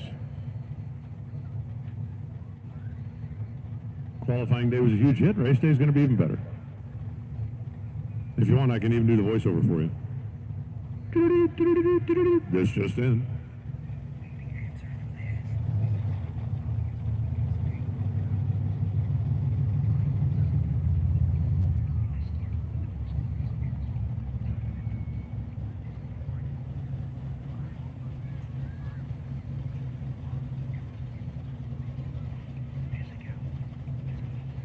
Alan Walcott coming up in the Corvette.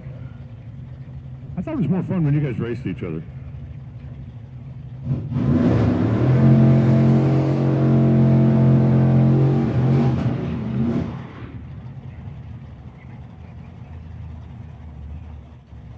I got to tell you, the Z06 Corvette was probably not designed for the drag strip, but it hustles along pretty good. The Miracle Car Wash machine over here on the left side. Do not have the driver's info as of yet.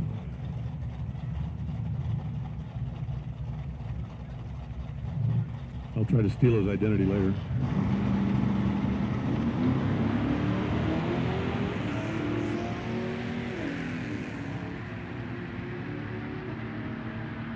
Wow, the Corvette might just catch him. Corvette did just catch him. 10,800 at 142 miles an hour, 11:10. The Vega definitely geared to make the short move because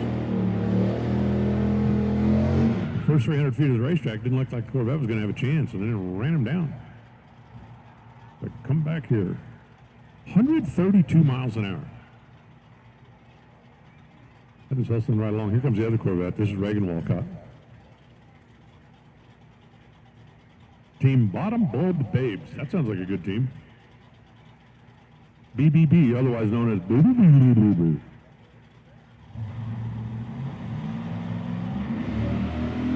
Oh, Reagan jumped the gun. See if Reagan can outrun the opponent in the other lane. Yep, looks like it's going to happen from here. 1081. One went 1080, the other one went 1081. Why don't they just match race each other? 1113, 121. Comes up for the Camaro.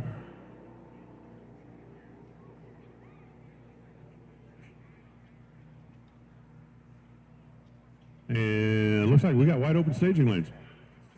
Hey, test and tune drivers, if you want another shot at it, you got a little bit of time.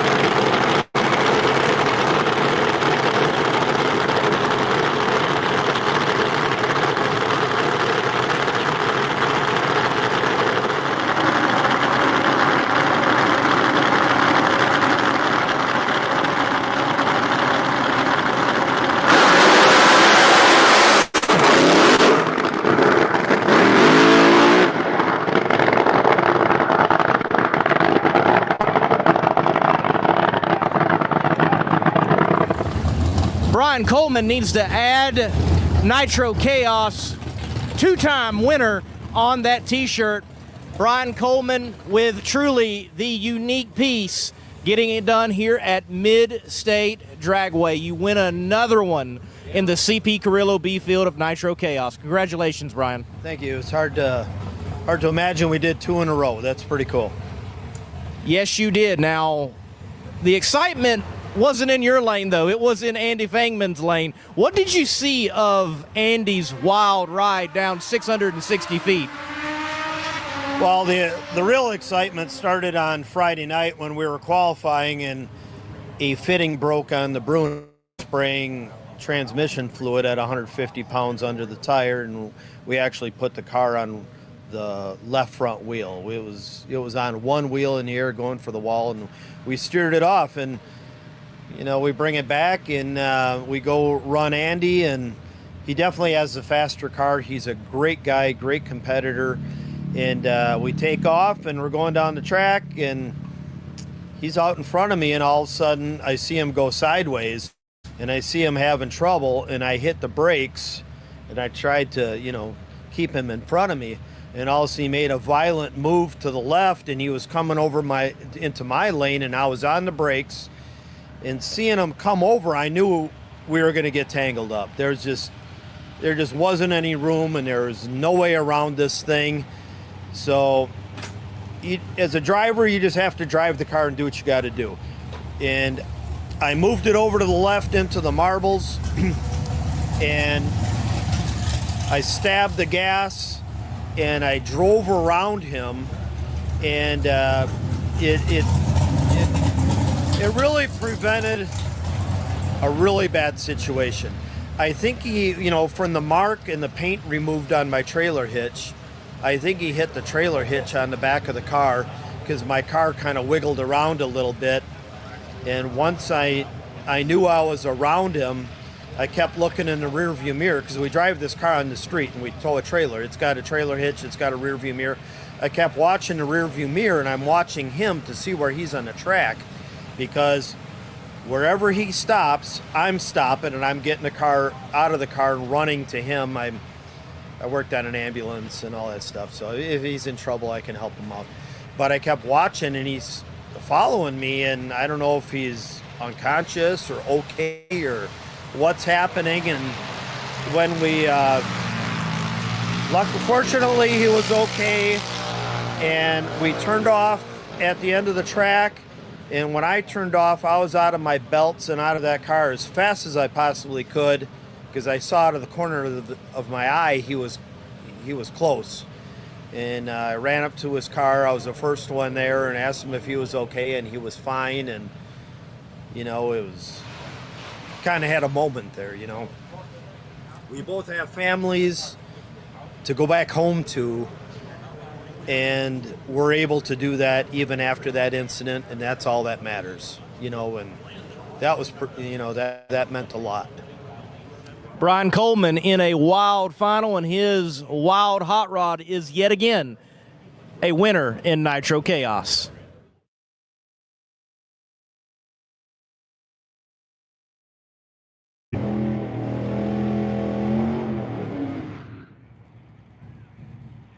Well, if you have a 62 Ferrari, hell, I don't care, you got one of those.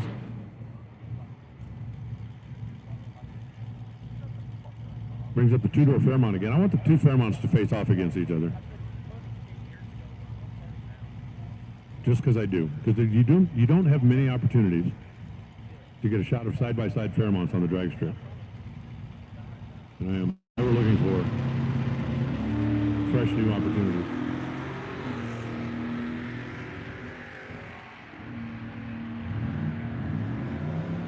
.780. 86 miles an hour at the 8th. 12:35, 12-second Fairmont. I'm telling you, since Bob Glidden parked his, there have not been a whole lot of race Fairmonts. And I can tell you that Bob Glidden loved Fairmont for this season, but he will certainly tell you that it was not his favorite race car over the years. Brings up the Mammoth towing truck again. Oh, good. We are going to match race Corvettes.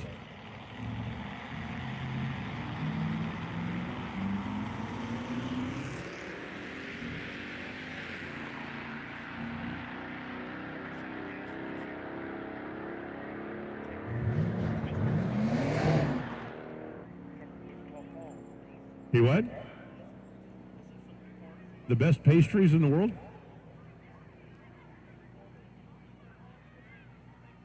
Well, I don't think I'm going to be here Sunday morning. So here we are. Alan Walcott in the right, Reagan Walcott in the left. It is husband and wife. The wife has the pumpkin spice car. The husband has the blue one. There's going to be something bet on this, I guarantee you. Something. Somebody's going to do the dishes. Somebody's going to wash the cars. How about identical reaction times? They left side by side, and Reagan whipped him. 1086, 130 miles an hour, 1090 for Allen.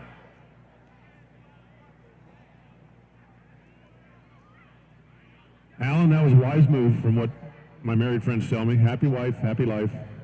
I've heard that over and over and over again. I have absolutely no experience whatsoever in that arena because my idea of a long-term relationship is meeting somebody on Thursday that doesn't have a restraining order by the end of the weekend. But Allen, his car definitely moved better early, but her car ran better down the back.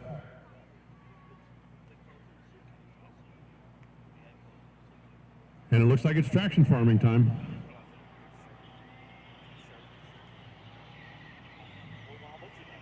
I'll get my iPad out and play She Thinks My Tractor's Sexy. Or John Deere Green.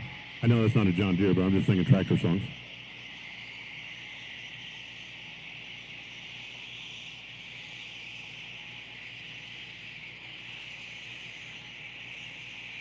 Alrighty, no more cars. Laris Motorsports Insurance offers drag racers the broadest insurance policies in the industry. Laris Motorsports Insurance was created by racers for racers. Laris insures race cars on and off the track, trailers and equipment. Laris even pays racers contingencies at the fling bracket races. Don't wait until it's too late. Call Laris Motorsports Insurance today.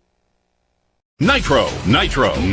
Dove Fuels is your source for nitromethane, Top Fuel Harleys, Nitro Funny Cars, Fuel Altereds, and more. If it burns nitro, fly right with Dove Fuels. From a drop, drum, or supplying an entire nitromethane burning series, Dove Fuels is able to supply while also being on location to serve. We are also an official Driven Racing Oils distributor with a full line of products to accompany nitromethane sales. For all your motorsports endeavors on nitro, get wings with Dove Fuels. Really do appreciate Chris and his entire team, and I want to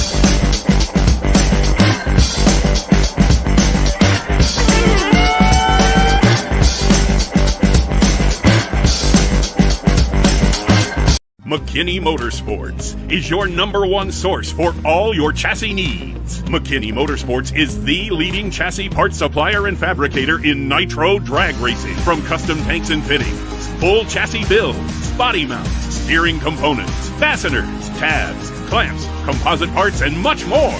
Our household name in the racing world guarantees added performance on the track. Join our list of proven winners that spans over 50 years of racing experience. I'm going to have to put that on my homework list.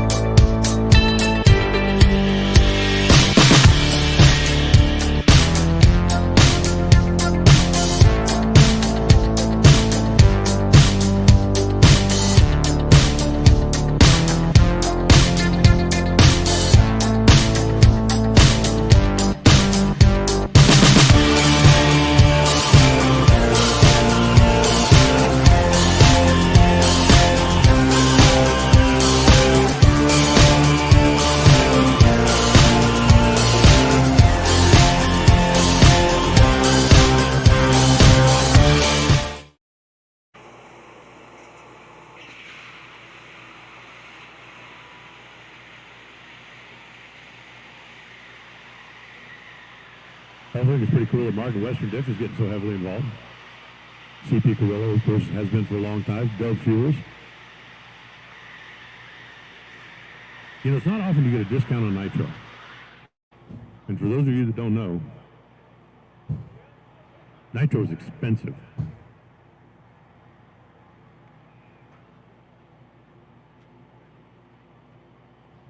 Nitro is so expensive it would almost make you wish your car run on whiskey.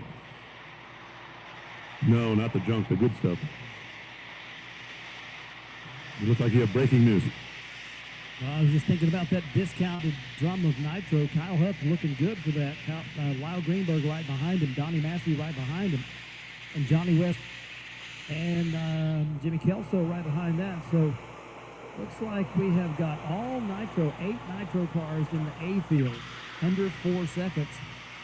Tucson Dragway, fuel altereds. There's a history right here at this facility of those two being paired together. So when there was an opportunity for something such as fuel altered chaos, why did you jump on it? Well, number one, I've watched Chris and his wife at a few different events, and I've seen their banquet they put on, and I was very impressed at how professional that they are putting everything together like they do. And it just seemed like a really good fit. I've been watching them grow their brand, and they put on amazing races. They've got fantastic cars that show up, as well as the spectator support has been unbelievable. So, and they, as they're growing their brand, we need more on the West Coast, and like you said, Tucson Dragway has always been big about the fuel altered nationals. So this is our way of bringing it back to Tucson. What do you envision? It comes around November, and people are rolling into this place along with fuel altereds. What do you hope to see, Mr. Hughes? I think what we're going to see for the inaugural race, we're going to see a lot of enthusiasm. We've got already over 30 pre-entered fuel altered cars, which is crazy. They're coming from all over the country. And I think this is going to turn into a destination race. You can pretty much rely on what the weather's going to be like. The weather's going to be good, a little chilly at night in November, which you're going to see a lot of flames out of with the nitro cars. And I think that the vibe, what we do here is we put on a party, and usually a drag race breaks out. So I think when people show up, they're gonna be amazed at what we've done to the facility itself, and the racers will really enjoy the track and the atmosphere. You mentioned Tucson's kind of this hidden gem in Arizona overall, and I would say you've got a hidden gem of a racing facility from what I have seen here in Tucson Dragway. So do you hope something like fuel altered chaos will become something that can, well, elevate Tucson Dragway, put it on the map, and make it not just a place for fuel altered racers, but all racers to experience racing right here in Tucson? I believe we will. I believe once the fuel altered chaos comes to town, it's really going to it's going to bring a lot of attention to the track, and it's going to bring a lot of racers that haven't been here before, and they're going to look at the track, like you said, as a gem itself, let alone how much there is to do in Tucson. So you bring your family, you plan your trip, and you plan it, and that's usually what makes a great event, is when mom and the kids, everybody's got something to do. But the biggest thing, when they come to the track and they're treated with respect, and they're treated the way I've always been wanted to be treated in my 48 years of racing, you know what a racer expects when they come through the gate. And we try to give them that hospitality, and we try to give them the respect, because we know they're spending a lot of money, and when they come here, we want this to feel like home to them. Race fans, get ready. The inaugural Fuel Altered Chaos rocks historic Tucson Dragway Friday night and Saturday, November 14th and 15th. Ground-pounding fuel altered from across the country. Go into 200-mile-per-hour combat with historic names like the Mob, Rat Poison, Bradford's Fiat, and Sheepherder. Take on new school hitters like Cone Hunter, Witch Doctor, Blown Sentless, and many more. See Lunicia's Backup Girl, Heather Flame, and Run What You Brung drag racing like Tucson hasn't seen in decades. Kids 12 and under are free. Visit TucsonDragway.com for more information. November 14th and 15th. Be there! In the low qualifier in the D field, and they will go head-to-head. The two quickest winners come back for the final. And for everybody out there right now who's in the D field and is hoping to move up into the C field or into the B field, I hope your wishes come true better than my mother's, who for 24 years while I was in grade school kept thinking, please get out of the D field and move up. Didn't work. I do remember, though, I had a very special middle school guidance counselor one time. We were talking. She said, Mr. Reinhardt, what do you think you're going to be when you graduate? And I said, well, at the rate I'm going, I'm 35 or 40. I kicked her butt. I got done at 32. I also did have, just because we have a quiet moment here, gospel true story. When I was in middle school, I had an English teacher named Mr. Woodruff, who was one of the best teachers I ever had.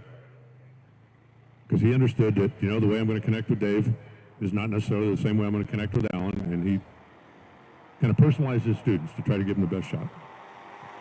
And I was, what would I have been in 7th grade? 12 years old, 13 years old, something like that. And I was exactly like I am now, only a little smaller. And I used to sit in the back row of Mr. Woodruff's class, and I used to lean back in my chair and be generally obnoxious. I know, hard to believe, but it's true. Mr. Woodruff would stand up at the blackboard, because we didn't have iPads. And he'd stand up at the blackboard, and he would turn around and glare at me. Mr. Reinhardt, you need to pay attention to what we're talking about up here, unless you think you're going to flap your gums for a living your whole life. I think I won that one.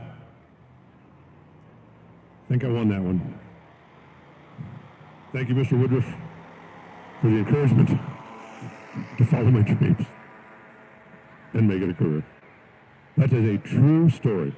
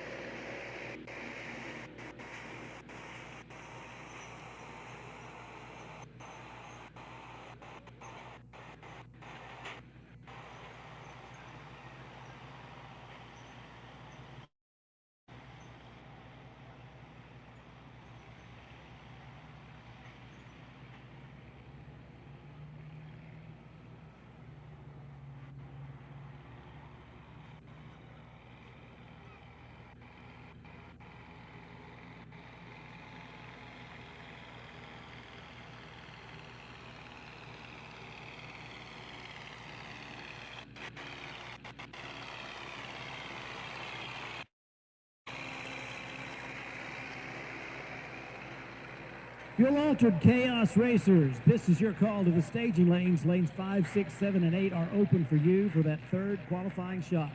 If you're going to make a qualifying run in the third go, I know there's quite a few of you that are anticipating getting your car up in the field a little higher. Staging lanes are now open. Lanes 5, 6, 7, and 8. Fuel Altered third round qualifying. Come to the staging lanes now for your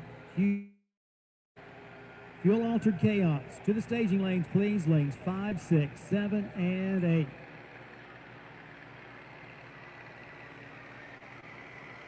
Bump spot right now in the Driven Racing Oils C field belongs to Ricky Weeks.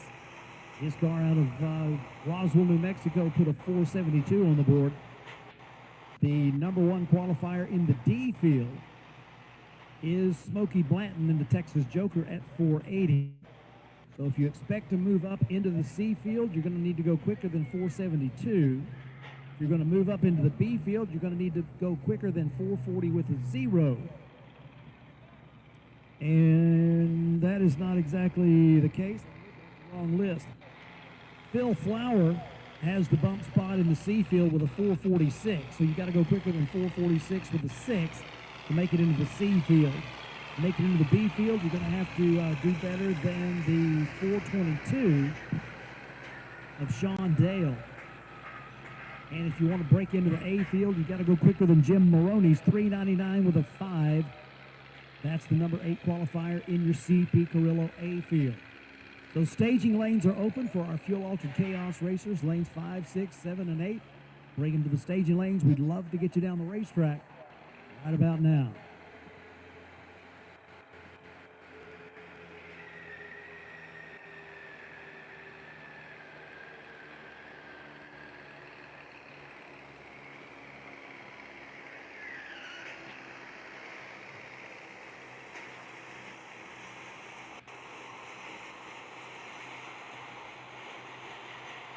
Your attention, please. We have had a key turned in, a key fob turned in.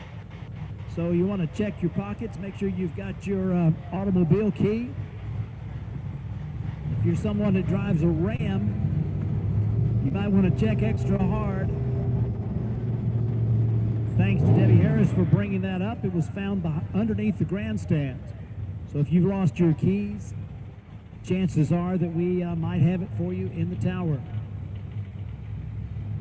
Fuel Altered Chaos to the staging lanes. Fuel Altered Chaos Q3. Bring them to the staging lanes for me now.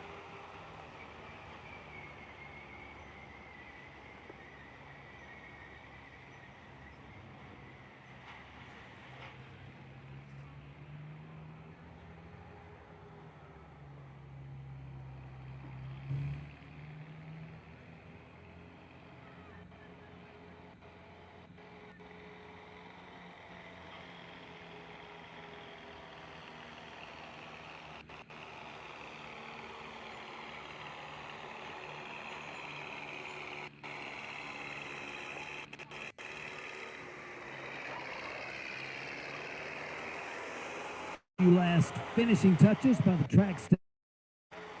Do a little broom and drag out there. Make sure that the starting line area is just right for applying horsepower. Staging lanes beginning to fill up with Fuel Altereds, making that third shot. In normal chaos competition, if it was a points race, you would see everybody that's serious about the championship coming up for the third qualifier, because there's 5 points that are awarded to race teams that make a qualifying run. In Nitro Chaos, you get those 5 points credit for 2 runs. Funny Car Chaos, you get those 5 points credit for 3 runs.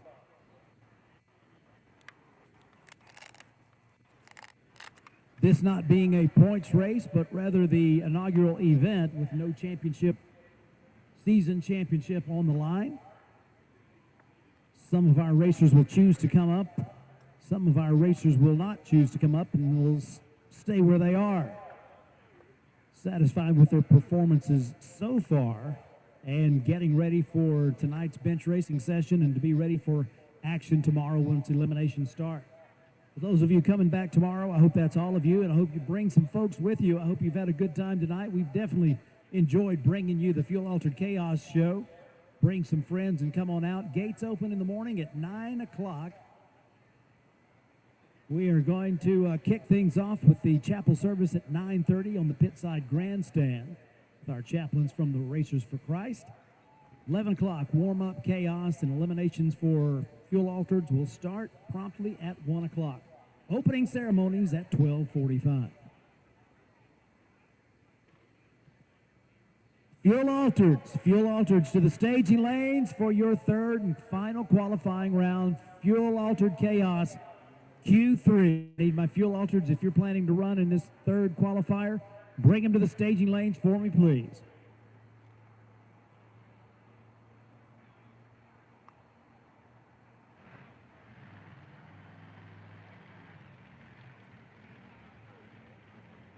"34 cars have have come up to the starting line. 33 have recorded a time. So we know that we have got 10 cars eligible for the D field tomorrow. We will see if anybody has any breakage, any damage that is going to require them to sit out first round of eliminations. We will insert our alternates as appropriate. But we are definitely looking forward to eliminations at 1 o'clock tomorrow. The opening ceremony will commence at 12:45. And Fuel Altered round number 1 at 1 o'clock straight up. So whatever you've got going on Saturday, if it doesn't include being here, you might want to make some adjustments to that schedule. Bring your friends, bring your family, bring those folks that you love out to the drag strip.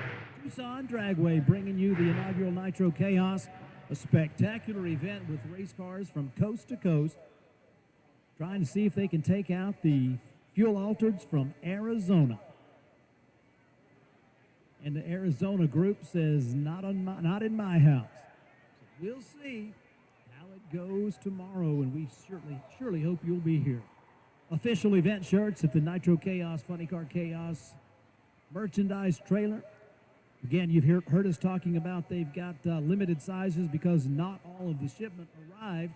But regardless of what size you wear, if your size is not available, you can place that order and it will be sent to you without shipping charges.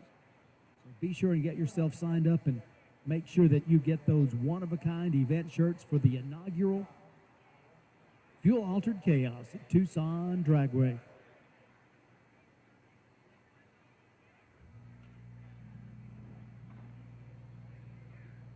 While you're over there, you may be interested in the Nitro Cruisin', Nitro Kevin book.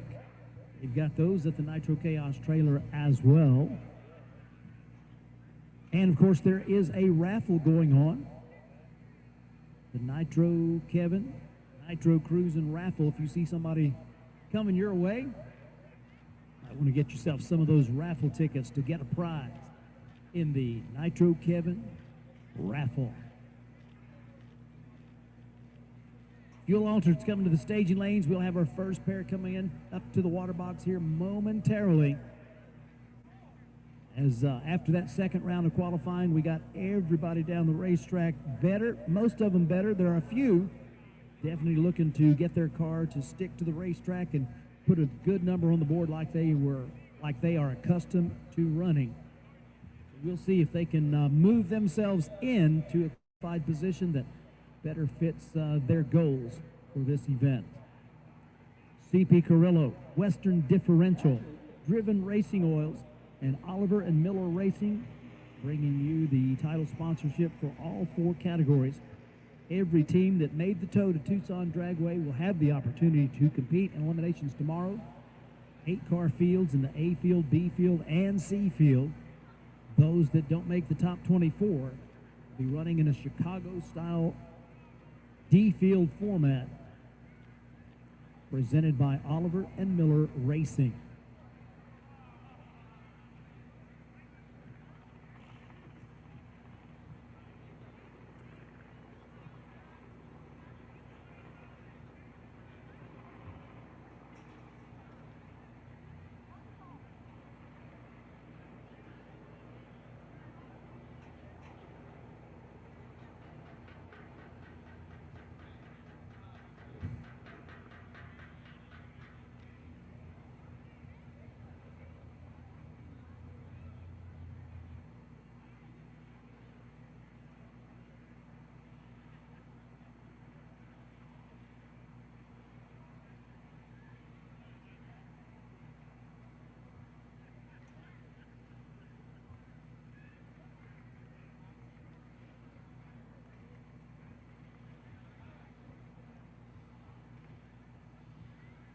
At the conclusion of this event tomorrow night, that will put a bow on the 2025 Chaos season. Race number 81 will be in the books. Next thing on the agenda will be the Champions Banquet at the Hard Rock Casino and Hotel in Catoosa, Oklahoma. Tickets will be available shortly. You can find out the information on the social media platforms of Funny Car Chaos. We will celebrate our top 10 in Nitro Chaos, top 10 in Funny Car Chaos, and crown our champions. Justin Hot Rod Herbst in Funny Car Chaos, and John Umloff is Nitro Burning Fuel Altered in Nitro Chaos. You're invited to come and join the festivities. Find out more at Funny Car Chaos or on the Chaos, All Things Chaos, Funny Car Chaos, Nitro Chaos, Fuel Altered Chaos platforms on social media. In the cool of the evening, at 3,100 feet elevation at Tucson Dragway, we've got fuel alters in the staging lanes, a few more on the way.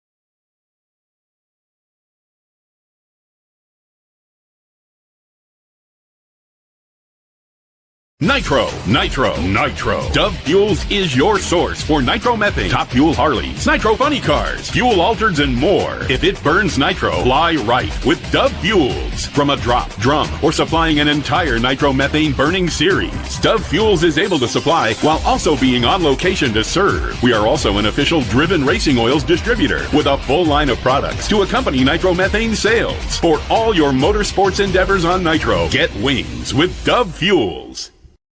Laris Motorsports Insurance offers drag racers the broadest insurance policies in the industry. Laris Motorsports Insurance was created by racers for racers. Laris insures race cars on and off the track, trailers and equipment. Laris even pays racers contingencies at the fling bracket races. Don't wait until it's too late. Call Laris Motorsports Insurance today.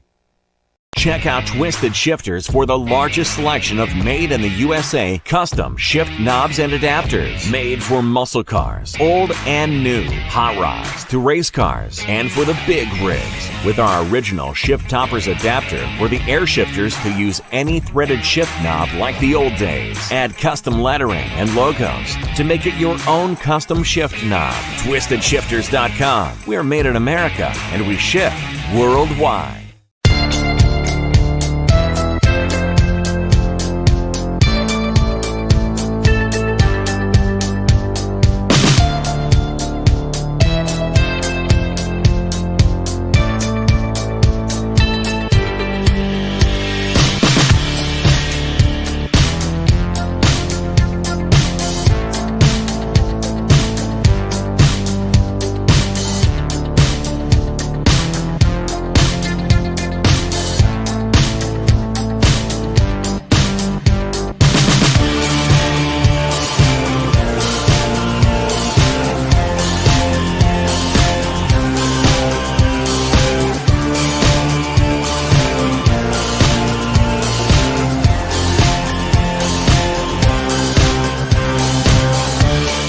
Driven Racing Oil's GP1 Nitro 70. Trusted by top engine builders, winning racers, and devoted horsepower enthusiasts across the world. Driven takes legendary base oils, such as the ones from Bradford, Pennsylvania, which comprise our GP1 line. Then, we boost that superior base oil with state-of-the-art additive packages. Driven's GP1 Nitro 70 not only provides anti-wear protection, but can shield cylinders from washout and fuel dilution caused by methanol or nitro-based fuel. Learn more about Driven Racing Oil by following us on Facebook or Instagram at Driven Racing Oil, or shop now at drivenracingoil.com.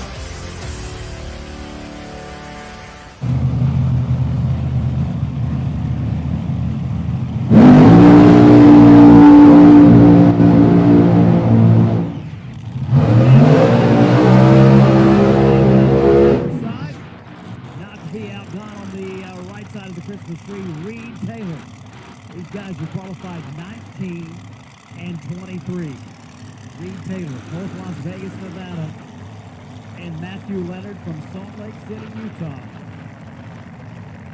Not actually, but that's where the racing operation is based. Matthew Leonard won the Nitro Chaos and the Hot Rod Reunion back-to-back weekends in 2023. Into this event, into this round of qualifying, sitting number 7 in the Driven Racing Oils C field. Looking for a quicker, faster performance, just like Reed Taylor. Reed Taylor, number 3 in the C field with a 424. Bringing those cars up. $100 bonus to the low ET qualifier from the third round. Quickest run of this go takes home $100.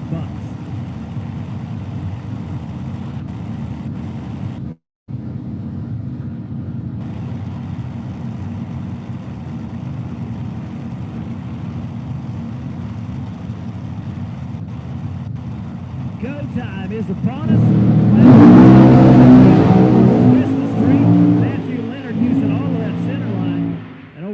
Side of the racetrack, 436 at 173 miles an hour. Left side, 468, 149.06.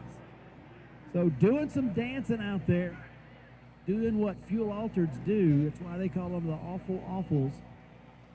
Handful to drive. 468 left side at 149 miles an hour, 36 right side, 173.1 for Reed Taylor. So no improvement on either side of the racetrack. They will leave this qualifying session right where they started.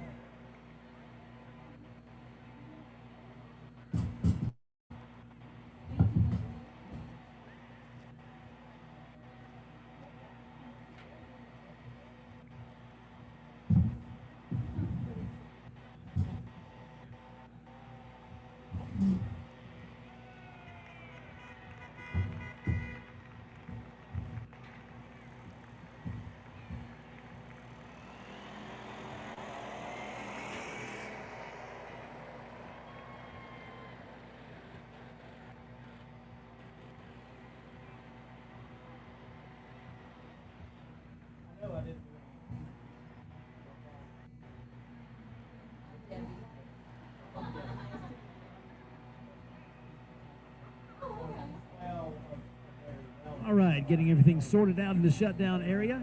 Red lights on as the race crew is checking at the finish line. There was a whole lot more real estate used on the left side of that center stripe than is normal. They're checking to make sure that the racetrack is good for the next pair coming to the starting line.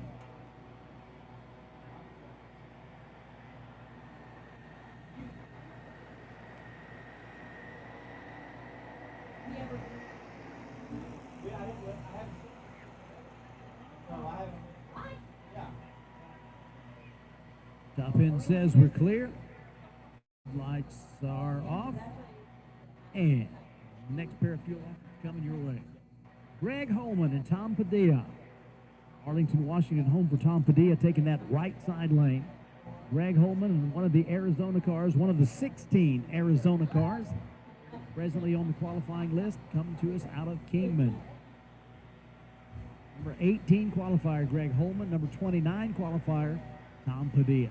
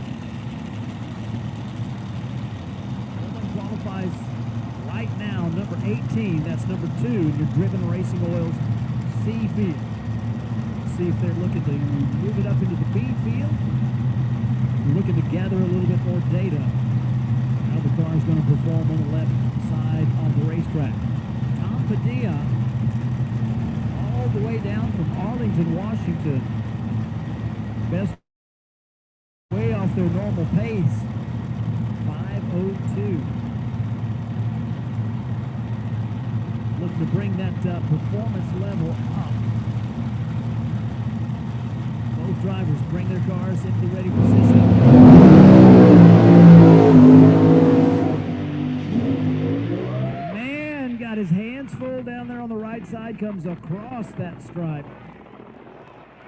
Oh my, a little more action up there in the shutdown area than we were hoping for, as a little bit of spinning, a little bit of crazy stuff going on past the finish line, so the emergency crews are rolling.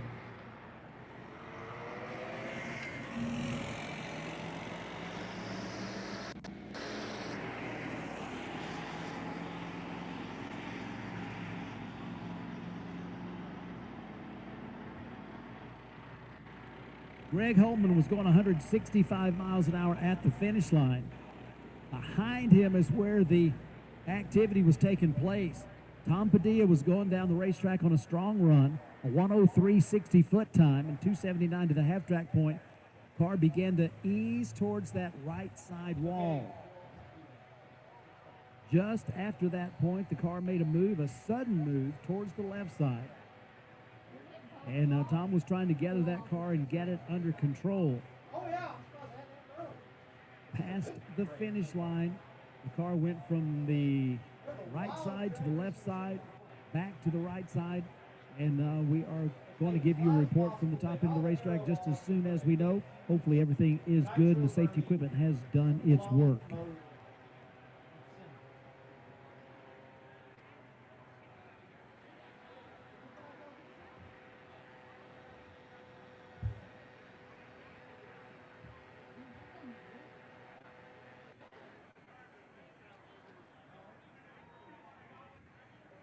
Greg Holman made the safe run on the left side of the racetrack.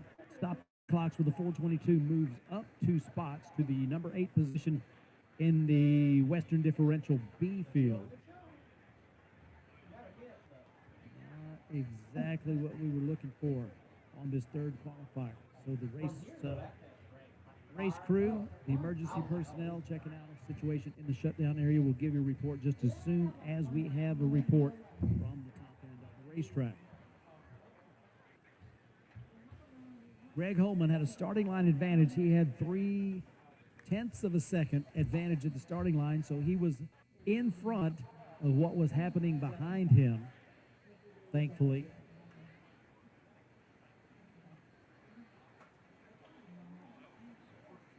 But an unfortunate turn of events for the team out of Washington.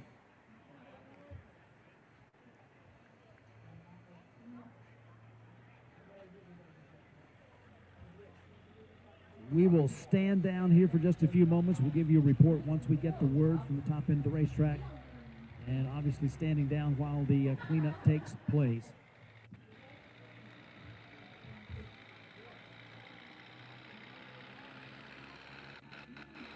Three-second pair.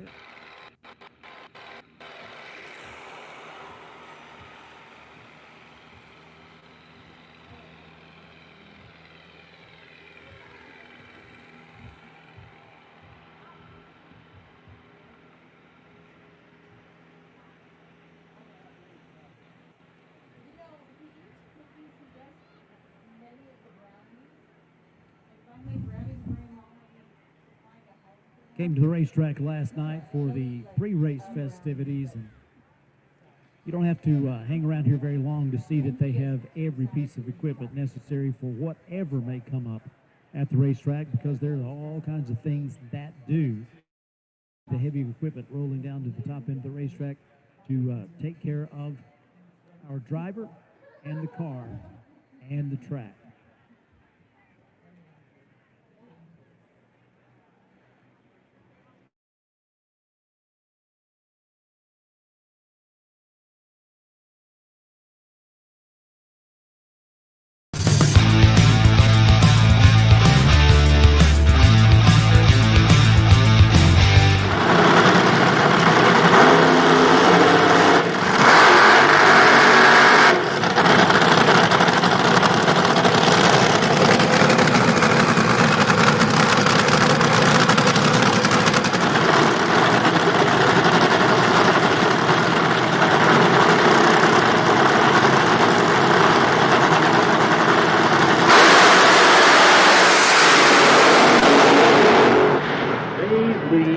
Behind John Umlauf with the win, 365 knots. John Umlauf, you are no stranger to winning, but a championship at a high level in Nitro Chaos and getting it done early with Cody Austin losing in the semis, winning. Congratulations. Awesome, hey.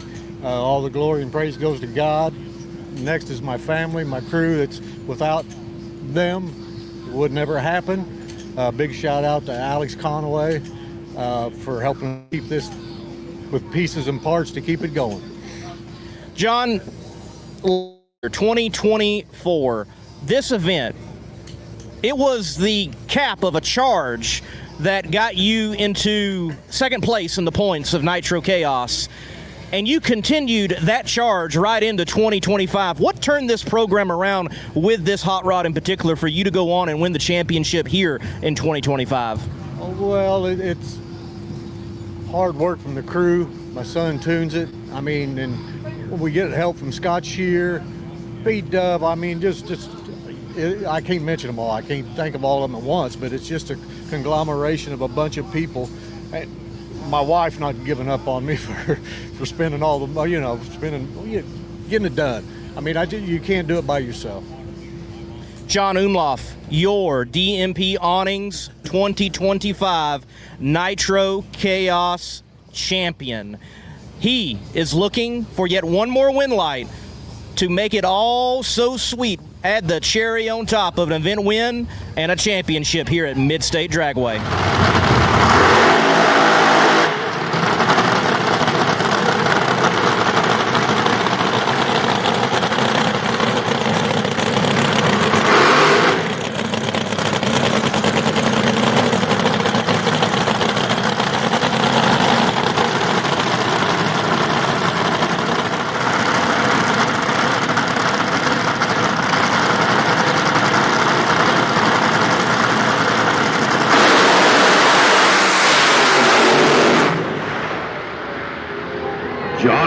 Gonna pick up the win. Winner's Lane here at Mid-State Dragway, and John Umlauf is, yes, the winner, but he is the champion. You get the proverbial cherry on top.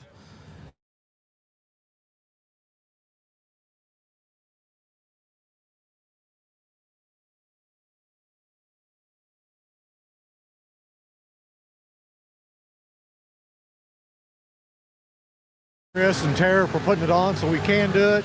Alex Conway for parts.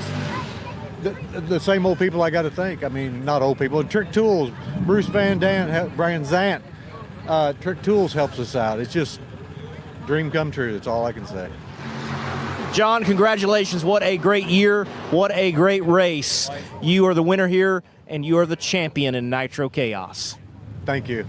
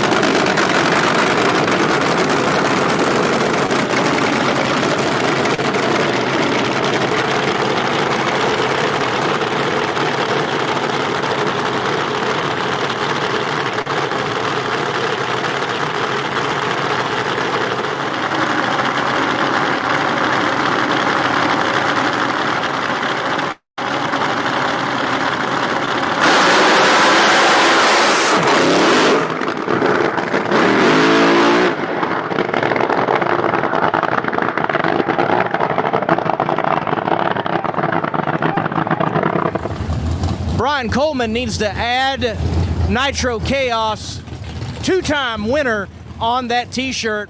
Brian Coleman with truly the unique piece, getting it done here at Mid-State Dragway. You win another one in the CP Carrillo B field of Nitro Chaos. Congratulations, Brian. Thank you. It's hard to imagine we did two in a row. That's pretty cool. Yes, you did. Now, the excitement wasn't in your lane, though. It was in Andy Fangman's lane. What did you see of Andy's wild ride down 660 feet? Well, the real excitement started on Friday night when we were qualifying in a fitting.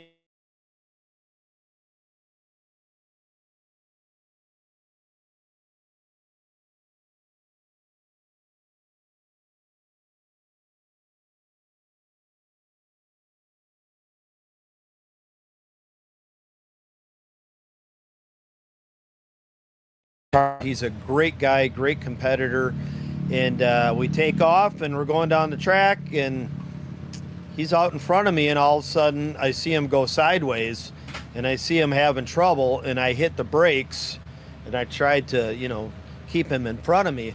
and all of a sudden he made a violent move to the left, and he was coming over into my lane, and I was on the brakes. And seeing him come over, I knew we were going to get tangled up. There just wasn't any room, and there was no way around this thing. So as a driver, you just have to drive the car and do what you got to do. And I moved it over to the left into the marbles, and I stabbed the gas, and I drove around him, and it really prevented a really bad situation. I think he, from the mark and the paint removed on my trailer hitch, I think he hit the trailer hitch on the back of the car, because my car kind of wiggled around a little bit. And once I knew I was around him, I kept looking in the rear view mirror, because we drive this car on the street and we tow a trailer. It's got a trailer hitch, it's got a rear view mirror. I kept watching the rear view mirror, and I'm watching him to see where he's on the track, because wherever he stops, I'm stopping, and I'm getting the car out of the car and running to him. I worked on an ambulance and all that stuff, so if he's in trouble, I can help him out. But I kept watching, and he's following me, and I don't know if he's unconscious or okay or what's happening. And when we fortunately he was okay, and we turned off at the end of the track. And when I turned off, I was out of my belts and out of that car as fast as I possibly could, because I saw out of the corner of my eye he was close. And I ran up to his car. I was the first one there, and asked him if he was okay, and he was fine. And it was kind of had a moment there. We both have families to go back home to, and we're able to do that even after that incident, and that's all that matters, and that was, that meant a lot. Brian Coleman in a wild final, and his wild hot rod is yet again a winner in Nitro Chaos. Laris Motorsports Insurance offers drag racers the broadest insurance policies in the industry. Laris Motorsports Insurance was created by racers for racers. Laris insures race cars on and off the track, trailers and equipment. Laris even pays racers contingencies at the fling bracket races. Don't wait until it's too late. Call Laris Motorsports Insurance today. What can 360 Steel do for you? We make custom steel products made right here in Illinois. Fire pits of all kinds, knockdown styles to take along anywhere. Hold your drinks high with our drink stands while pouring horseshoes or bags. We have a complete line of military to firefighter signs, flags, hats, stickers, and more, along with many styles of decor. Welcome signs and custom clocks to a number of different monograms and signs. Personalized, custom options for your perfect sign. Bare steel or powder coated to last indoors and outdoors. 360steel.com. Spell it out. 360steel.com. Taylor Motorsports Products is your first stop for quality safety equipment for your car or your driver. All of our safety equipment products are made in our facility in Albany, Oregon. From custom fit fire suits to racing seat belts, supercharger restraints, engine diapers, transmission blankets, and many other must-have items. Our racing history runs deep. We are racers building the finest safety equipment for racers. And we're a proud supporter of the chaos.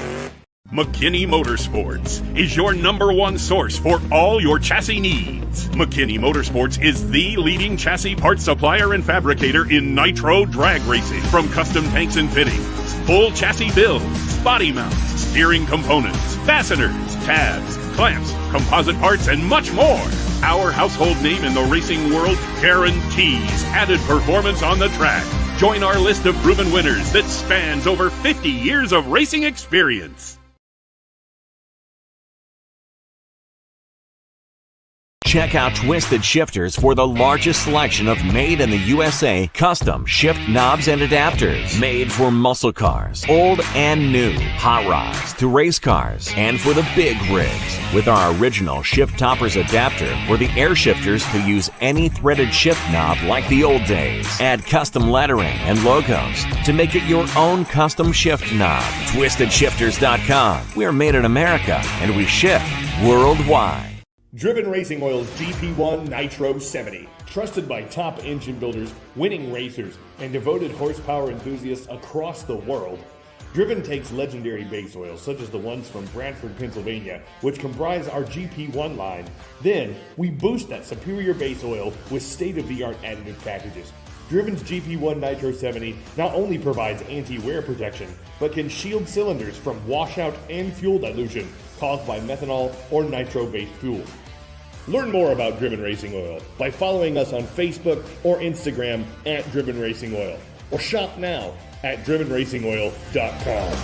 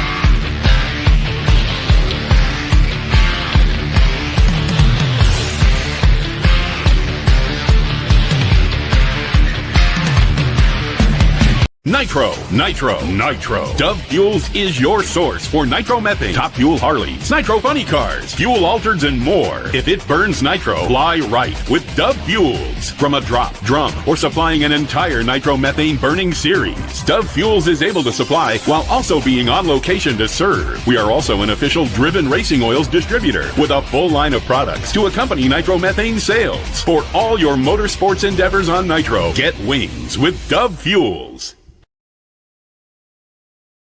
Tucson Dragway, fuel altereds. There's a history right here at this facility of those two being paired together. So when there was an opportunity for something such as fuel altered chaos, why did you jump on it? Well, number one, I've watched Chris and his wife at a few different events, and I've seen their banquet they put on, and I was very impressed at how professional that they are putting everything together like they do. And it just seemed like a really good fit. I've been watching them grow their brand, and they put on amazing races. They've got fantastic cars that show up, as well as the spectator support has been unbelievable. So, and they, as they're growing their brand, we need more on the West Coast. And like you said, Tucson Dragway has always been big about the fuel altered nationals. So this is our way of bringing it back to Tucson. What do you envision? It comes around November and people are rolling into this place along with fuel altereds. What do you hope to see, Mr. Hughes? I think what we're going to see for the inaugural race, we're going to see a lot of enthusiasm. We've got already over 30 pre-entered fuel altered cars, which is crazy. They're coming from all over the country. And I think this is going to turn into a destination race. You can pretty much rely on what the weather's going to be like. The weather's going to be good, a little chilly at night in November, which you're going to see a lot of flames out of with the nitro cars. And I think that the vibe, what we do here is we put on a party, and usually a drag race breaks out. So I think when people show up, they're gonna be amazed at what we've done to the facility itself, and the racers will really enjoy the track and the atmosphere. You mentioned Tucson's kind of this hidden gem in Arizona overall, And I would say you've got a hidden gem of a racing facility from what I have seen here in Tucson Dragway. So do you hope something like fuel-altered chaos will become something that can, well, elevate Tucson Dragway, put it on the map, and make it not just a place for fuel-altered racers, but all racers to experience racing right here in Tucson? I believe we will. I believe once the fuel-altered chaos comes to town, it's really going to add, it's going to bring a lot of attention to the track, and it's going to bring a lot of racers that haven't been here before, and they're going to look at the track, like you said, as a gem itself, let alone how much there is to do in Tucson. So you bring your family, you plan your trip, and you plan it, and that's usually what makes a great event, is when mom and the kids, everybody's got something to do. But the biggest thing, when they come to the track and they're treated with respect, and they're treated the way I've always been wanted to be treated in my 48 years of racing, you know what a racer expects when they come through the gate. And we try to give them that hospitality, and we try to give them the respect, because we know they're spending a lot of money, and when they come here, we want this to feel like home to them. Race fans, get ready. The inaugural Fuel Altered Chaos rocks historic Tucson Dragway Friday night and Saturday, November 14th and 15th. Ground-pounding fuel altereds from across the country go into 200-mile-per-hour combat with historic names like the Mob, Rat Poison, Bradford's Fiat, and Sheepherder. Take on new school hitters like Cone Hunter, Witch Doctor, Blown Sentless, and many more. See Bodacious Backup Girl, Heather Flame, and Run What You Brung. Drag racing like Tucson hasn't seen in decades. Kids 12 and under are free. Visit TucsonDragway.com for more information. November 14th and 15th. Be there! As there's a cleanup taking place in the shutdown area, and I assure you we will get back to racing as soon as we can, but cleanups take the time that cleanups take. If I get an estimate from the track staff, I will be sure to pass that on, but in the meantime we are standing down until such a time as we can send cars back down the racetrack. So hang tight. More race cars yet to come here on Friday night. Checking the weather. We're talking about the dew point whenever there might be some of that liquid on the racetrack from the atmospheric conditions. That's not an issue with the humidity here in Tucson. So we are going to be good from that standpoint. 65 degrees outside. That hoodie's starting to feel pretty good at 3,100 feet elevation. If you haven't got the hoodie, you feel like you need one, Mel and Heather will be happy to fix you up over at the Nitro Chaos trailer.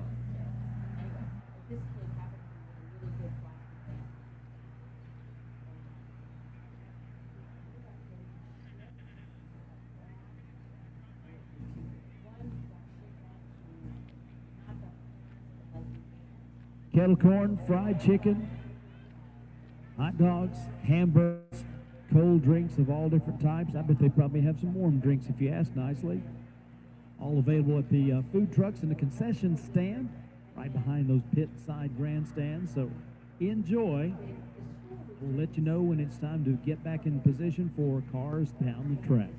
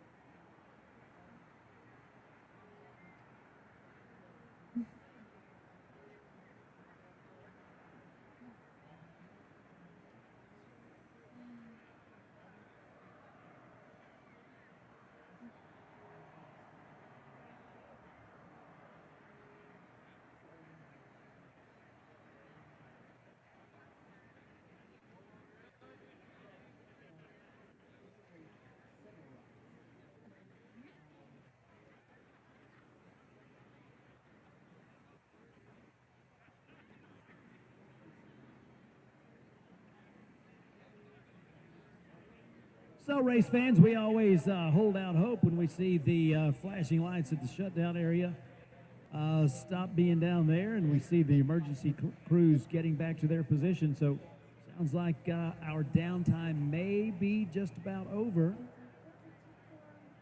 All right, so the confirmation comes in the fact that the drivers have been told to suit back up and strap in. So we'll give them a few moments to take care of that, getting cinched up tight in the cockpits of these fuel altereds. We're going back racing here in just a few moments. We again appreciate your patience, and those of you prayerfully lifting up our man Tom in prayer. And we are anticipating finishing this third qualifier. We've got some more teams that are wanting to get their cars down the racetrack. Let's see if they get those exceptional performances that they've been seeking all day. Next pair up, we'll have those in the computer here just a moment once our drivers get suited up, strapped in, and find themselves ready to take them down the racetrack.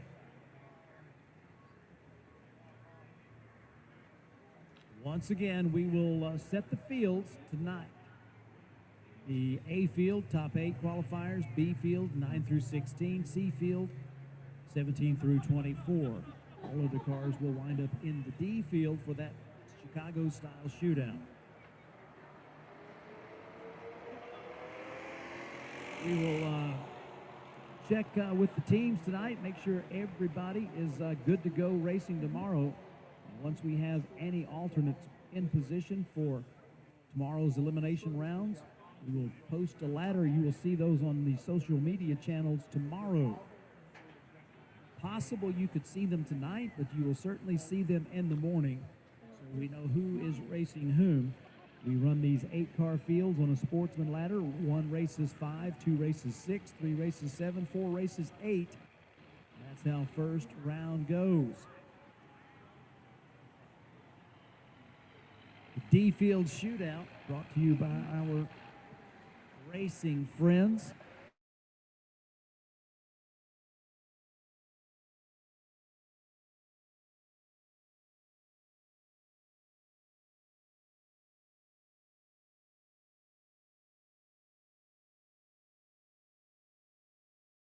Helping to support this D field shootout. So after the semifinals of the A field, B field, C field, we'll have the first and only elimination round featuring more than 2 cars. That D field first round will be after the semifinals tomorrow. The 2 quickest winners will come back for a shot at the bragging rights, the D field crown, and the big prize money.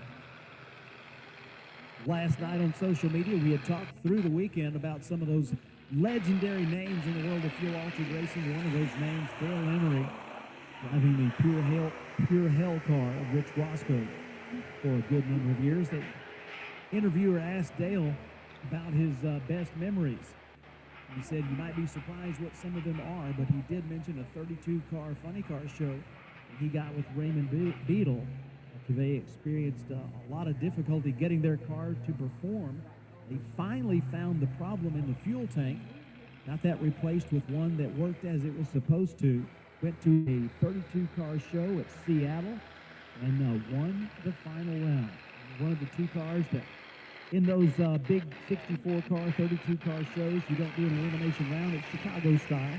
Everybody gets to see a whole lot of cars go down the racetrack, but the 2 quickest winners come back where they did it at Orange County for the manufacturers meet and all those big events long ago. And Dale Emery tuned the Blue Max to the victory that night. That was one of his best memories of his funny car career, which was long and distinguished, including 3 world championships.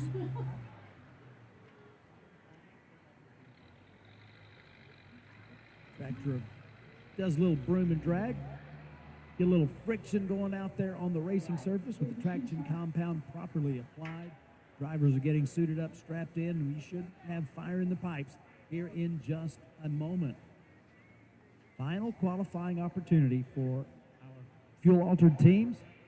Several teams are feeling good where they are and are electing to sit out this third qualifier. It's not a requirement to make that. There are several teams yet that want to get down the racetrack and see if they can move themselves into position for a bigger payout tomorrow in eliminations.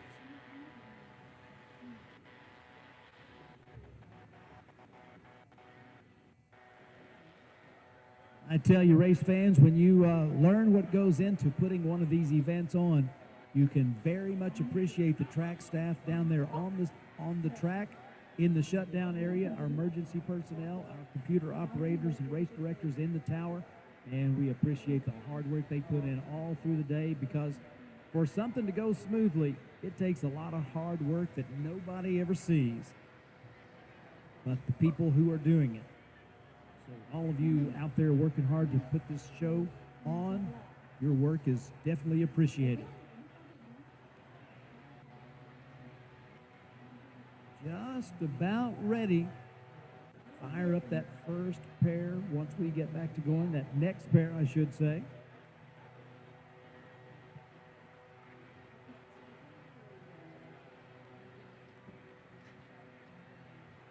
Going to kick off with the team out of Sweden, Joe Lundberg.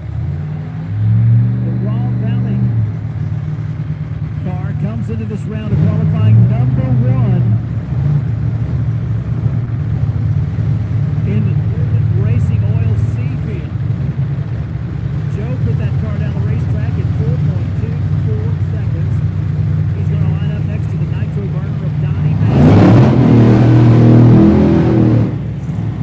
Donnie did not have quite as long a tow to get here as Joe Lundberg.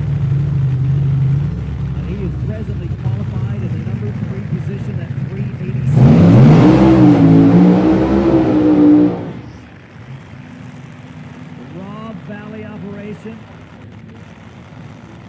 They run that car with a Firebird body and funny car competition. And it's been our joy to see them racing funny car chaos for several years.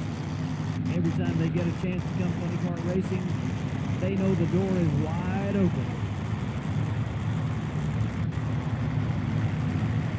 Their United States base is out in Southern California.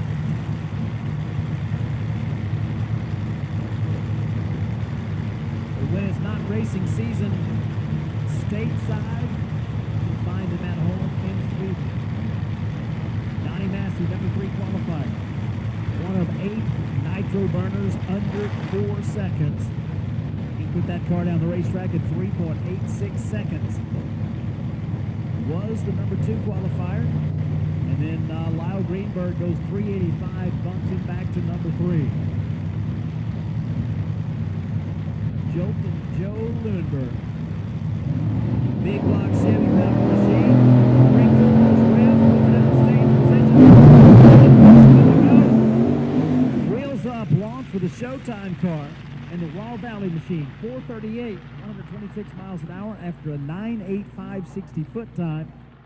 Not an improvement through the 8th mile. So they remain number 1 in the C field in that car from Sweden. Donnie Massey, definitely no improvement. His first run down the racetrack, his best run of the day so far. We'll see what that team out of Texas is able to put on the board tomorrow, as they are in the A field, presently qualified number 3. If everything stays like it is, they would be racing Colin Thomas. I'm sorry, they would be racing the Halstead team. 3 races 7. So they would be taking on Halstead.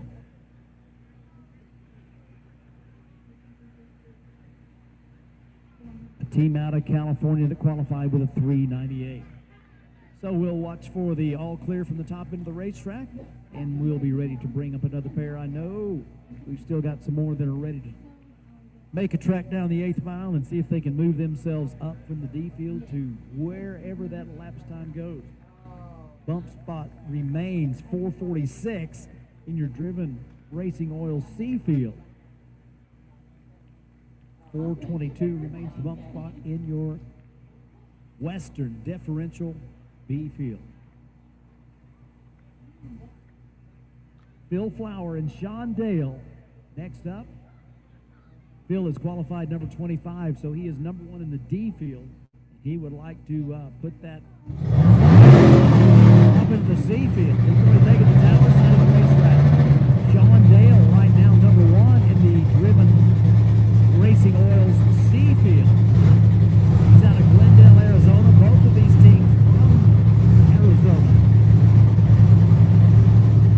Both come up. Looking to move up the ladder just a spot or two to do it.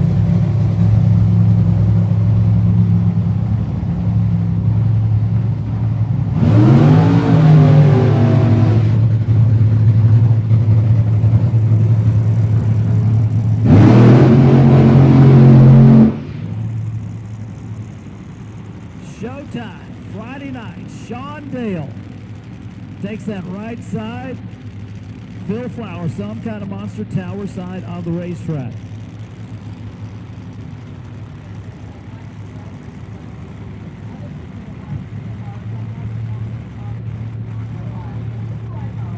Sean Dale from Phoenix, the shaky situation 23T. Got a nitro burning 426 cubic inch Alan Johnson Performance Engineering Hemi. Gary Dale, your crew chief. Judy, the team mom. Lexi and Wyatt, Mona, Cody. Tom Stahl, Kevin Nichols, Debbie Nichols, and Lauren Reed. That's the whole crew.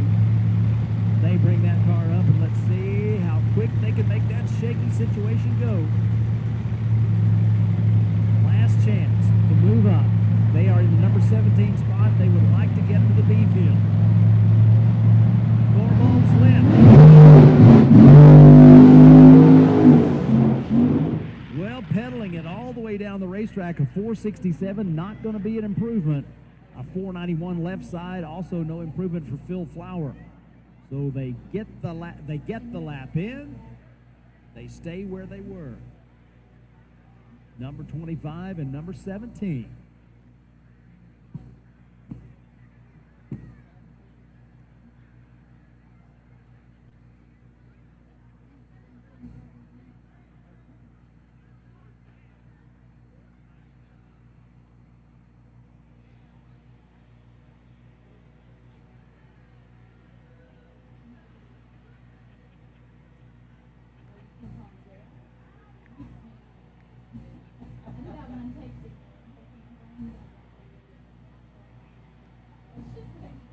So red lights flashing on the Christmas tree. We've got a timing block to replace out on the racetrack down there at the finish line.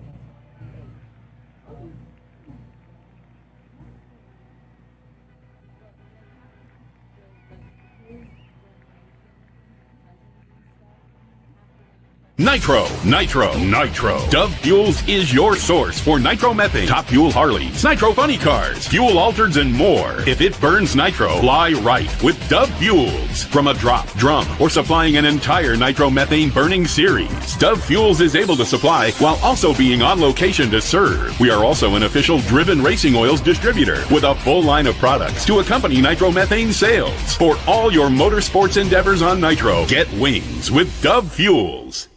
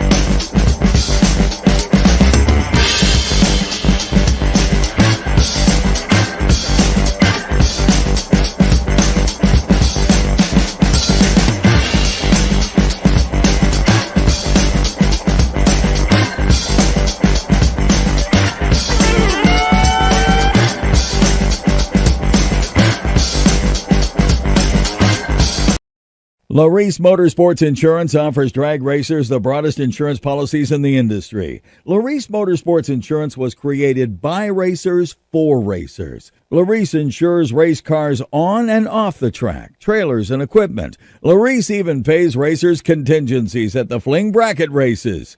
Don't wait until it's too late. Call Laris Motorsports Insurance today.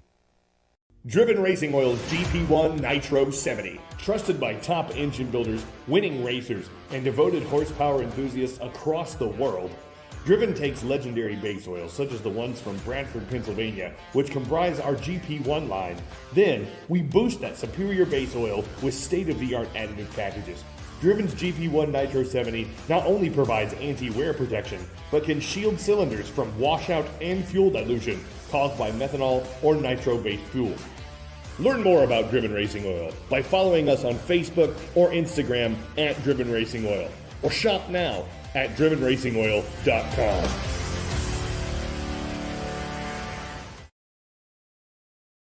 Taylor Motorsports Products is your first stop for quality safety equipment for your car or your driver. All of our safety equipment products are made in our facility in Albany, Oregon. From custom fit fire suits to racing seat belts, supercharger restraints, engine diapers, transmission blankets, and many other must-have items. Our racing history runs deep. We are racers building the finest safety equipment for racers. And we're a proud supporter of the chaos.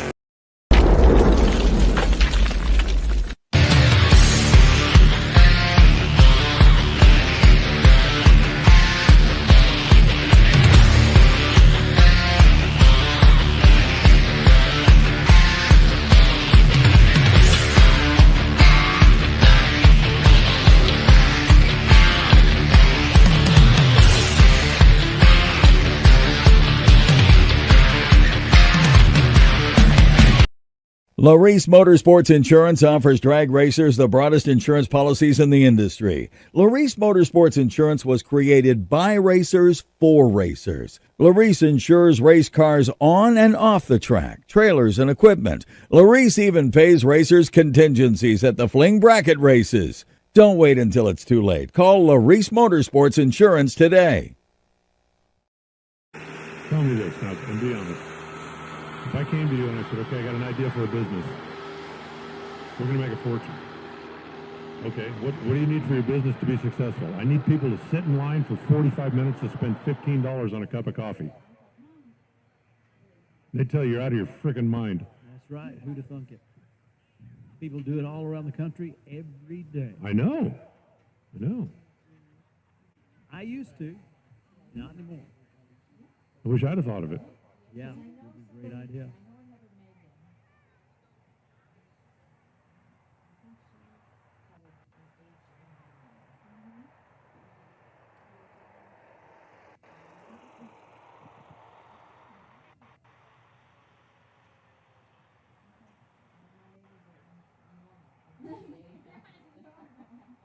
Got a friend used to talk about those money-making ideas. He said, "Worth the best one yet, bottled water.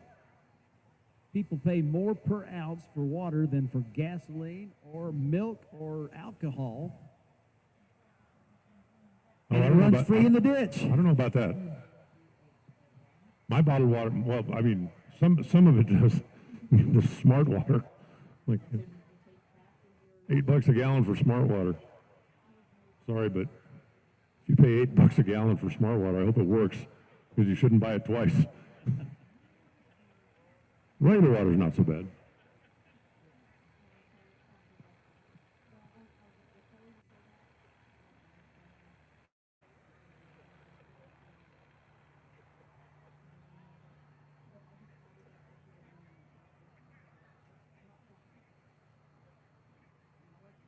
So far, the bumping that we were anticipating hasn't been happening.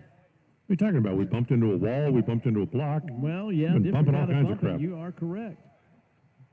But on the qualifying sheet, it remains intact.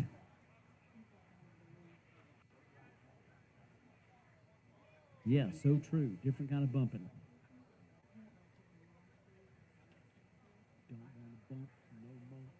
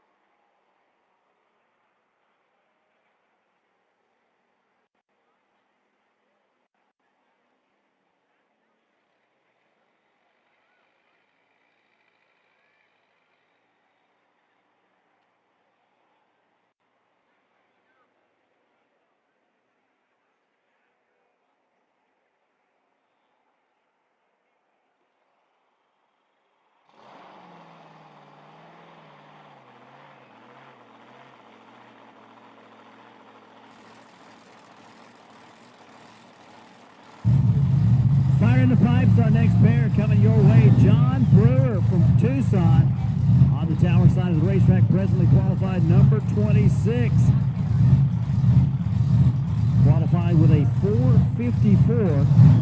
Trying to bump out of that B field up into the C field at least. Keith Lipsey going to be on the right side of the racetrack from Green Valley, Arizona. Got that 500 cubic inch Brad Anderson Hemming.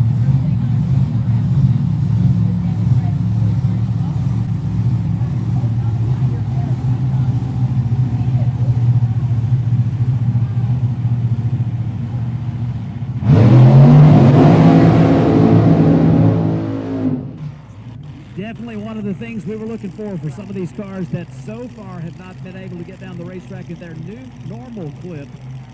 Trying to bump their way up into the C field, B field, or even A field. John Brewer. Tucson.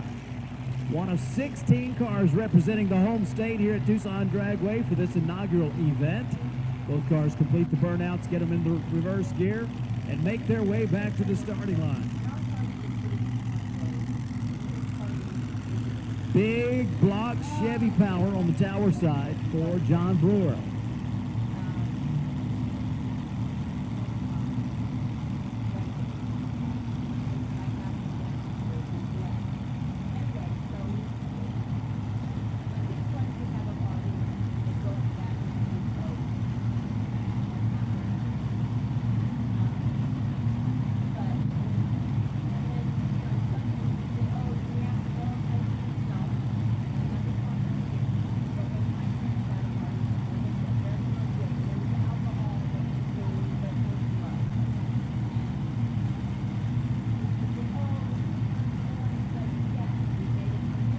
last chance for both to get themselves in the C field or higher. Methanol-fueled machines.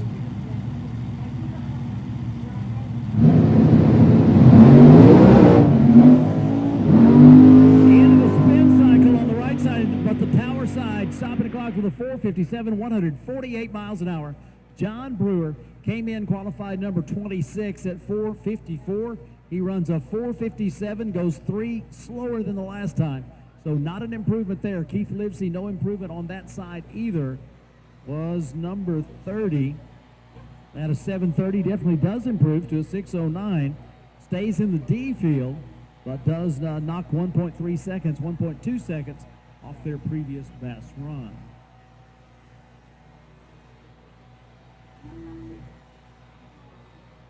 So the 2 D field cars remain right where they were. No improvement from their the previous performance for Brewer. Livesey does knock 1.2 seconds off his best run, and still after that spin cycle move over on the right side of the racetrack does improve, but looking for some more improvement. We'll see if they get that in the first round of the D-field shootout tomorrow. Tony Doka and Mitch Bowen, another pair of cars from the home state. Tower side, number 32 on the list. After running right down the racetrack on the burnout, all the way back to the pit side. That's the best run so far of 9.90.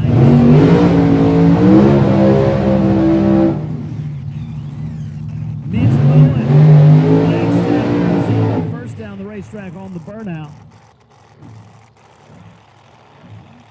Vail and Flagstaff, Arizona, home for these 2 Arizona racers. Big block Chevy power on your tower side. We'll see if he gets the car in reverse. We've got one car coming backwards, the other one working on it. Here we go. Now there's 2.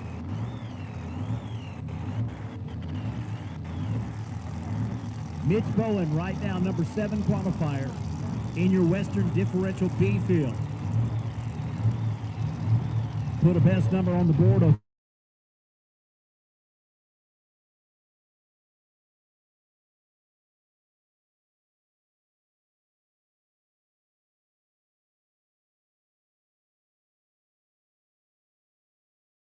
the racetrack. Big block Chevy car. They've had their troubles so far this weekend. Hopefully they are about to put down the number that they came here to run.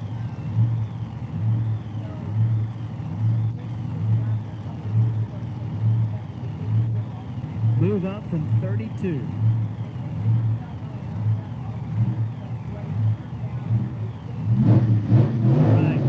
Right side clutch car.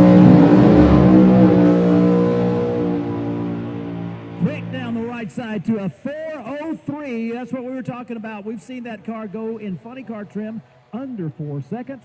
He goes 03 green, 986 to 60 foot, 265 to half track, and finishes the race at a 177, almost 178 mile per hour clip, 4.03 seconds. And once again, trouble for Tony D on the tower side.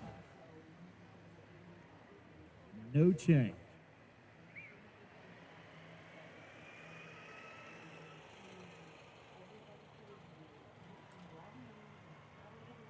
So the 4:03 is going to move Mitch Bowen up into the Western Differential B field in the number 5 position.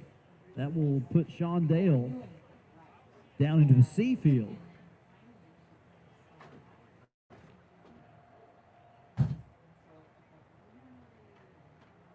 So the race crew on the way to help that fuel altered that is on the left side to get off the racetrack. They have had their troubles in qualifying here today. They do still get a chance to run tomorrow in that D field shootout. Hopefully tomorrow will be a better day for their team.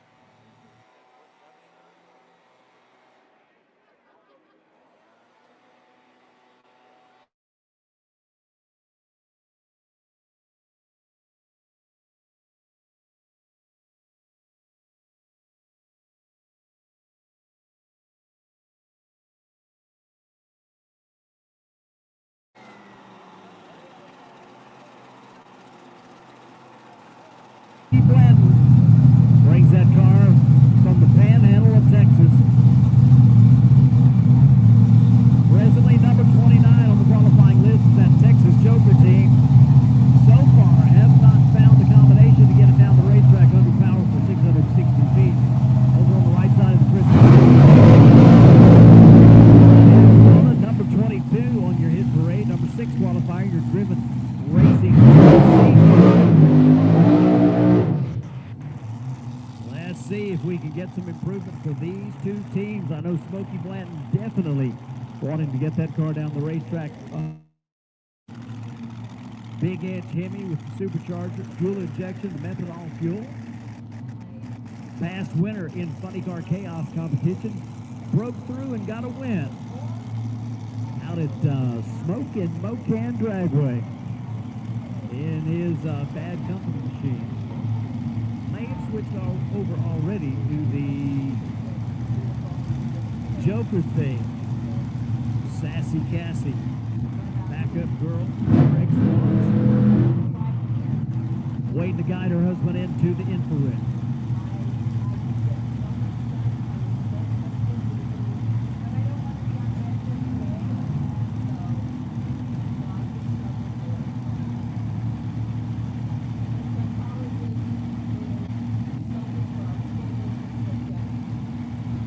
Racing under the lights, we are close to go time. Free stage on the right side of the Christmas tree. Texas Joker into the pre-stage, goes ahead and lights them open. Oh, lots of sparking going on the right side of the Christmas tree as they were both doing a lot of pedaling down the racetrack. And another one across the racetrack. Seemed like perhaps the steering no longer in his control.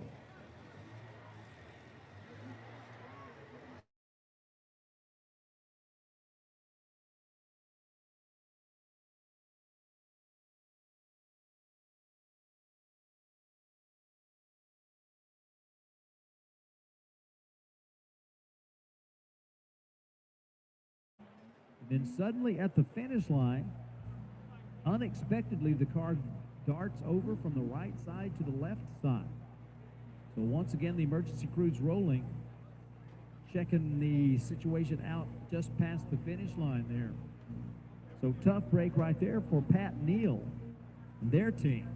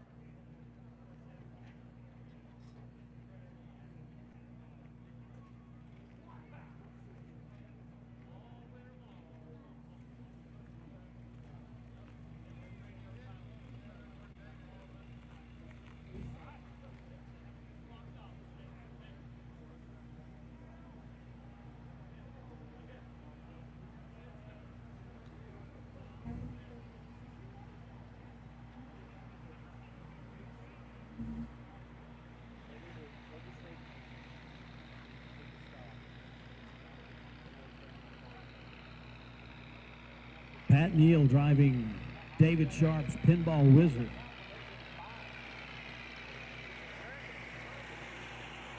Unfortunately, doing that imitation of the pinball game.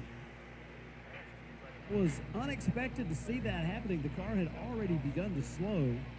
Then right near the finish line, a sudden move to the left. Almost seemed like the steering wheel came off. It seemed like something with the steering was definitely no longer working correctly. That car suddenly came from the right side to the left side, looked like tapped the wall over there. Hate to see that for any of our competitors.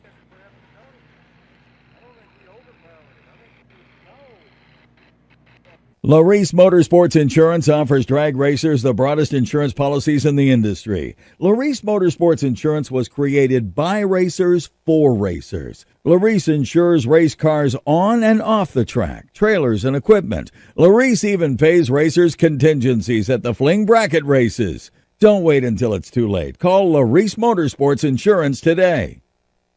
Nitro, Nitro, Nitro. Dove Fuels is your source for nitromethane, Top Fuel Harleys, Nitro Funny Cars, Fuel Altereds, and more. If it burns nitro, fly right with Dove Fuels. From a drop, drum, or supplying an entire nitromethane burning series, Dove Fuels is able to supply while also being on location to serve. We are also an official Driven Racing Oils distributor with a full line of products to accompany nitromethane sales. For all your motorsports endeavors on nitro, get wings with Dove Fuels. What can 360 Steel do for you? We make custom steel products made right here in Illinois. Fire pits of all kinds, knockdown styles to take along anywhere. Hold your drinks high with our drink stands while throwing horseshoes or bags. We have a complete line of military to firefighter signs, flags, hats, stickers, and more, along with many styles of decor. Welcome signs and custom clocks to a number of different monograms and signs. Personalized, custom options for your perfect sign. Bare steel or powder coated to last indoors and outdoors. 360steel.com. Spell it out. 360steel.com.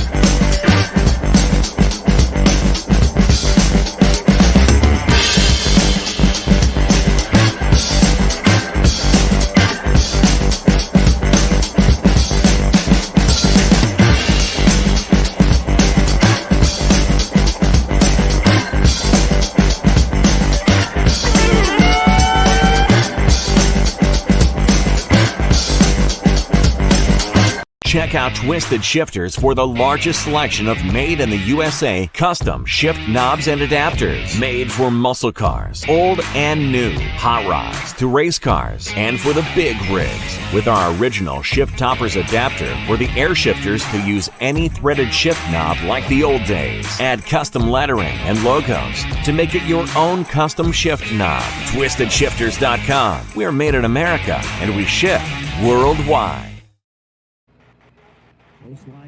Most likely fluid, that they are working to remedy that situation out there at the mid-track point while the rest of the staff is in the shutdown area trying to see if they can get that car put back together and off the racetrack. The rollback made its way down there to pick up the car and get it off of the racing surface. We have not had a report from the top end of the racetrack. Don't think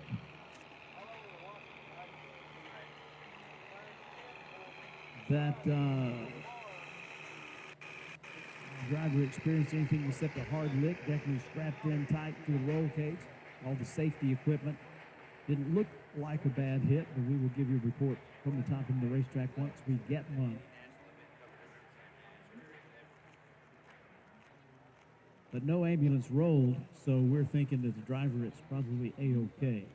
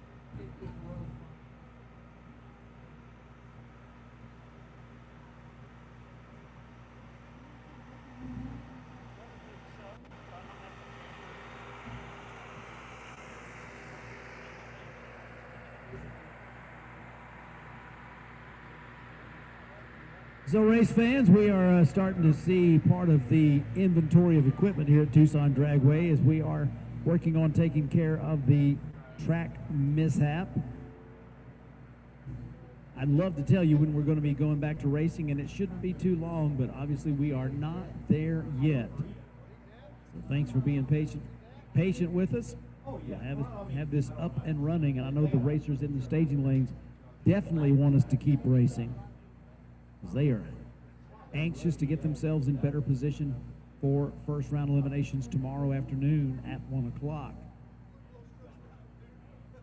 But we'll go back to racing just as soon as the situation just past the finish line is taken care of. And trying to figure out what the equipment is that's on the way down there. Looks like it's something in the bucket of the Bobcat. So we'll be back to racing as soon as we can, hopefully sooner than later.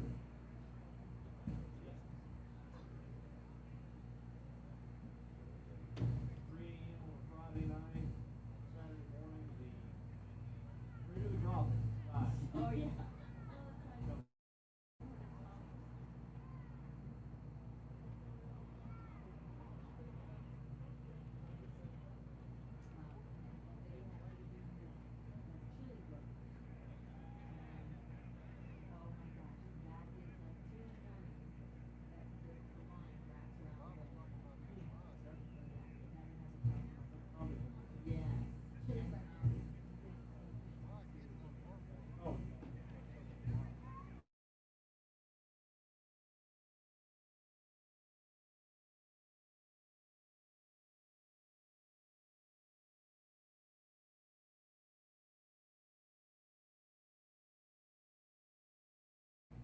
What's her name?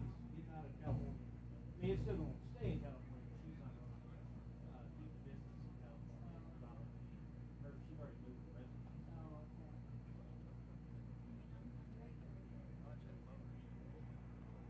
That area is Nashville. Nashville.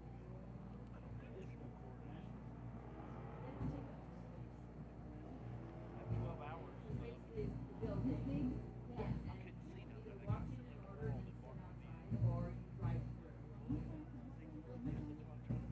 Or you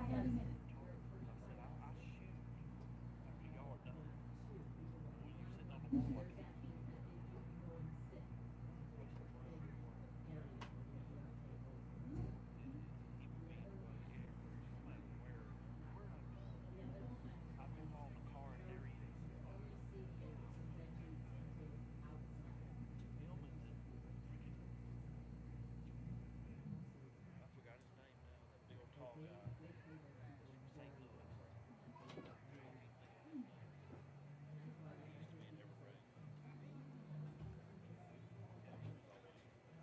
through.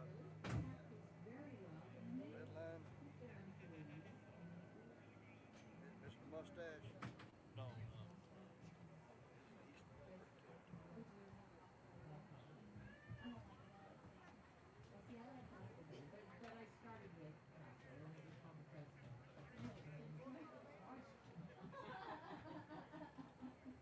Sounds like you entered in through a mail-in watching The Price is Right. Right. Actually, Oh, did you hear about that? No.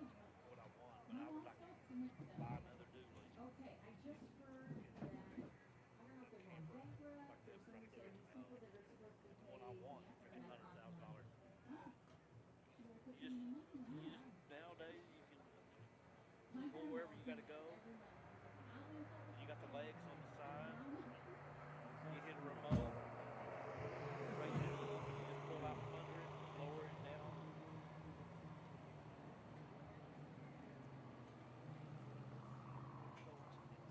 Oh, dually. I used to spend $200,000. Well, no, depends on what you want to do. You don't have to buy the top of the line. I want the one that's so big it hit a bump wrong. It's going to bend your frame. I want one that's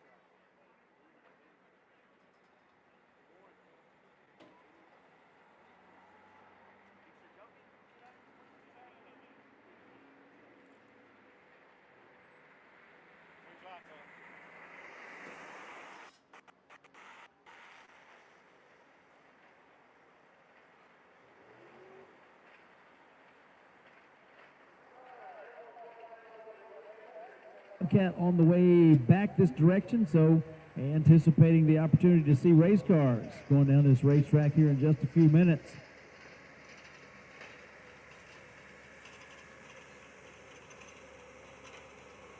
Got a handful of cars still wanting to make a run down the racetrack and see if they can get their qualifying positions improved.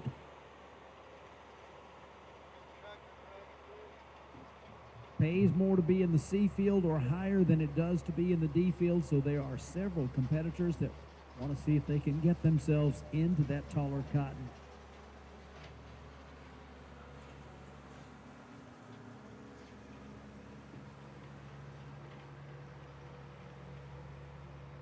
Next up, Randy Beard and Ray Stringer.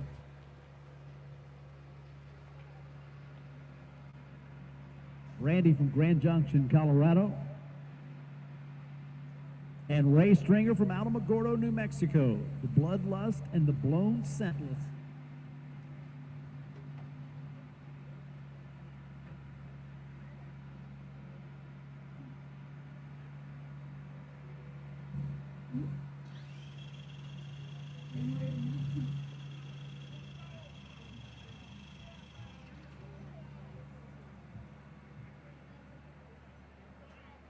These two teams have experienced some tough luck so far here on qualifying Friday. Maybe they've got things sorted out and they're about to put them where they want to be. Grand Junction, Colorado, on the western side of the state. Alamogordo, New Mexico, on the southeast side of the land of enchantment. Nitro Chevy takes that right side lane for their third qualifying run. Ray Stringer down the racetrack so far, the best run is 7:63, way off their normal pace. They'd like to drop at least 3.5 seconds off of that. Randy Beard definitely hoping to get down that car down the racetrack in under 4.46 seconds. Not seen this car run before. I do know the folks that are tuning it and running it, and so far this is not indicative of their talent.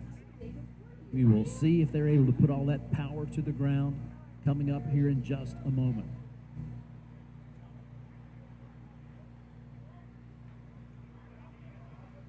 Reds are off. Drivers getting strapped in, and the fires are lit.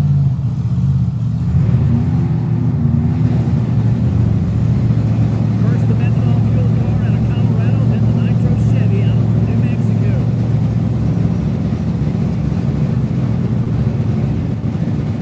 All right, fingers crossed and hopes high for both of these teams.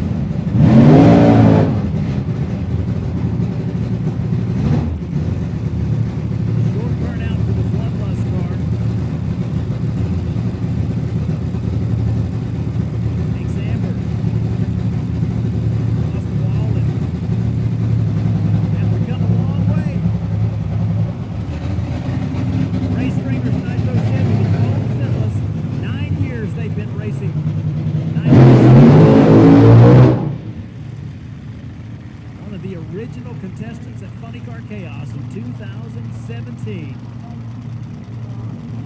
Made a lot of fans, made a lot of friends at that event. People noticed the thumb on the big block Chevy.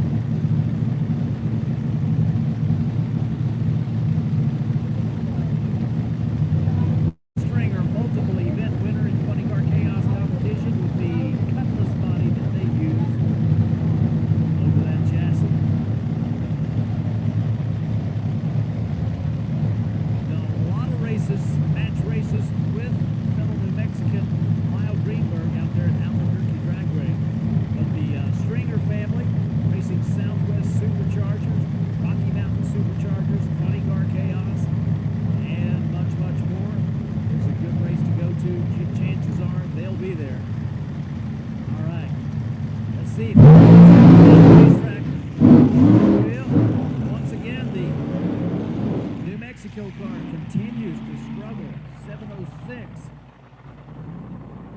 better time than they previously run, but still a D-field performance, 10:57 for Randy Beard. And they continue to have struggles with the car, just does not want to stay lit.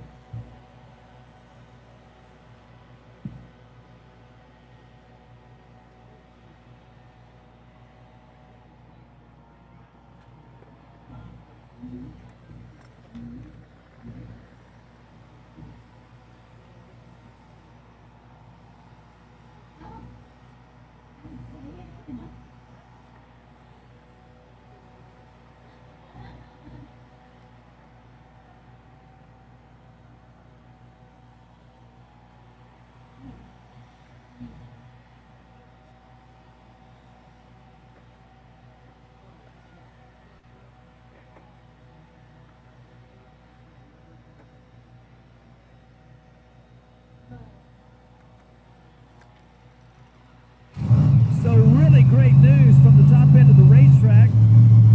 No bumping into anything. This is the opportunity to light the next pair, and we are good to go with Rich Nashby and Sheldon Lofgren. Rich from Tucson, number 21 on the hit parade, and Sheldon Lofgren, number 27 on your hit parade. So Sheldon Lofgren, the twin-turbo Hemi Arizona Thunder, brings the car up through the water on the right side of the Christmas tree, and Rich Nashby going to be on your tower side of the racetrack.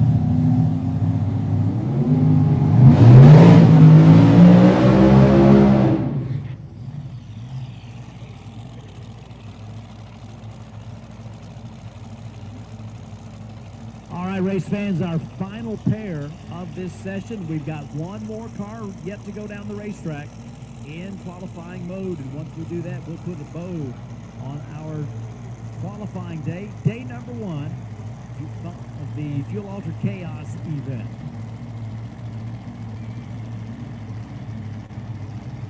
All right, we've had the twin turbo Hemi going into tire spin early so far. Let's see if they've adjusted their tune-up and their setup. Because if this car will hook up, we have seen it go way quick down the racetrack when it was in funny car trim. Rich Nashby, number 21, already in the Driven Racing Oils C field. We'll see if their performance level can be improved and maybe step them up into the B field. 4:30, their previous best run. On the tower side, they pull into the pre-stage. The turbo car in the pre-stage, you'll begin the process of spooling that baby up. Bump it into stage position, and here we go. Oh yeah, that's more like it. Across the finish line, 4:29 and a 4:19. 155 miles an hour on the left side for Rich Nashby, goes quicker, and Sheldon Lofgren drops a bunch. 4:29, 172.1 miles an hour. That will move him up into the 22nd position, number 6 in your C field. So some of that good kind of bumping going on. We've seen way too much of that other kind of bumping going on, but one more car, and we will be able to set our fields. Crazy Randy Miller from Floresville, Texas, driving Van Heskett's Nightmare Ford-powered machine. So far, no time recorded as the ignition problem caused the car not to be able to back up from the burnout as it lost fire and he could not restart it. Second time down the racetrack, was able to get the car restarted, continued to have some problems. Hopefully they've got everything sorted out, and this Ford-powered machine will put a big number on the scoreboard. Randy Miller, couple of final round appearances in Funny Car Chaos competition with this Hemi-powered Pontiac Firebird. Does the short burnout. Smart move. Puts the car in the reverse position. Okay, let's get her done.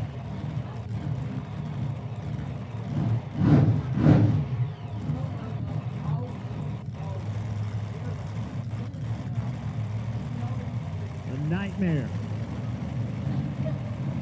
First time for this car.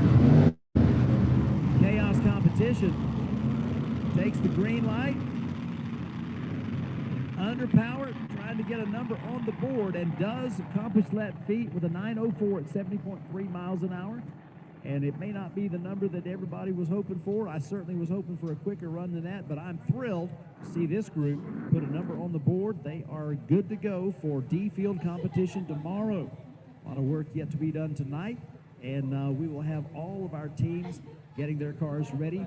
First round eliminations, 1 o'clock tomorrow. Gates open at 9 o'clock, chapel at 9:30. Warm-up chaos at 11. Opening ceremonies 12:45. And first round eliminations of the CP Carrillo A field coming your way at 1 o'clock. Race fans, get ready. The inaugural Fuel Altered Chaos rocks historic Tucson Dragway Friday night and Saturday, November 14th and 15th. Ground-pounding fuel altered from across the country. Go into 200-mile-per-hour combat with historic names like the Mob, Rat Poison, Bradford's Fiat, and Sheepherder. Take on new school hitters like Cone Hunter, Witch Doctor, Blown Sentless, and many more. See Bonicia's Backup Girl, Header Flame, and Run What You Brung. Drag racing like Tucson hasn't seen in decades. Kids 12 and under are free. Visit TucsonDragway.com for more information. November 14th and 15th. Be there!